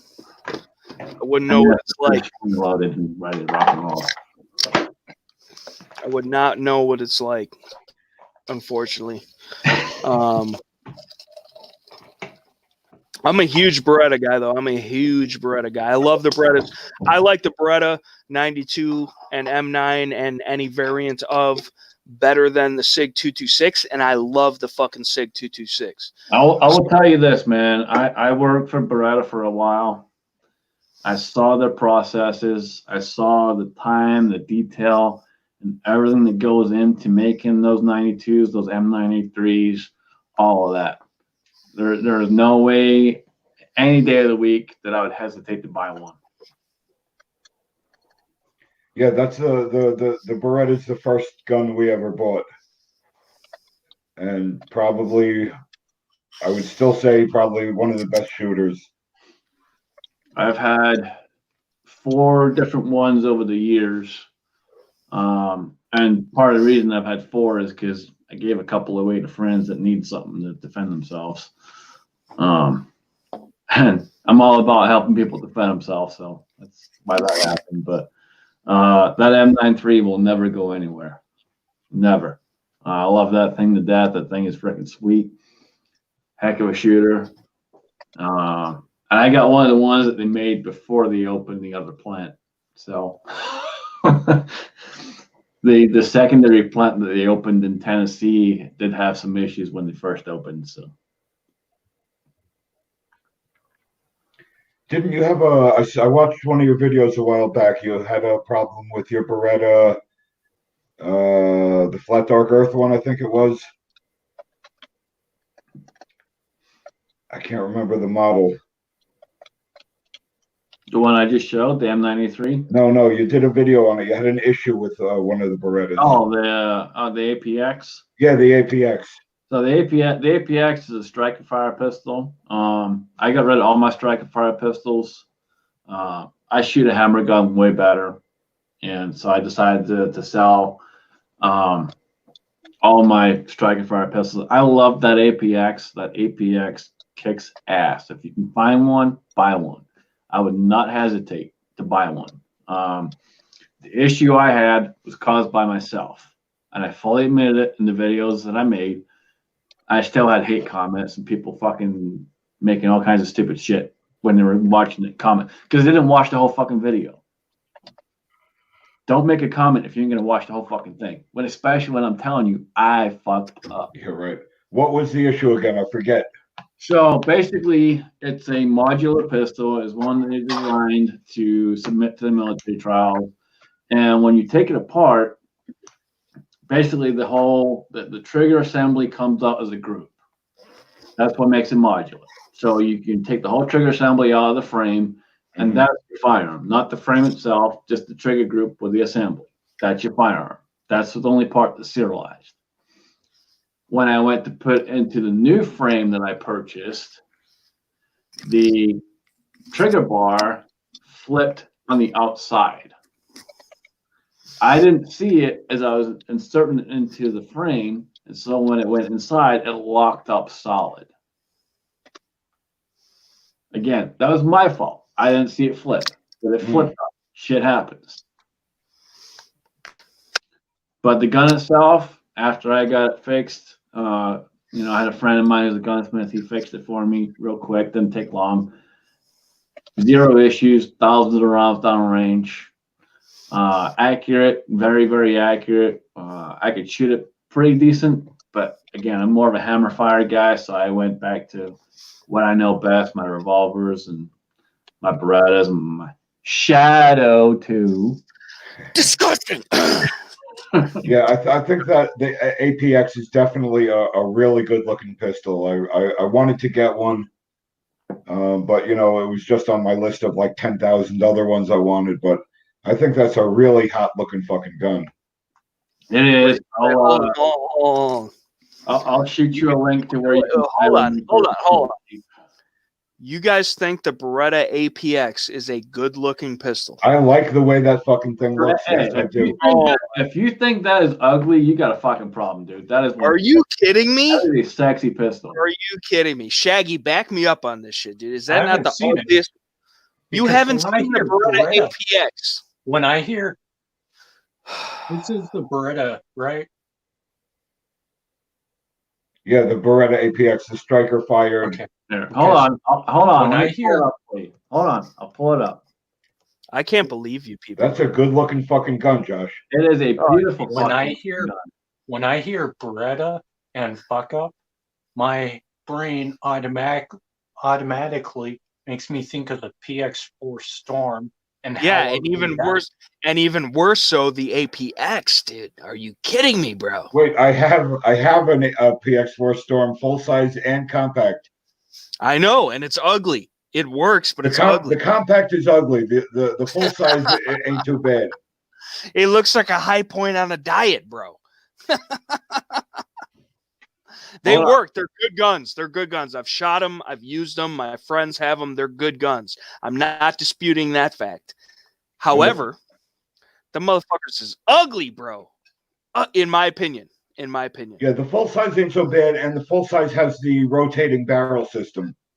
Right. When you go to the subcompact, you lose the rotating barrel, but it's still a fucking chunky ass. Nah, dude. Nah, bro. Are you kidding me? Are you kidding me? But that's the point. It's a beautiful gun. It's ugly, bro. That's a good looking fucking gun. It's ugly, bro. I don't know if you see it, but I'm trying to share it. If you can share that, you'll see it. But it is a beautiful. I'm seeing it. Does everybody else see it? Yeah, the price unfortunately. isn't bad. I'm not gonna lie, the price isn't bad. Listen, I've shot the APX. It is the trigger is not as nice as a Glock 17. Oh, get the fuck out of here! It's uglier than a Glock 17.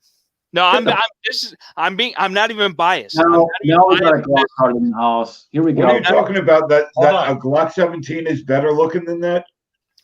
It looks like a Glock 17 looks just like a Glock 19, like a Glock 43, like a Glock whatever. Yeah, it's a simplistic tool that you can bet your life on. The APX, however, looks like a motherfucker is trying their damnedest, just like SIG with their fucking bullshit ass 320, to get into the striker fired market when they should stick to the fucking double single action market that they are proudly. I gotta disagree with you, man, because you're going full fucking Glock card on me, and no, I'm not. I don't even like Glocks. It's like that. I'm a night, dude. The Beretta APX. When it comes to you guys all saw the price of that. And H&K P30s and USPs and all that shit. Fuck any type of striker fired gun. I got a Glock. I have a Glock hoodie on because I got it for free. Like Glock. Dude. I'm not saying it's not a $25. Hey, look. I'm not saying it's not a good gun. Seriously, the Beretta APX, ugly. The Beretta APX is one hell of a firearm, and it is a sexy firearm. You put that in your hands, you know you got a gun in your hands. I put a Glock in my hands, I'm like, what the fuck is this piece of shit? When I look at the APX, I think for some reason, Canic TP9 went out to the bar and met a lonely honor guard pistol. And they decided to fuck in the filthy bathroom. And that's what you get? Out of anything Shaggy tonight, we can agree on that, bro. Like, man, that is fucking hilarious. No, I will tell you right now. I'm telling you guys right now, seriously, that APX is a hell of a gun. The only reason I got rid of that gun is because at the time, number one, I needed money, and number two, I decided to go back to my hammer fire guns and stick to my hammer fire guns. That's it. Let me tell you this. Would I hesitate to lay my life on the line with that gun? Absolutely not. That gun all day long. It's fine. It's a great gun. It shoots. It's whatever. I'll tell you this. I have shot plenty of them. I have shot. No, listen. I have shot 3 or 4 different APXs, full size, compact, subcompact, whatever. I've shot them. We have them on the range rental program for my shop. I also have buddies that have bought them, and I got to shoot them. I don't like the trigger. I think it's a little spongy, more so than the Glock even. Okay, and I'm not even a Glock. I'm not even a Glock fanboy by any means. I am a 1911 revolver fanboy. Okay. You have a 1911 revolver? You know, I gotta agree with Door Kicker on this one, man. You've been guzzling the Corona, and I think you got a virus going on. I might, but Here's you my motherfucker. opinion. You buy a gun, that is essential. Good job on you. You buy a second gun, that is essential. Good job. You buy a third gun, kind of essential. Good on you. Any gun after that is purely for looks, as well as the pop culture second kind of cool side of things. That APX falls into neither of those. Wow. Hey, I can't speak to how that gun shoots because I've never shot one, but I can speak on how it looks to me. Aesthetically, to me, it's very pleasing. This is a budget, less than $500 1911, and it looks way better than that fucking APX could ever attempt to be. Okay, like let me. I'm not disputing the fact that it works or that it shoots or that it's reliable. I've shot them; they do shoot. They're reliable. They got a different sight picture hold. It's more of a combat zero type of thing. You got to fucking. The trigger is definitely spongy. The slide serrations don't exactly work the way that they're intended to. They're a little slippery if you're bloody or sweaty or muddy or rainy or whatever. They're not as aggressive as they should be. It doesn't sit right in my hand. Okay, there's too much beaver tail hanging off the end where the Glock you can get right up on it. I'm not even a Glock guy. I'm not even a Glock guy, dude. 1911 guy. I'm not even Glock guy. Dude, look at this. Look at this. Look at this. Too much. Look at how high that sits. Look at how high that sits, bro. Look at that. Look at that. Okay. So I'm not arguing. I'm not that it's not a good pistol, that it's not a reliable, functional pistol. That's not what I'm arguing. I'm arguing that it's ugly as shit and that it's not as good as some other offerings. I'm not even a Glock guy. Again, I got the shit for free. If you actually know me, you know I'm a 1911 revolver guy. I like SIG 226s, 229s, 220s. I like Beretta M9s, 92s, shit like that. CZ75. I'll even give you the CZ75. But for a striker, I think Beretta should stick to their double single action pistols. I think SIG should stick to their double single action pistols. The 320 is garbage. It's had a bunch of problems. The Beretta fucking APX is not selling like they wish that it would because it can't compete with the other striker fired guns on the H&K VP9, the CZ-P10C. It's a good gun. Not disputing that. You know what? And but I'll say this, and this is the only time you'll ever hear me say this. Between your SIG and the 320 does suck. I'll agree with that. 320 does suck. I hate that fucking gun. It's a piece of shit. It's but garbage. Between the SIG and all the others, and even the CZ P10, I would take the Beretta over that.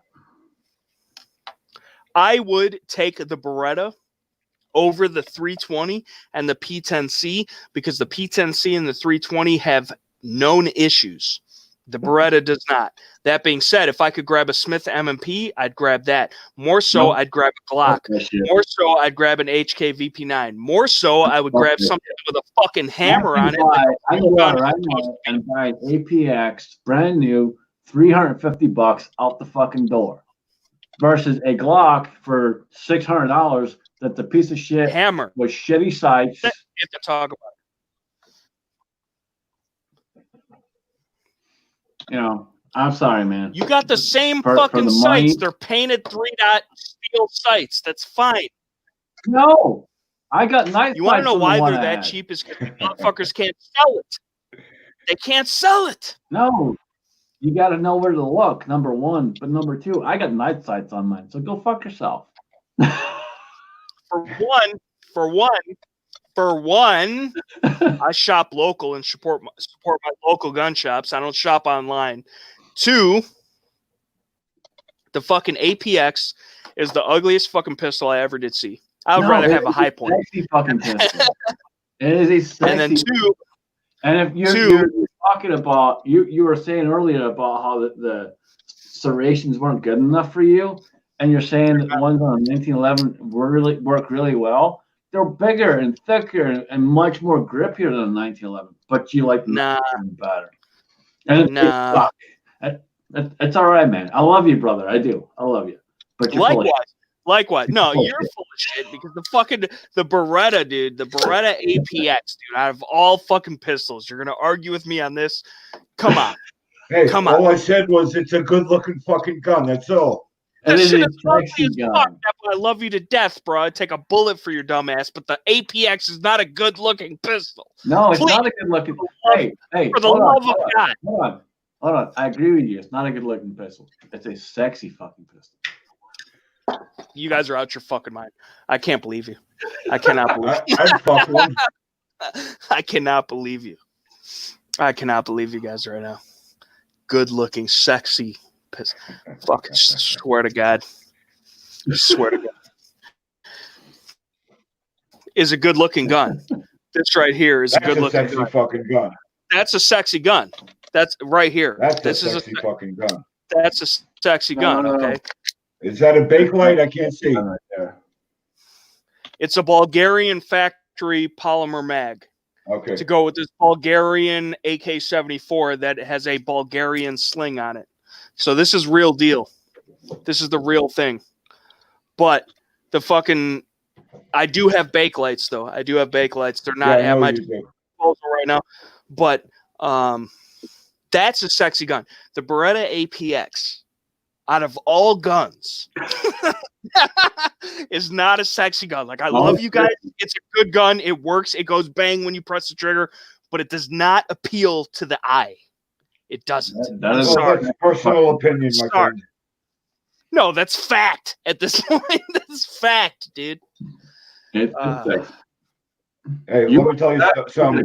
No matter how good looking a girl is, somewhere some guy is tired of banging it. Look, let's break it down this way. We're going with the girl. We're going with the whole woman girl. Here we go. Here it is. You got Glock. Glock is kind of the... That's the gold standard. It's the 5 to 6 range. Hold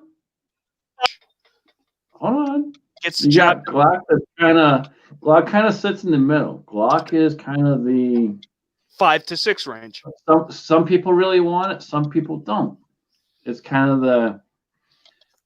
Is she beautiful? Is she not beautiful? Is she she's got that chalkiness going on. She's just not quite there. That's kind of where Glock is. That's in the middle. Then you got... I don't even like Glock. No, I fucking hate Glock. Then you got, like, for example, the SIG 320. Let's take the SIG 320. We'll put that below the Glock because it sucks. It's a shitty fucking gun. So we'll put it below that. Right there. That is just, you know, that's kind of like what we call back home is a minger. That's what that is. It's a fucking minger. And if you don't, and basically what a minger is shit. It's got that whole in the face. Yeah. Shit. Minger. That's the SIG 320. Then you got the Beretta APX. That's kind of like going to the strip club and scoring the hottest fucking shit you can find in the strip club. Robbed and getting robbed. And not only do you score the hottest chick in the strip club, but you get all your dances for free. Nice. You're so I don't know if I don't know if I can take anything you've ever said seriously. That's what I don't know.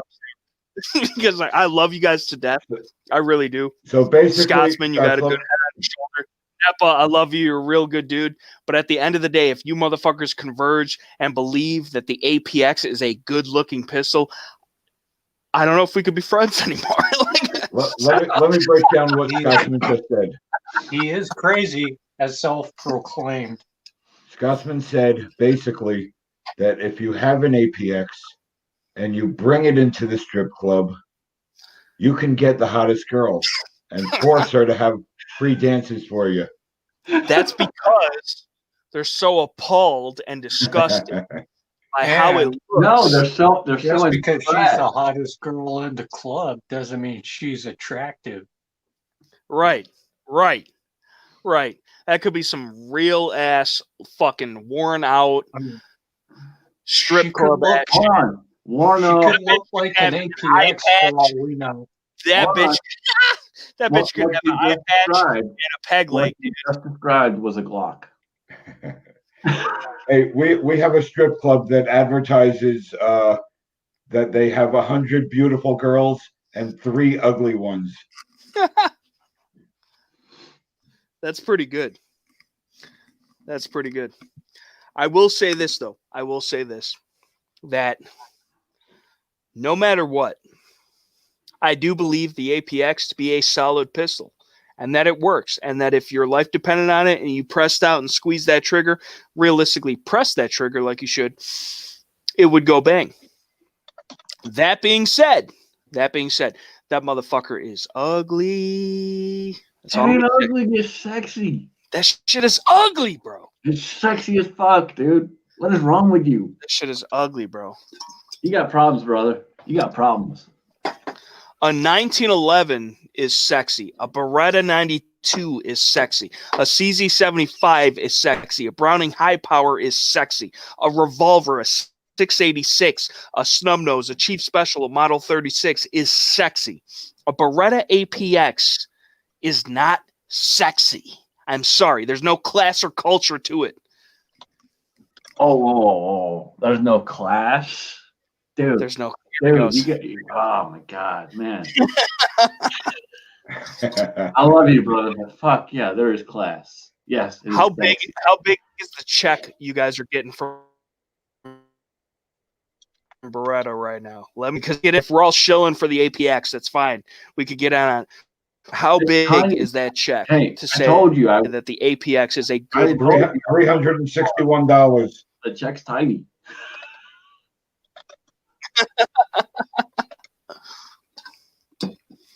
No, it's a solid firearm. I will if I must.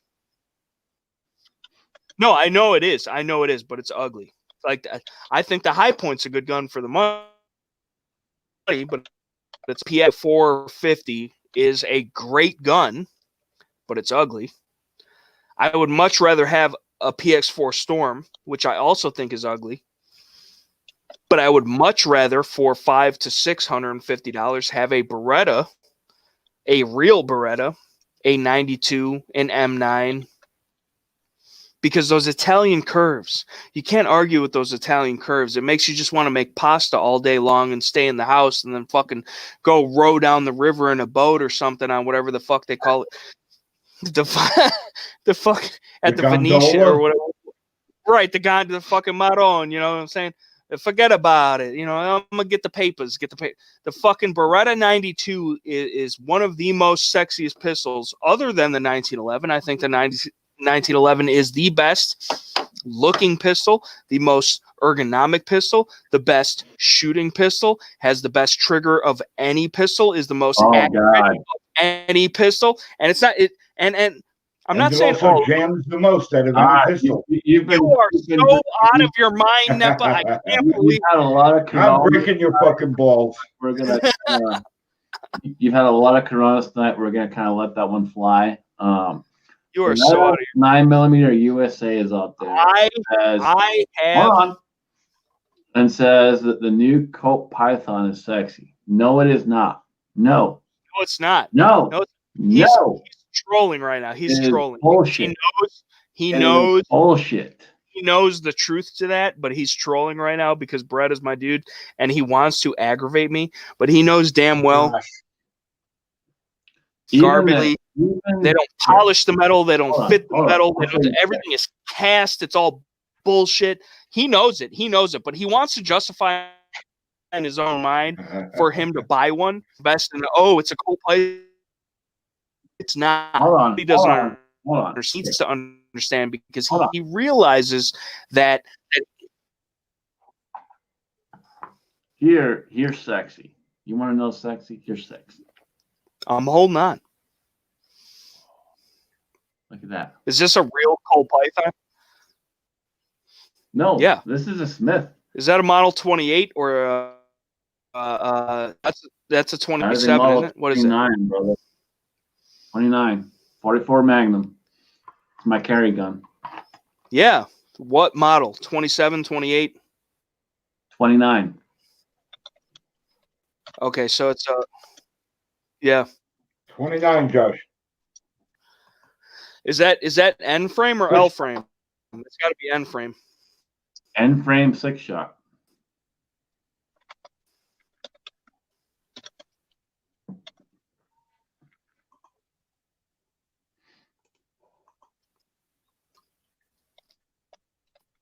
Josh, you're freezing It up. almost looks like a 5-shot and a 44, but the fucking that's the thing.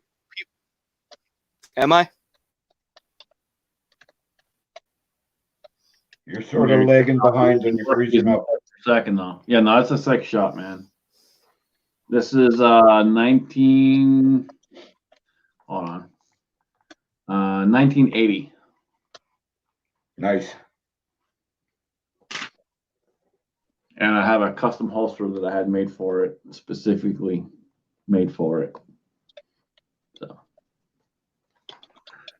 sexy gun with a sexy holster. Yeah, that is a beautiful piece. I swear to Bob. Cool. But you know, there's a lot. Yeah, the Model 29 that back and forth is the real deal. It's a Colt Master Race all day, every day since the beginning of the time. Fuck the Python. Fuck the Anaconda. Smith runs down their butts about it. They're stronger. They're more reliable, durable, and they're more elegant because not only with a classic blue, you know, how it's supposed to be, and with the firing pin on the hammer and no locks and 5 screws and recessed cylinders, but those motherfuckers actually work when you shoot them. Fuck that Colt shit.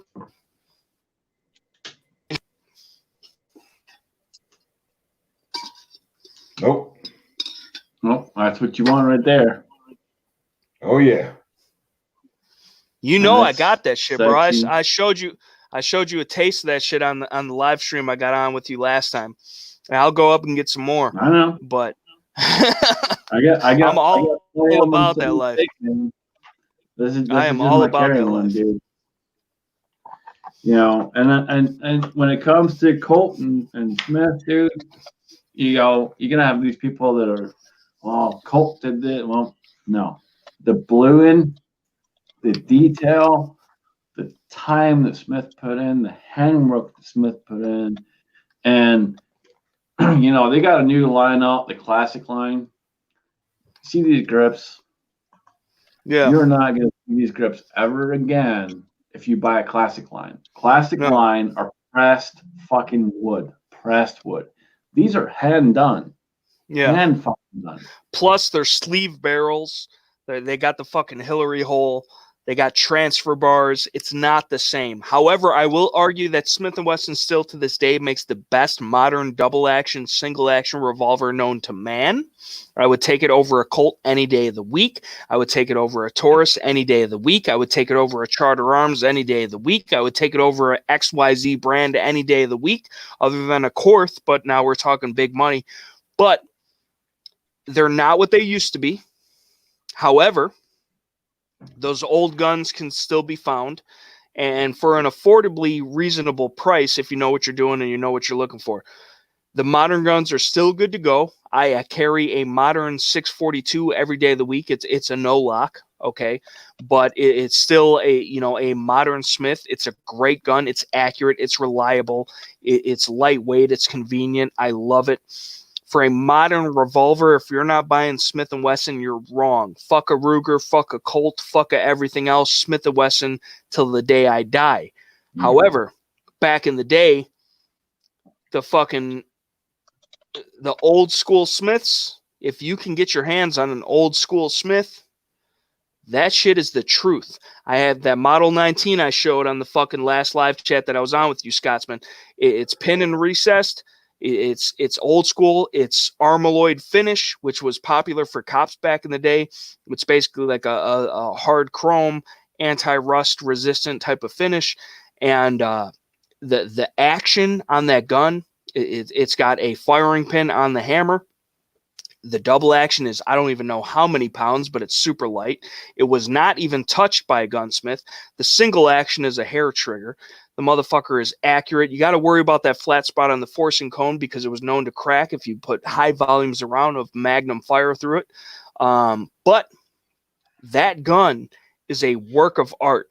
I carry that gun. I shoot that gun. I love that gun. It's collectible. It's worth some money. And it is a true specimen of what American firearms are supposed to be. And I love it. I absolutely love it.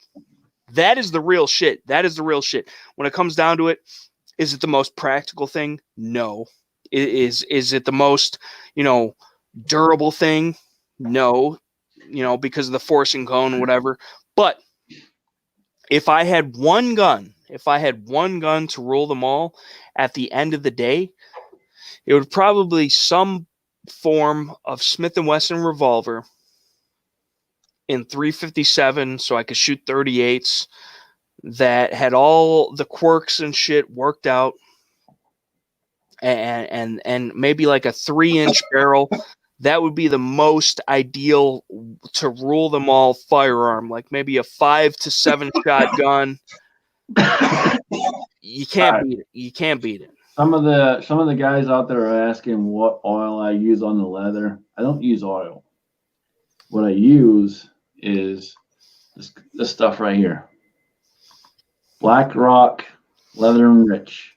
And this is designed for cowboy boots. But this works on any leather. And what's going to happen is if you put too much on, it will darken the leather. But honestly, this is the best stuff I've found when it comes to any kind of leather treatment. And I think for this tub, I think it was right around like 16 or 17 bucks. Oh, that ain't bad. And I've had this for I don't know, 3 years. I'm about 2/3 of the way through it.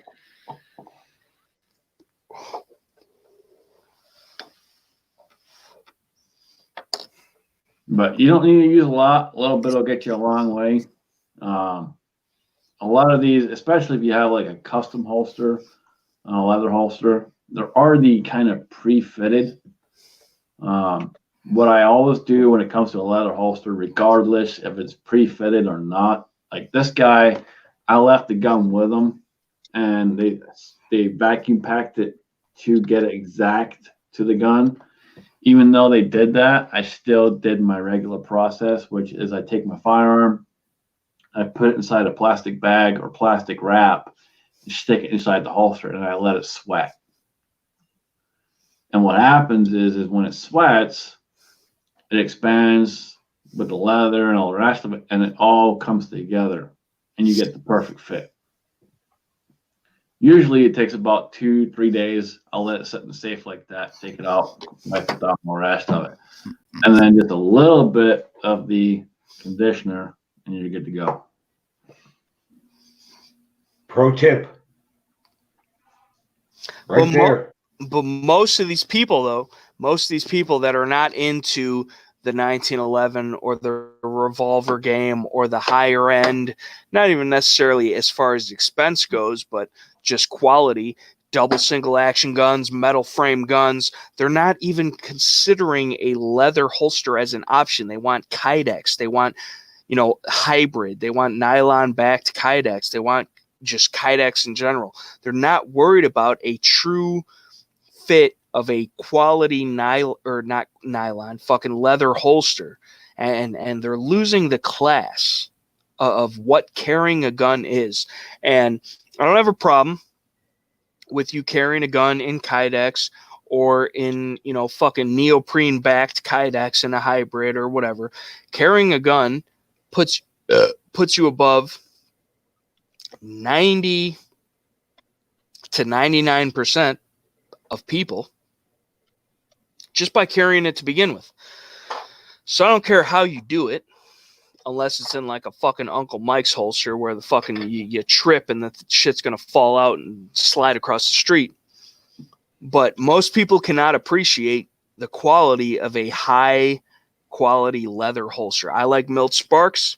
I think for an average household, basic, type of entry level thing, Galco's a great option. There's a lot of great motherfuckers out there doing leather shit. But I appreciate if I'm carrying a nice 1911 or a nice revolver or a nice, like, say, 226 or Beretta M9 or 92 or whatever it is, that motherfucker is in a leather holster, okay? It's quality, it's organic, it's handcrafted by a craftsman that is from the U.S. There's a different thing to it. It's kind of like a nostalgia. It's kind of like a tradition. It's kind of like a, you're not going to take a fucking 1873 single action Colt and stick it in some Kydex shit. If you do, you're wrong. You know what I'm saying? This is a local company right here. So this is Winthrop Holsters. They're local, like literally they're less than an hour away from me. Yeah, that's a good company. I've heard of them. And I know the owner. I've met the owner. I've talked with the owner. I talked with the main guy that operates the plant itself. I've seen the plant. I've toured the plant. That's when I dropped this gun off. I saw them vacuum pack it the whole 9 yards with my gun right there. I stood there and watched the whole thing go on. It was awesome to see. And you would think, how much do you think this holster would cost? Just random number. 200. Ballpark, a buck and a quarter. All right. So this holster right here, custom done, vacuum packed, the whole 9 yards, $60. That's a deal. That's because if it is good as far as quality, half as much so as it looks, it's worth every penny, dude. Because I honestly, with Milt Sparks and shit like that, like the custom made holsters, and you can start talking Andrews leather and all that other shit, and even some of the Galco shit that's off the shelf, ready to buy shit at your local gun shop, which is still quality shit. That's a good looking holster, man. Now you have to have the belt and shoes to match, or you ain't doing it right. But that's quite a holster for $60, dude. I'll tell you that. They do an awesome job. Their 1911 holsters are the same way, around about $60 or so. And this is all double stitched. They do a very, very nice job. And I've had zero issues with this. And I've been carrying this holster now for the last almost 2 years. And you can see there's virtually almost no wear. And that's 2 years of wearing it. Oh, that's awesome. You wearing that on a regular? Yeah. I got a buddy here on YouTube. He does videos. Slim Cowboy, very into leather holsters. That's all he pushes. That's all he carries. His guns in, mainly 1911s and revolvers, but big on the leather holsters for sure. Yeah, and there's always a huge debate about inside the waistband, outside the waistband. To me, as the way everything was kind of put in place for us and how our freedoms are, you should have zero issues carrying outside the waistband. You should not be scared to carry outside the waistband. You should not be scared to open carry if you want to open carry, if your state allows it. And that entire right there, if it allows it, is bullshit too, because it should be open carry no matter fucking what. You're It right. should be. I think with a leather holster, it should be outside anyway.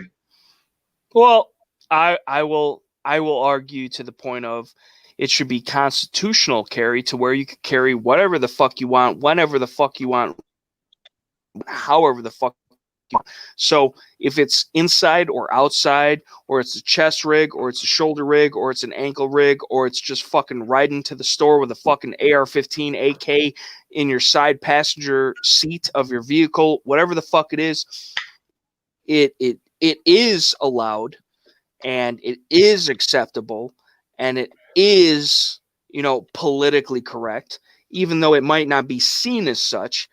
I think there is definitely a certain amount of class that goes along with a finely made leather holster, especially for a finely made firearm, whether it be an old Smith or an old Colt or a 1911 or whatever the fuck it is.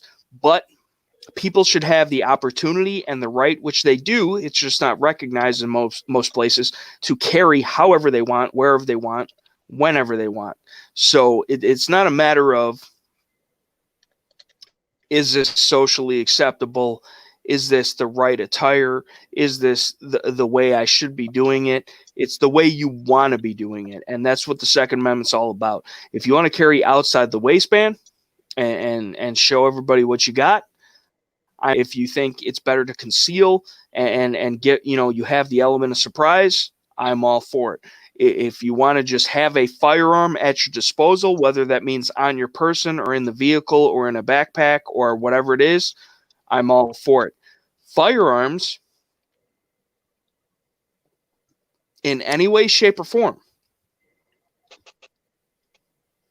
to the individual citizen, okay, that's me, you, everybody in the side chat, at their disposal, at their will, until they do something bad that would preclude them from having that option, should be however, wherever, whenever the fuck they want, in my opinion. I do concede that having those firearms, whether it be a nice leather sling or a nice leather holster, does add a little bit of class to the situation. And if I'm going to go out fighting, I want to be classy. You know what I'm saying? So, man, I'm gonna look damn fucking good when I take care of business. Oh yeah. I mean, not be the sexiest motherfucker on here, but I'll tell you right now, I'm gonna look damn fucking good when I'm doing it. That implies that Shaggy is the sexiest motherfucker on here. He's got no beard. There's no way. He's got no beard. Come on, man. He's the clean cut. He's the politically correct professional. I am looking like a cherry red tomato out here. I'd pick your ripe ass, boy. I swear to you do look like a cherry red tomato. Right? Yes. Sexy. How'd you get that sunburn, Shaggy? Subjective. What was that out roofing today? He was outside, not listening to the quarantine demanded by our government. That's how. Because I will not comply. Amen. Yeah, he was doing essential work, man. He was doing some roofing. Amen. I will not comply either. But yeah, the leather. I know I'm biased because I'm kind of old school.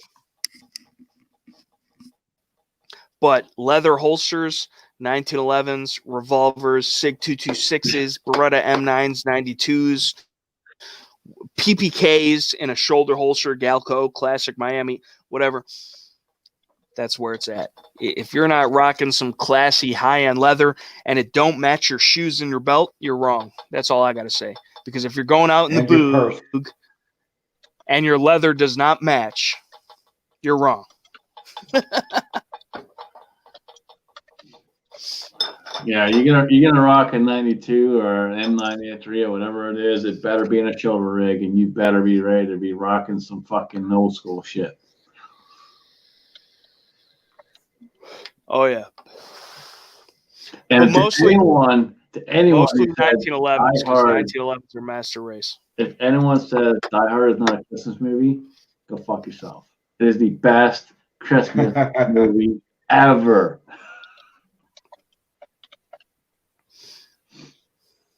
And if you don't agree with me, you're wrong.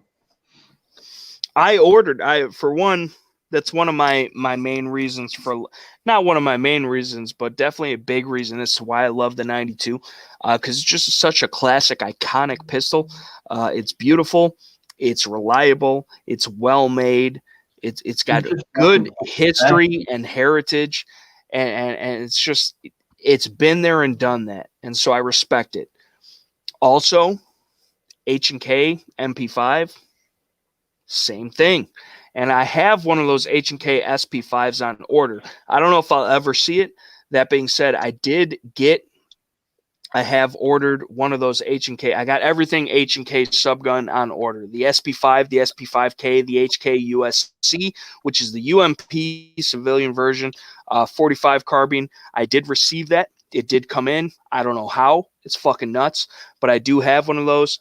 And that's awesome. I will be converting it to an actual H&K UMP. Those guns, whether you guys like H&K or not, whether you guys hate on H&K or not, they do iconic, most proven, most reliable platforms ever known to man. And yeah, they're a little bit more expensive, but them to be worth it. And I'm stoked on it.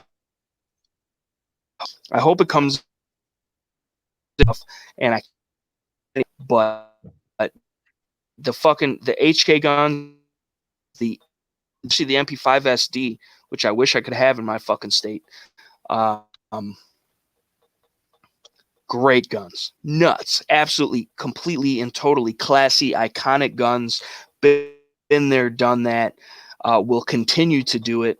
Just awesome guns. Awesome guns. I don't know how you guys feel about the HK shit, but I'm an HK fanboy. I don't care what you say. I love them.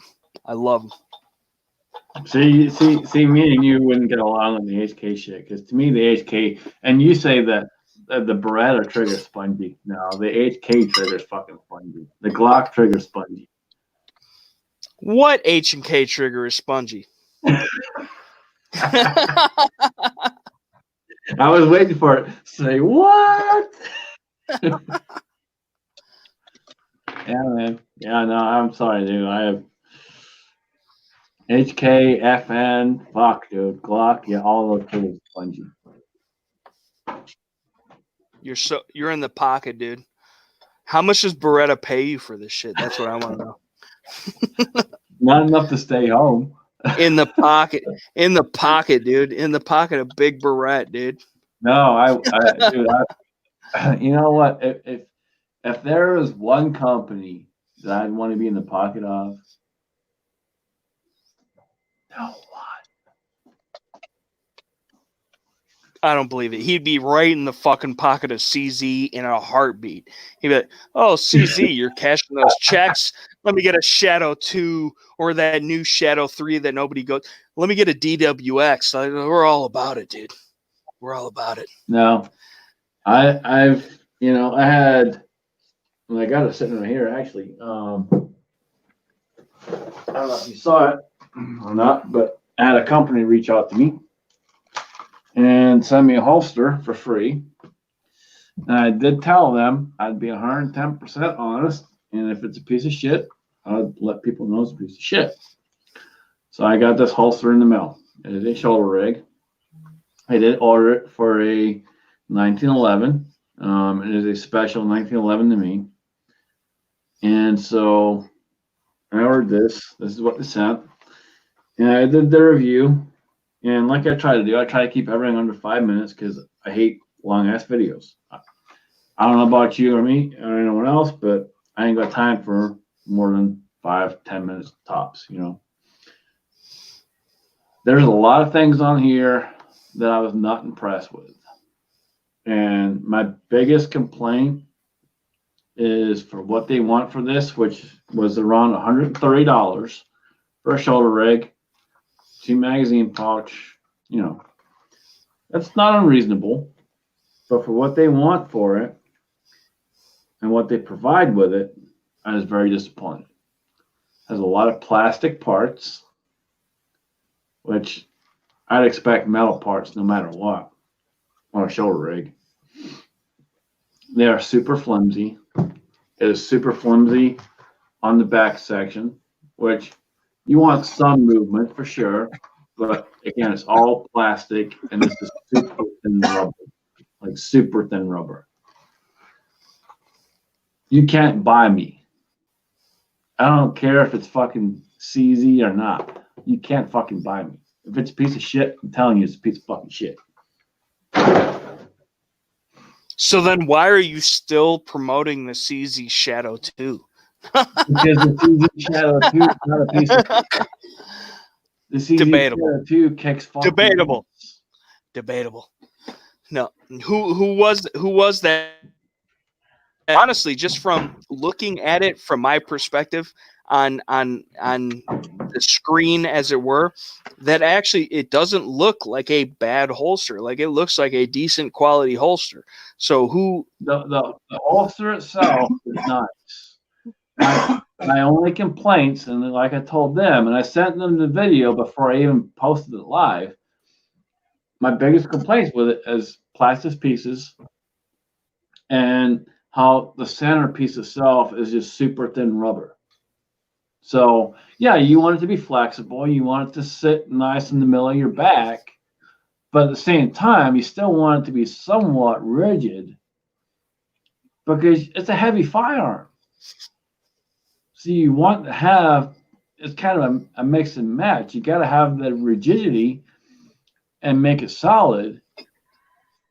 And so I was kind of disappointed in all the little fine details. The holster itself, it's fucking nice. Gun fits good. It's a little tight, but again, I got to put it in the bag and sit in there for a few days and let it rest, and it'll work itself in. But it's just the details. The details for that kind of money were not there. I feel it. I feel that. I'm definitely not the type, and I don't think anybody here is the type to cuck or shill for some companies or anybody that is not up to par. I tell everybody that I work with that if it'll tell you the truth no matter what. Some people don't like that and choose not to work with you because of it. Other people have faith in their product and respect you as a real, true human being and your opinion, and they decide to work with you. And that's what I would rather have. And that's where I think a lot of, like we were talking about earlier, a lot of the fucking social media shit here and the reviews and the this, that, and the third goes wrong is because so many people are willing to compromise their beliefs and their values and their opinions for a dollar sign and just to the next biggest thing or to get more views or to be more popular or to make more money. And that is not what you want to be associated with, because people can see through that bullshit. And when they see through that bullshit, you lose all credibility. And yeah, I don't want to lose credibility. And I might not be credible as it is. In the same way as you, this company reached out to me. I've had so many companies reach out over the last few years, and out of all the companies that reached out, I think I've done maybe 3 reviews in the last 3 years from companies that actually were okay with me saying if it's a piece of shit, it's a piece of shit. And to everyone else, I don't give a fuck. Stick your product up your ass. I don't care. Right. If you're not willing to have an honest fucking review, I don't give a fuck.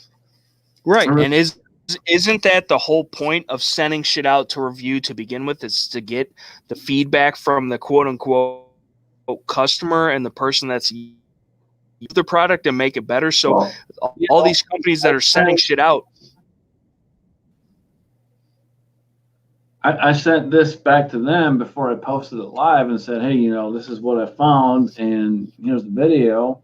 And the guy watched it and replied back to me almost immediately and was like, man, we appreciate it. I'm going to pass it on to my boss right now, and we're going to work on it, and we'll get back to you. Is that the shoulder rig? Yeah, that's a shoulder rig. Yep. That's what you want, though. Yeah. That was a good, honest fucking review. Because I try to be nice. If I do a review for someone, I give them the benefit of watching the video before I post it. I'm still going to fucking post it if they like it or not. But I give them the benefit of watching it first. And I gave this company that benefit, and they literally was 5 to 10 minutes after watching it, they sent me a reply of, we appreciate your honesty. That's the company you want to work with. Right. And that's why, like, a lot of the Rock Island gun reviews that I do, or the PSA gun reviews that I do, or the like 3V gear just sent me a bag to review. I don't think they're up far as what it should be, but you also have to come to a realization of the money that they're charging, the way that they do things. There's give and take. So is this Rock Island 1911 the best 1911 that ever exists? Is the fit and finish the best that I've ever seen? Is it up to show standard part? No, but that's not who they're trying to be. That's not the market that they're feeding. So for what it is, for the money that you're spending, is it a functional, good, reliable pistol? Yes. And so there's give and take. Everything's a pro and a con. You're giving up the fit and finish for the lower price point, but does it have a decent trigger? Does it have a decent fit? Is it reliable? Is it this? Is it that? And plus it's customizable, being a platform such as the 1911, where you can make it whatever the fuck you want. I fuck with them because personal experience, every single Rock Island gun that I shot has had 0 issues that were not contributed to a bullshit magazine or bullshit ammo. That being said, I'm sure there's 1,000,001 other people that have had different experiences than me, but I can only give the experience that I have. I work in a fucking gun shop on top of being a YouTube gun channel, so I get to see more and different things than most people would, just being them in and of themselves. From what I've seen, the Rock Island guns work great for the money. No, it's not a fucking Colt. No, it's not a SIG. No, it's not a this. No, it's not a that. No, it's not a Wilson or a Nighthawk or whatever. But for the money, it works. It's great. It's reliable. The fit and finish is lacking. There's different features that could be added, certain features that could be taken away, certain this, that, and the third. But at the end of the day, is it a good, solid gun? And that's what I'm looking for. That's what I'm looking for, because motherfuckers that are out here trying to buy something like this, and this, I put these grips are $70-$80 that I have on this $450 pistol. Now, I've been given these from Lock Grips, shout out to Lock Grips, for free, but this is not typically the gun that you're going to put these grips on. But this gun has proven itself to me. It's accurate. It's reliable. It works. It's great. I love it. And I am a 1911 guy. I have an STI. I have Dan Wessons. I have old Colts from the 70s that are worth fucking $3,000-$4,000. I have a Wilson Combat on order. But this fucking $450 Rock Island shoots really good for the money. And I'm going to tell you that it does. I'm not going to sit there and be like, oh, that's junk, it's garbage, it's whatever, because it costs only $450. I don't think you have to spend $1 million fucking dollars to get something that works. No, you don't. And I've had the pleasure of talking with the owner of Rock Island before. And I'll tell you, they are committed when it comes to service and making sure you're taken care of. If you have an issue with one of their guns, seriously, just reach out to them. They will take care of you. When I talked to the owner, and it's been 4 years, maybe 5 years ago. I talked to the owner for a good 2.5 hours, and literally he said, "It doesn't matter what the issue is. Contact us. We'll take care of it. We will fix it. We want to be a part of the market. We want to be one of these guys. We want to make sure you're all taken care of." And we they understand. They do. And he said, we understand we're not top of the line, but we are trying to provide a product that works, and it does work. And that's what I'm saying. It does work. So if there's an issue, just reach out. They'll take care of you. So they want to get a good gun out there for a reasonable price with good customer service. You can't ask for more than that. And that's the thing. And that's why I stand behind them, and that's why I work with them, because as a third party, affiliate, as it were, I'm not only a consumer, I am somebody who sells these things and works in a gun shop for a living. So not only do I have, my occupation and my job, doing this and the experience from that, I'm a gun guy in general that has experience buying products and using products. And then on top of that, having the YouTube gun channel and these people sending me products and using the products and testing the products and evaluating them and all that shit.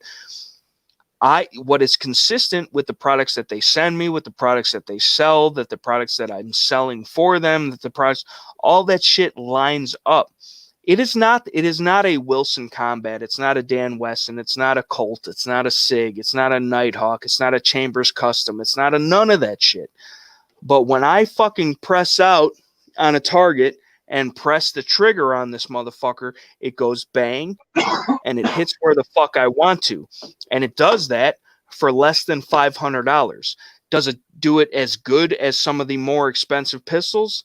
No, but I don't expect it to. And that's the whole thing, is like, I can completely and wholeheartedly stand behind a company like that is consistent, that stands behind their product, that is pumping out good quality shit for an affordable price, because that means that more good, honest citizens of this country or anywhere in the world are getting their hands on quality, reliable firearms that might not be the fanciest thing, that might not be the most accurate thing, they might not have the best whiz-bang fucking features, the Master Blaster 5000, but it works. And at the end of the day, that's all we can ask of a firearm. I don't care if it's a fucking High Point or a Glock, an ugly-ass APX, a fucking custom 1911, a CV, a Beretta, a whatever, a Bushmaster, a Colt, a POF, a fucking H&K.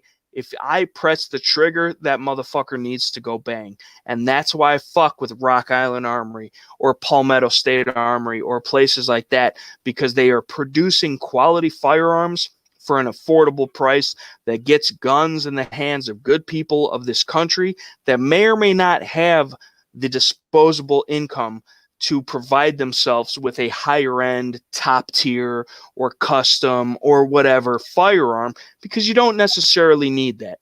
I like that shit. I'm into it. I can respect the build quality, the craftsmanship, the made in America, the whatever. But at the end of the day, do you really need that? I don't think so. It's nice to have. It's not a need to have. So if I could get a quality gun for less than $500 that damn near, practically speaking, works as good as something that's double the price at $1,000 or $1,500 or whatever, or like this fucking Lee Armory built Bulgarian AK-74. I won that shit in a fucking giveaway. That thing is worth a good amount of money in today's market, because the parts kits and the availability and all that type of shit. That doesn't change my perception of what that rifle is. If that rifle was a piece of shit, I would tell you it's a piece of shit. Same thing with fucking anything else I got. I got Benelli's, I got Mossbergs, I got Glocks, I got H&Ks. I got Smiths, I got Colts, I got whatever the fuck it is. I got Thompson Centers, I got fucking Brownings, I got all between. And I deal with the shit on a daily basis working in the gun shop, whether I own it personally or not.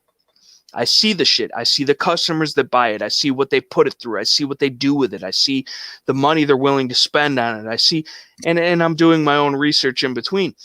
It all adds up to a common conundrum of, is this motherfucker worth it? Does it put up what it says it's putting up? And if it doesn't, why does it not? And so I have a good, unique, personal input on the shit, I like to think, being on both sides of the fence, both a consumer and a distributor, as it were. And I truly wholeheartedly believe that I'm non-biased and that I am here for the truth, as it were. And I'll tell you, fucking Diamondback ARs, Diamondback pistols, they might work for you. I've not seen good luck with them. Sky pistols, I don't think they work good. I know N.E.PA, you've had good luck with your Diamondback shit, and that's great.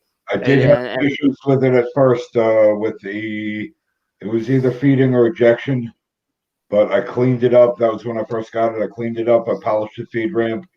No issues anymore. Yeah, and I've seen, and that could happen with anything. Like Les Bear. Les Bear makes custom or semi-custom 1911s that cost $2,000 or more, and he says if you got a malfunction within the first 500 to 1,000 rounds, don't even fucking waste your time and call my ass. So I mean, it could be something that's got to be worked out. It could be a cleaning, lubrication, break-in period, whatever it is. So I get that and I understand that. But at the end of the day, if we're talking about life and death or life and liberty, the fucking shit has to work no matter who it's made by, what it's made of, the fit and finish aside, the fanciness aside, I mean, like the APX, ugly as fuck. It goes bang every time. Bang every time you pull the trigger. The Glock, ugly as fuck. Goes bang every time you pull the trigger. H&K guns, definitely not. They're definitely a lot nicer looking, more ergonomic, better trigger presses. Goes bang every time you pull the trigger. Different shit like that. Smith & Wesson, M&P. I'm not a big fan of the hinge trigger design. I feel like it's flimsy. It could break. Has not. Goes bang every time you pull the trigger. So there's certain shit that you can rely on, that you could learn from, that you could experience. And thankfully enough, being in the industry that I am and working and having the job that I do, it has allowed me to do that. And I appreciate that. And it's a welcome environment for me, because when I am doing my own personal YouTube shit about guns or knives or whatever the fuck it is, it gives me a better experience, because not only I'm not only aware of this shit, I've actually experienced it, and I've seen life. So I like to think that when I approach a subject, it's down to earth, and that's what Instagram shit, Twitter shit. You have to almost experience it for yourself, because I, out of luck, can have all these guns. I could have 100 Rock Island pistols that work great. I could have 100 cold steel knives that work great. I could have 100 fucking AK-74s that work great. And you buy one off of my recommendation, and it's totally shit. Okay, that could happen. It could happen to anybody. You have to experience it for yourself, and that's what I'm saying. Is like I've said this for many years, that it's a mechanical process. Doesn't matter what manufacturer it is a mechanical process. At some point, you're gonna have a failure. You just might be the unlucky motherfucker that gets the failure. Right.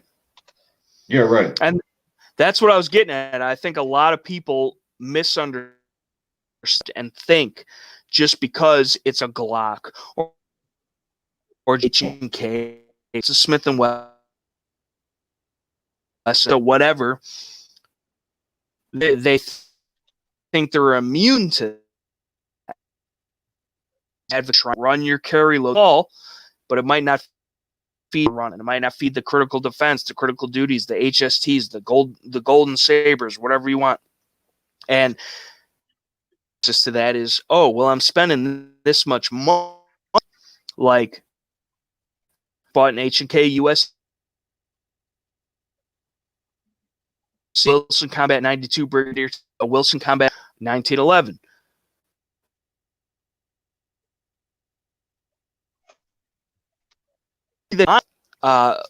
Leads you to believe that that motherfucker should be righteous. But what the most important thing that people could take away from this is that you still have to shoot it, you still have to try it, you still have to make sure that it's good, because it might not be, because it's a mechanical device fail. No matter who made it, what you spend on it, you have to life and death, game time use item. If it's just a range toy, if it's just a collector piece, maybe it's not that big of a deal to you, but you never know, because the boogaloo kicks off, shit hit the fan, the fucking Nazis, the zombies, the fucking whoever, the Red Dawn. You might have to pick that motherfucker up and go to work. And if you don't know that it works, you might be in a serious situation. So I always advocate people trying their shit out, making sure it works, testing it, using it, and that's that. But you can't.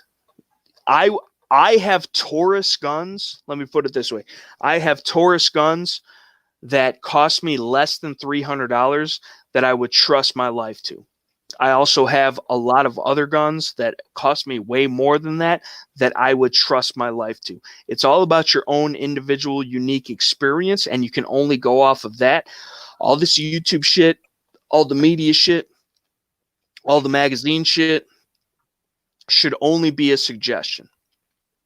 Think about it, ingest it, take it for what it's worth, but do your own research. Don't ever rely on anyone else. Let me ask you a question. What do you think the minimum amount of rounds through a new gun that you get is, where you would deem it reliable? What's the minimum amount of rounds put through it that you would deem reliable? 100 to 200 rounds. If it doesn't show itself within that amount of rounds, it's probably good to go from the factory. But then you come to the point of contention where, how well are those parts made? How reliable is it? How well fit is it? And is it going to have problems down the line? But off the bat, if you put a few boxes through it, 50, 100, 150, 200 rounds, and it doesn't have an issue, it's probably good to go, or at least it doesn't have a problem off the bat. But that never means that it's not going to have a problem down the road. So, like with this gun, this Rock Island, with the magazine that it's shipped with, the Metgar mag, it had a bunch of problems. I got these Trip Research mags, these Cobra mags from a buddy, solved all the problems. So it wasn't the gun, it was the magazine. Is that the 9mm? Yeah, it's a 9mm. It's a full size single stack 9mm. And once I swapped the mags, it was 100% reliable. Like I am literally, this is my defensive gun right now for the night, is a single stack 9mm 1911, as sacrilege as that is. But Metgar mags are usually on point. That's the thing, because I have Metgar mags for my Berettas, for my CZs, for my SIG 226, and they're always legit. They're always reliable. Never had a single issue. When I got the fucking Rock Island, and I bought this, was not sent to me. I bought this off the shelf of my local gun store, which I work at, for real money. Like, it was not sent to me. It was not fucking organized, nothing. I bought it off the shelf as a regular gun. And the Rock Island guns come with one mag standard. And with the mag that it's shipped with, it was a Metgar single stack 9mm mag, and it was just happenstance. And I don't want to condemn Metgar for this instance, but I've talked about it in my other videos and shit. But it did not feed. It doesn't have the spacer in the back of the mag, because the 9mm is a shorter cartridge than a 38 Super or a 10mm or a 45 or whatever. But that is what I think it was as far as the feeding and rely. I swapped the mags for first a metal form, fine. Then I picked up these Trip Research Cobra mags from a buddy. They worked perfectly fine. So it wasn't the gun, it wasn't the way the gun was fit, it wasn't the lack of polishing on the feed ramp, it wasn't the this, it wasn't the that. It was just a magazine, which in a semi-auto pistol, semi-automatic pistol is the most common issue. So, and especially with a 1911, most times with a semi-automatic gun, you want to stick to factory mags. With a 1911, depending on who the manufacturer is, a good standby is Wilson, Chip McCormick, Trip Research, Cobra mags, shit like that. You don't want to have, I got a Ruger 1911, I'm going to run these Ruger 1911 mags. You probably want to get some Wilsons to be safe, type of shit. So, hey, Shaggy, I saw your comment in the side chat, man. You want to explain what you wrote?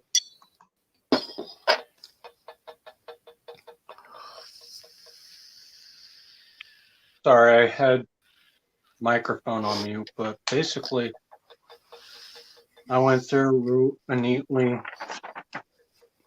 typed letter. I mean, I wrote a rough draft on paper, several pages long, but explaining to the president that if he is who he says he is and does intend to uphold the oath as he said he does, that it would behoove him for him to remove some restrictions, including the N.E.PA and the accompanying restrictions regarding those, and provided several reasons why. Not only explaining why he should, but also why those restrictions are unconstitutional. Kept it peaceful, well written, no spelling errors, no grammatical errors. But it's about a solid page long. And that's perfect right there. And to anyone, and I agree with Shaggy, I encourage you to do so. But make sure when you do, just like he did, make sure it's nice, well written, and don't try to attack. We're not trying to attack. What we're trying to do is make him understand our point of view and understand the point of the people. That's what we're trying to do. So when you write that letter, make sure you take your time, make it sure it's well written, no grammatical errors, just as he did as well. And just, again, take your time and send it. Send it. Yeah, respectful and to the point. We may not, and I'm not gonna say I don't like Trump. Some degree I do, to some degree I don't. But at the end of the day, he's still the president. And people will disagree, but you still respect the title. Yeah, for sure. So at the end of the day, just take your time, be respectful, and make it where you put facts. Facts are the only way we're going to win. Facts are the only way we're going to get through this.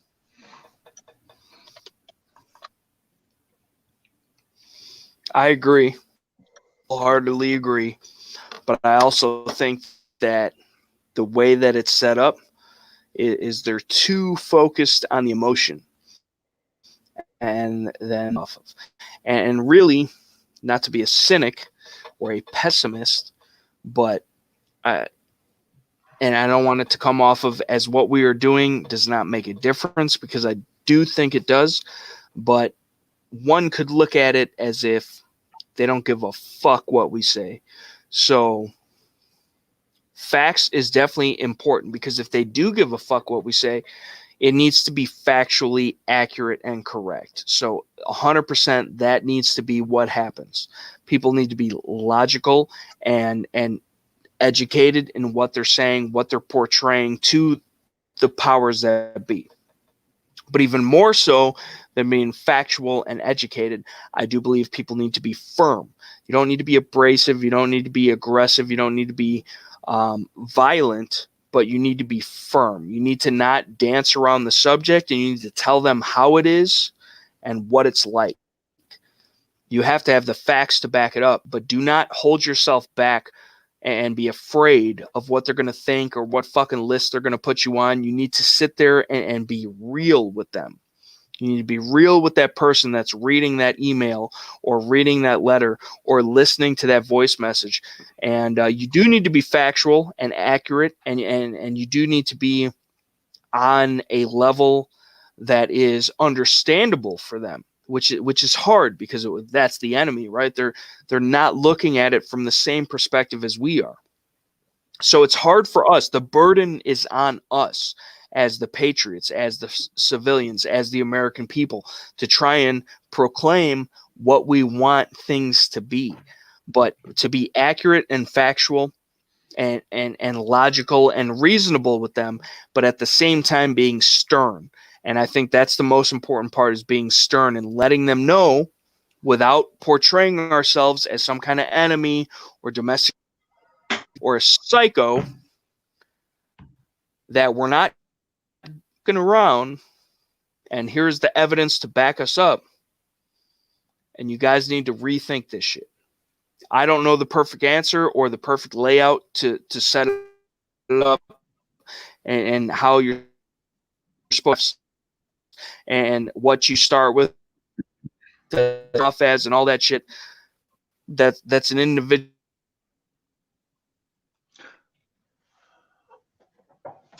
But you have to be legit, heartfelt, and passion behind it. Because if you're not doing it for a real reason, why even do it? And at the end of the day, it needs to be stern enough to let them know that you mean business. I would say this: don't let the passion overtake the message.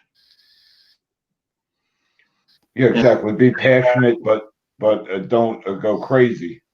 Yeah, when I say that, what I mean is simply just that. Don't go crazy with it. Keep it factual. Keep it real. Keep it to where they can understand it. Provide links if you have links. You know, we're not trying to. We're all patriots.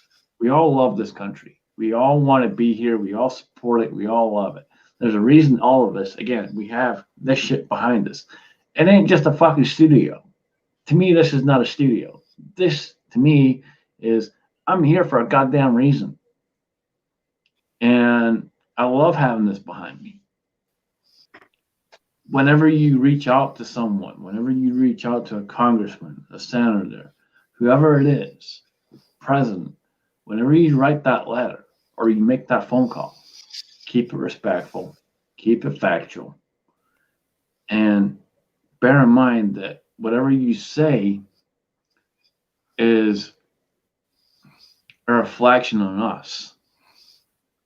Now, it may not be, you may not think it's a huge reflection, but it's a reflection on us.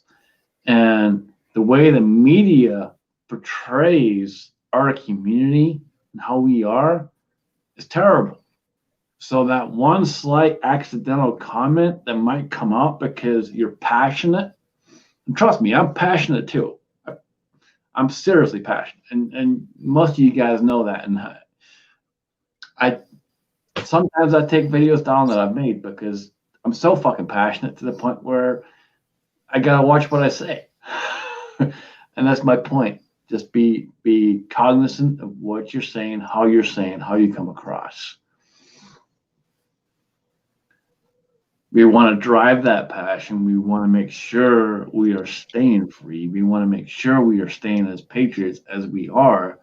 But at the same time, don't go so far that you take it over that barrier to where they have something against us. Also, keep in mind the president, because I'm talking about specifically to the president. Because we sent plenty of letters, plenty of phone calls to various representatives I'm thinking of are being sent to the president. Regardless, keep it short. He is a very, very, very busy guy and doesn't have a whole lot of time in the world to just sit down and read letters all day. So keep it short, keep it professional, clean. I was just on the White House website a few minutes ago because I did also want to send an email form. They prefer it typed, standard printer paper.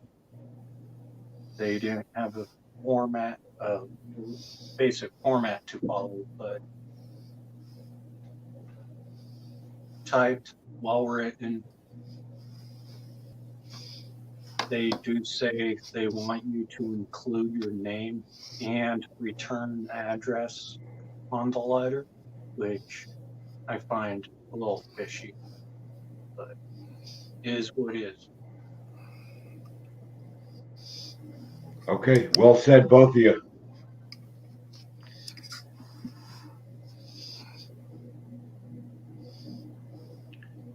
So what do you guys say?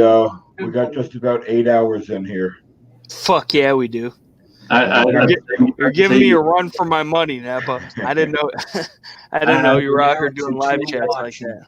I'd say you're well up there. And where's my check? Yeah, right. And we only got 2 people in the side chat left. So what do you say we call it a night? It's late. Yeah, it's fucking 4:20 in the morning. Fuck yeah. Yeah. 4:20, baby. I'm tired. I have to be up in 4 hours to go work on a roof.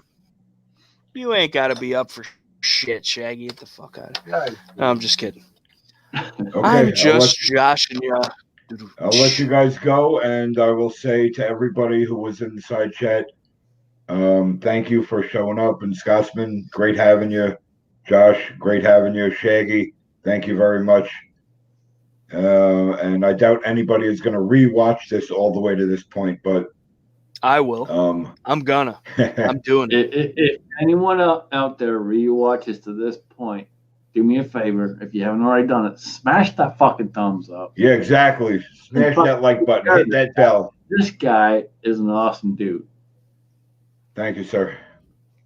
Also, I second that. I'm gonna have to rewatch the first hour and a half, 2 hours, because I completely missed the notification.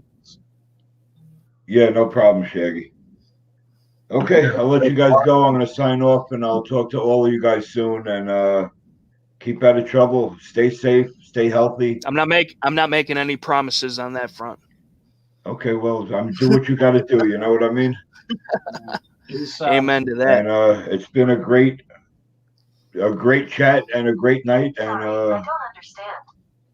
Look at this. I'm talking, and Google just friggin' answered me on my phone. See, that's that shit I've been trying to talk about the whole time, bro. That's the you, man. shit I'm talking about. Now for Q. It's fucked up, dude. Stop bringing up Q, please. God damn it. Okay. All right, guys. Sleep good. I'll talk to you guys soon. And thanks a lot, man. Have a good night. It's a great I chat. love you, man. Hey. I think I might be possibly doing one tomorrow. I want all you motherfuckers here. Okay. You know, I'm doing I'm trying to get up to I'm trying to get up to the range tomorrow. I want to get a video in on I want to make my own homemade napalm Molotov cocktail with gasoline and styrofoam. And I want to see if that's how you get the sticks. motherfucking feds up your ass, bro. I'm all for it. I am all Oh, I'm for doing it anyway. I don't care. Well, I see, and that's what I love about you. What's the problem with a homemade napalm Molotov cocktail?